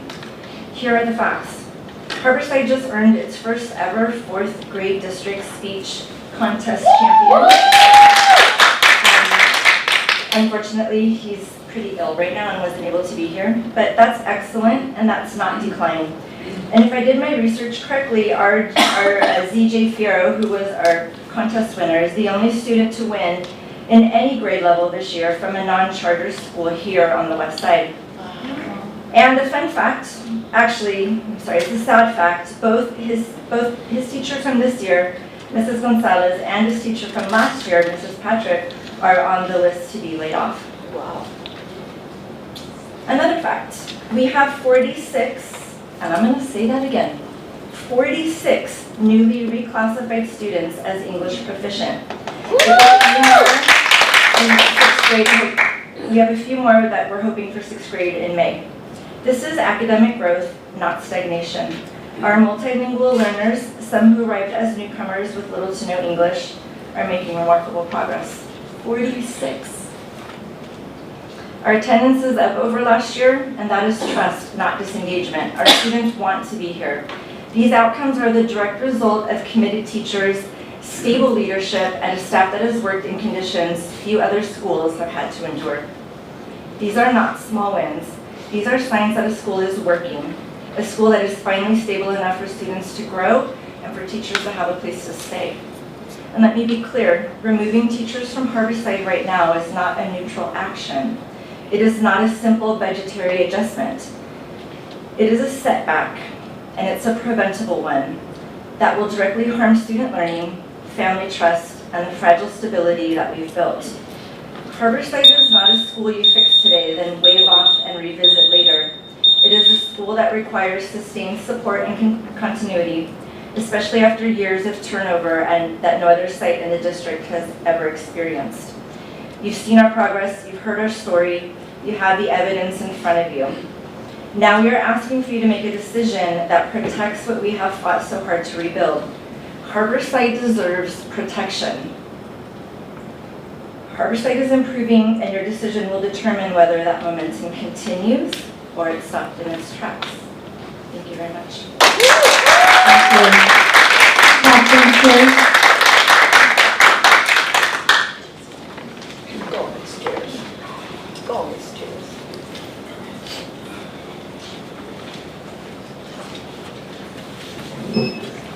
While I'm cognizant of the in-depth discussion of this topic during the February meeting, I'm troubled with the exorbitant numbers of teachers whose positions will be eliminated. Additionally, what was not included, as best I could find, the numbers of classrooms which will be combined, for example, K and FIRST. Probationary teachers, don't you tire of having to wait on pins and needles to find out if your name is on a list of a position to be eliminated? Wouldn't a more prudent strategic move by the majority of this board to be not to simply spend, including payouts to a district office leader, but rather plan? Freeze hiring until unless there are long-term funds to pay for new positions, including some of the positions that you all are getting ready to hire for right now. I understand seniority, but I also champion for fiscal responsibility, something this district is no longer heralded for. I fear the time will come in the near future when current old guard teachers, no disrespect intended, quite to the contrary, retire, and most districts find there are fewer and fewer certificated teachers to hire, simply because these young teachers said no more. I'm tired of a career which no longer values all I have to give. I'm tired of the lack of security this profession offers, inhibiting my family and I from entering into a long-term commitment for such a thing as purchasing a home. Our teachers are indeed the angels who walk amongst us. Is it not a shame we treat our young inspirational educators as disposable recyclables? In closing, I'd like to apologize to Ms. Ugarte. While I could cite you chapter and verse, everything under sister districts, decorum, I'm new to Chula Vista Elementary. I will do my best to learn better. Thank you very much. Thank you. I'm now closing the public hearing.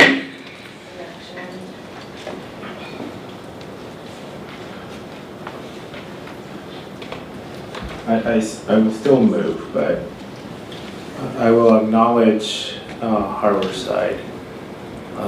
Yes, you have done great things transforming Harborside. Unfortunately, our hands are tied on the impact because it's by seniority, it's negotiated language, and being you, the newer ones, you unfortunately get impacted. It is not a reflection on the performance you have given or how talented all of you are.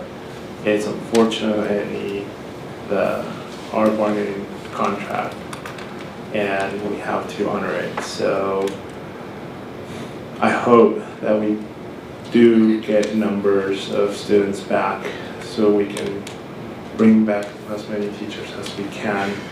And I hope that the governor will honor what he's signaling, that he's going to send more money during the May revise.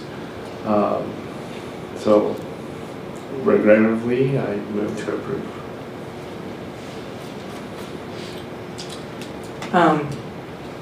I agree with what Mr. Tamayo has said. I know this is never an easy decision at all. And I would hope to ask the superintendent and everybody else that we take care of these schools and we make sure that they keep moving forward. So I'm going to go ahead and second. Recording Secretary, please call the vote. Ramirez Dominguez, Nay. Dominguez Cervantes, Nay. Holston, Aye. Tamayo, Aye. Ugarte. Heavy heart, aye. Motion carries 3-0. Conduct a public hearing on the discontinuance of certain classified services and adopt the resolution on the discontinuance of certain classified services for the 26-27 school year. Dr. Rosendale. So again, a very hard decision, but for this item, it is one behavioral support assistant position that wasn't captured in last month's reduction. Any questions by the board or comments? Am I looking at the right, 12C? Mm-hmm. Okay, but I see 1, 2, 3, 4, 5 positions, but it's 5 positions, but one, wait, it's 12C, right? That's what I was getting at. So you said One BSA position, behavioral support assistant. It's one position. Okay, so I don't know why the attachments have 5 position numbers on here. No, it's just one. Okay, all right, that's okay. So here's my question. So we hired 30, and we're getting rid of 1. She just said it was the one they missed last time. Right, but why issue it then at all? Why pink slip then? Why did we hire 30? We're hiring 30 on item, what is it, 11C? Consent calendar? It doesn't make sense. The math doesn't make sense.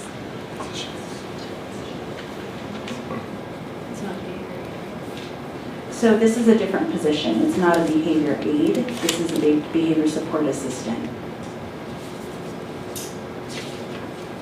So what you're saying is that this is a different job description, a whole different thing. Right. Okay.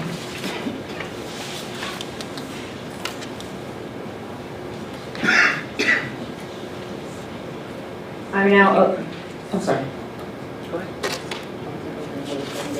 No. I'm now opening the public hearing. We have one speaker, Kathleen Shears.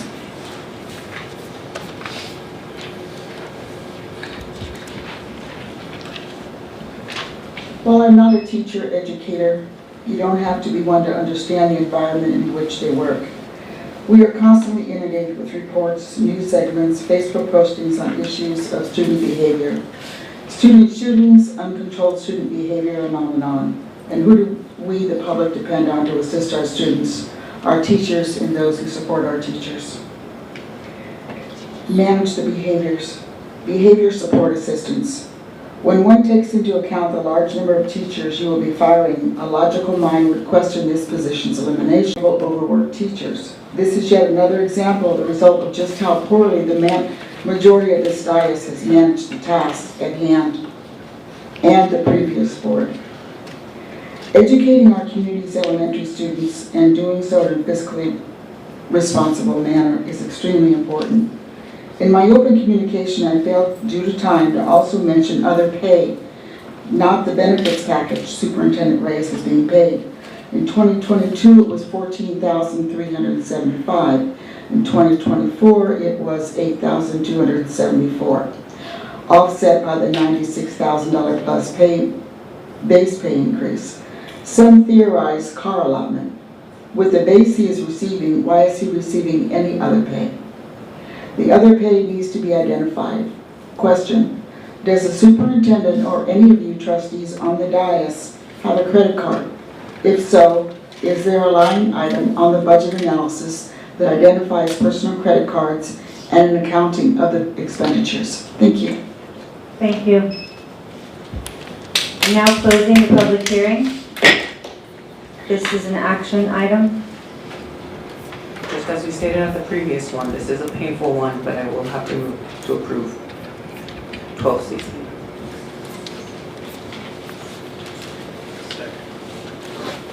Recording secretary, please call the vote for 12C. Ramirez Domínguez. Nay. Domínguez Cervantes. Nay. Holston. Aye. Tamayo. Aye. Ugarte. Aye. Motion carries 3-0.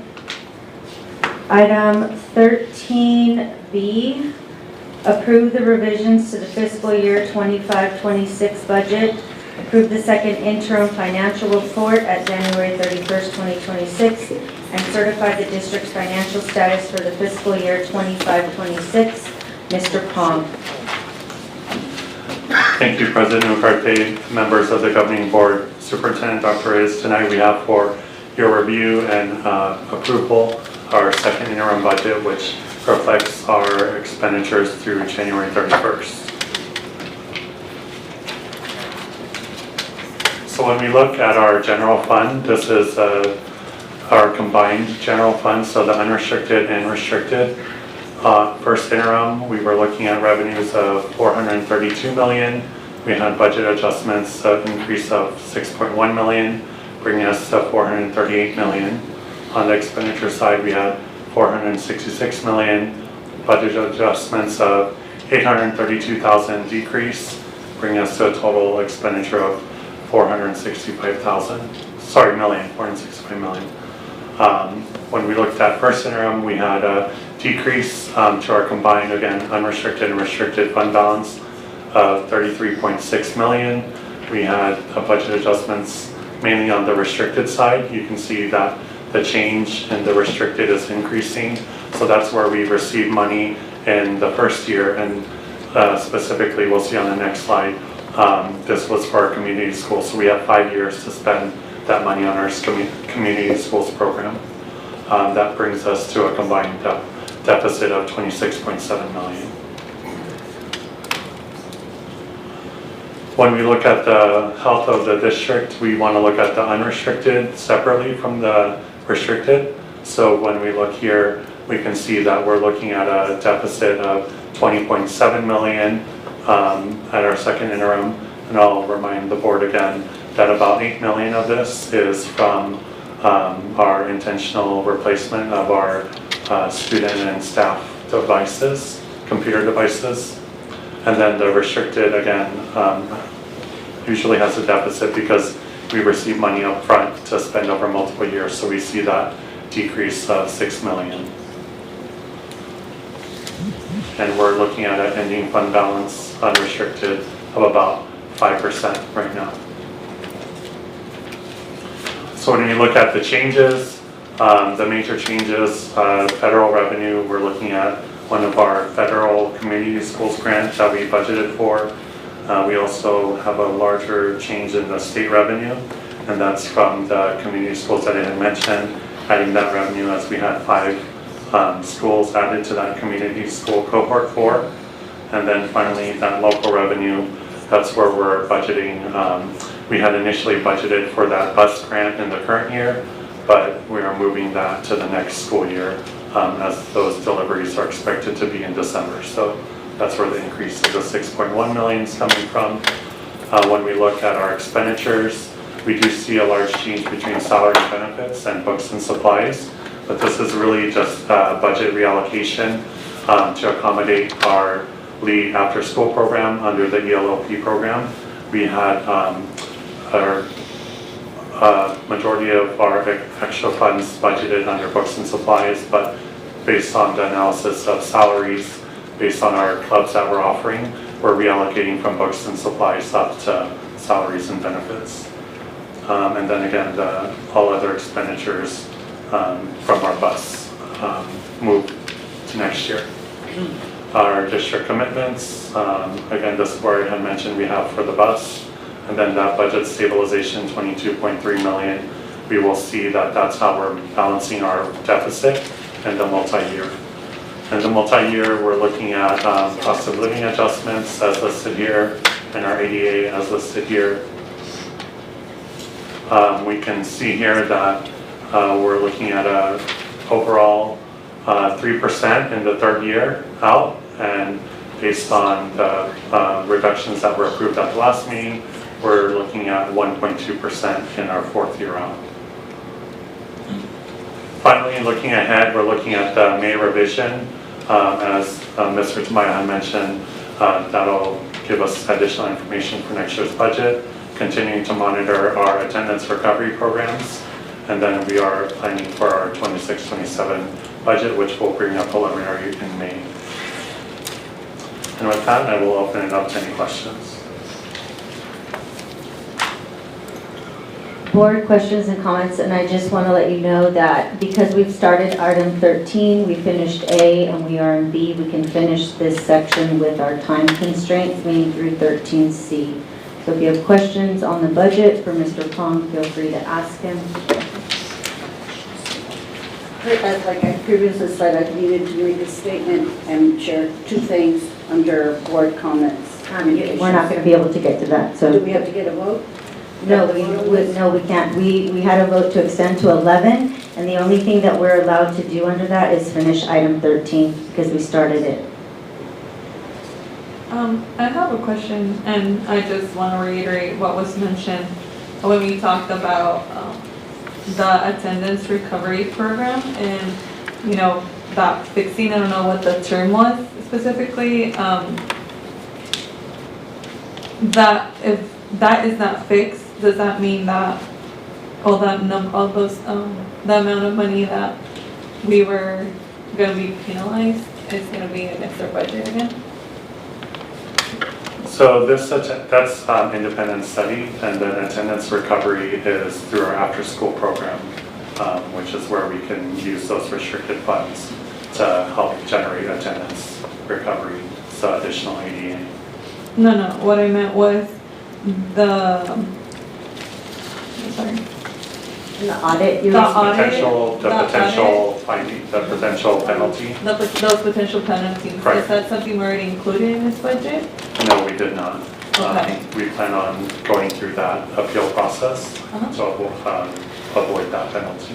Do we have a timeline of how long it's going to take? When will we know if we're going to be penalized or not? It does take some time, so we have to wait for the state to process the audit.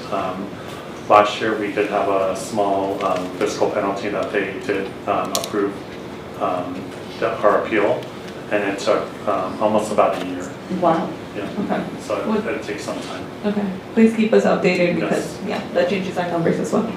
Thank you. Any other questions about the budget? Okay, this is an action item to accept the positive certification of the second entry.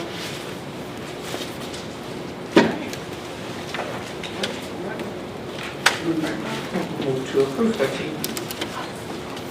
Second. Recording secretary, please record the vote. Ramirez Domínguez. Aye. Domínguez Cervantes. Aye. Holston. Aye. Tamayo. Aye. Ugarte. Aye. Motion carries 5-0. And 13C, to finish out the item, adopt the resolution authorizing the Chula Vista Elementary School District to submit Form J13A to request for the allowance of attendance because of the emergency conditions, and adopt the resolution authorizing the Chula Vista Elementary School District to seek waivers or alternative measures for the Extended Learning Opportunity Program due to the emergency conditions. Mr. Pong. Thank you, President Ugarte. So on February 18th, we experienced a power outage on the south side of the district, which affected Finney Elementary and Silverwing. So this is a waiver process that would allow us to apply to the state to credit that day because we have a minimum day requirement. And also for the Expanded Learning Opportunities Program, there's a requirement also with the day requirement. So this would waive that requirement. Any questions? I have a question. Does then that mean that the children didn't get their entitled instruction time? That would be correct because school is closed that day. Kind of like a snow day, right? Like with Right. not having. So this waiver allows us to appeal Yeah. that amount, yes. So we don't lose the ADA, but the children lose their instruction time. How do we make that up to the kids? So, if it's a situation where, I know many years ago, we had to close several days. The districts had to close several days because of the fires, and the air quality was very poor. And so what districts did, because it was almost 4 or 5 days, they actually extended the year by that many days. When it's one day, when it's that one day, then teachers try to make it up during the class, but we don't extend the calendar day for that school. So we don't make it up. They don't get their entitled. The additional day, no. How does it work with special needs students? Since they have a certain amount of hours due to the IEP and that cannot be, I don't know if that, in our waiver, does that include them too? It does include them, but the minutes on the IEP are documented as weekly or monthly, so those minutes will be made up for those students. So they will have them. Correct. Thank you. This is an action item. I motion to approve that, but I would just like that other piece being addressed on how we make that instructional time for the kids. Look at some solution for those types of situations. Second. Moved and seconded. Recording secretary, please call the vote. Ramirez Domínguez. Aye. Domínguez Cervantes. Aye. Holston. Aye. Tamayo. Aye. Ugarte. Aye, motion carries 5-0. The next regular meeting of the Board of Education of the Chula Vista Elementary School District will be held on April 8th, 2026 at 4 p.m. for closed session and 6 p.m. for the open session. Do we have a motion? Motion to adjourn. Second. Recording secretary? Ramirez Domínguez. Aye. Domínguez Cervantes. Holston. Aye. Tamayo. Aye. Ugarte. Aye, motion carries. See you April 8th.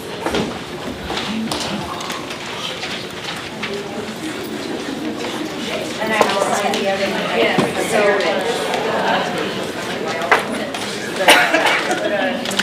All right. Bye. Good night. Good night. Good night.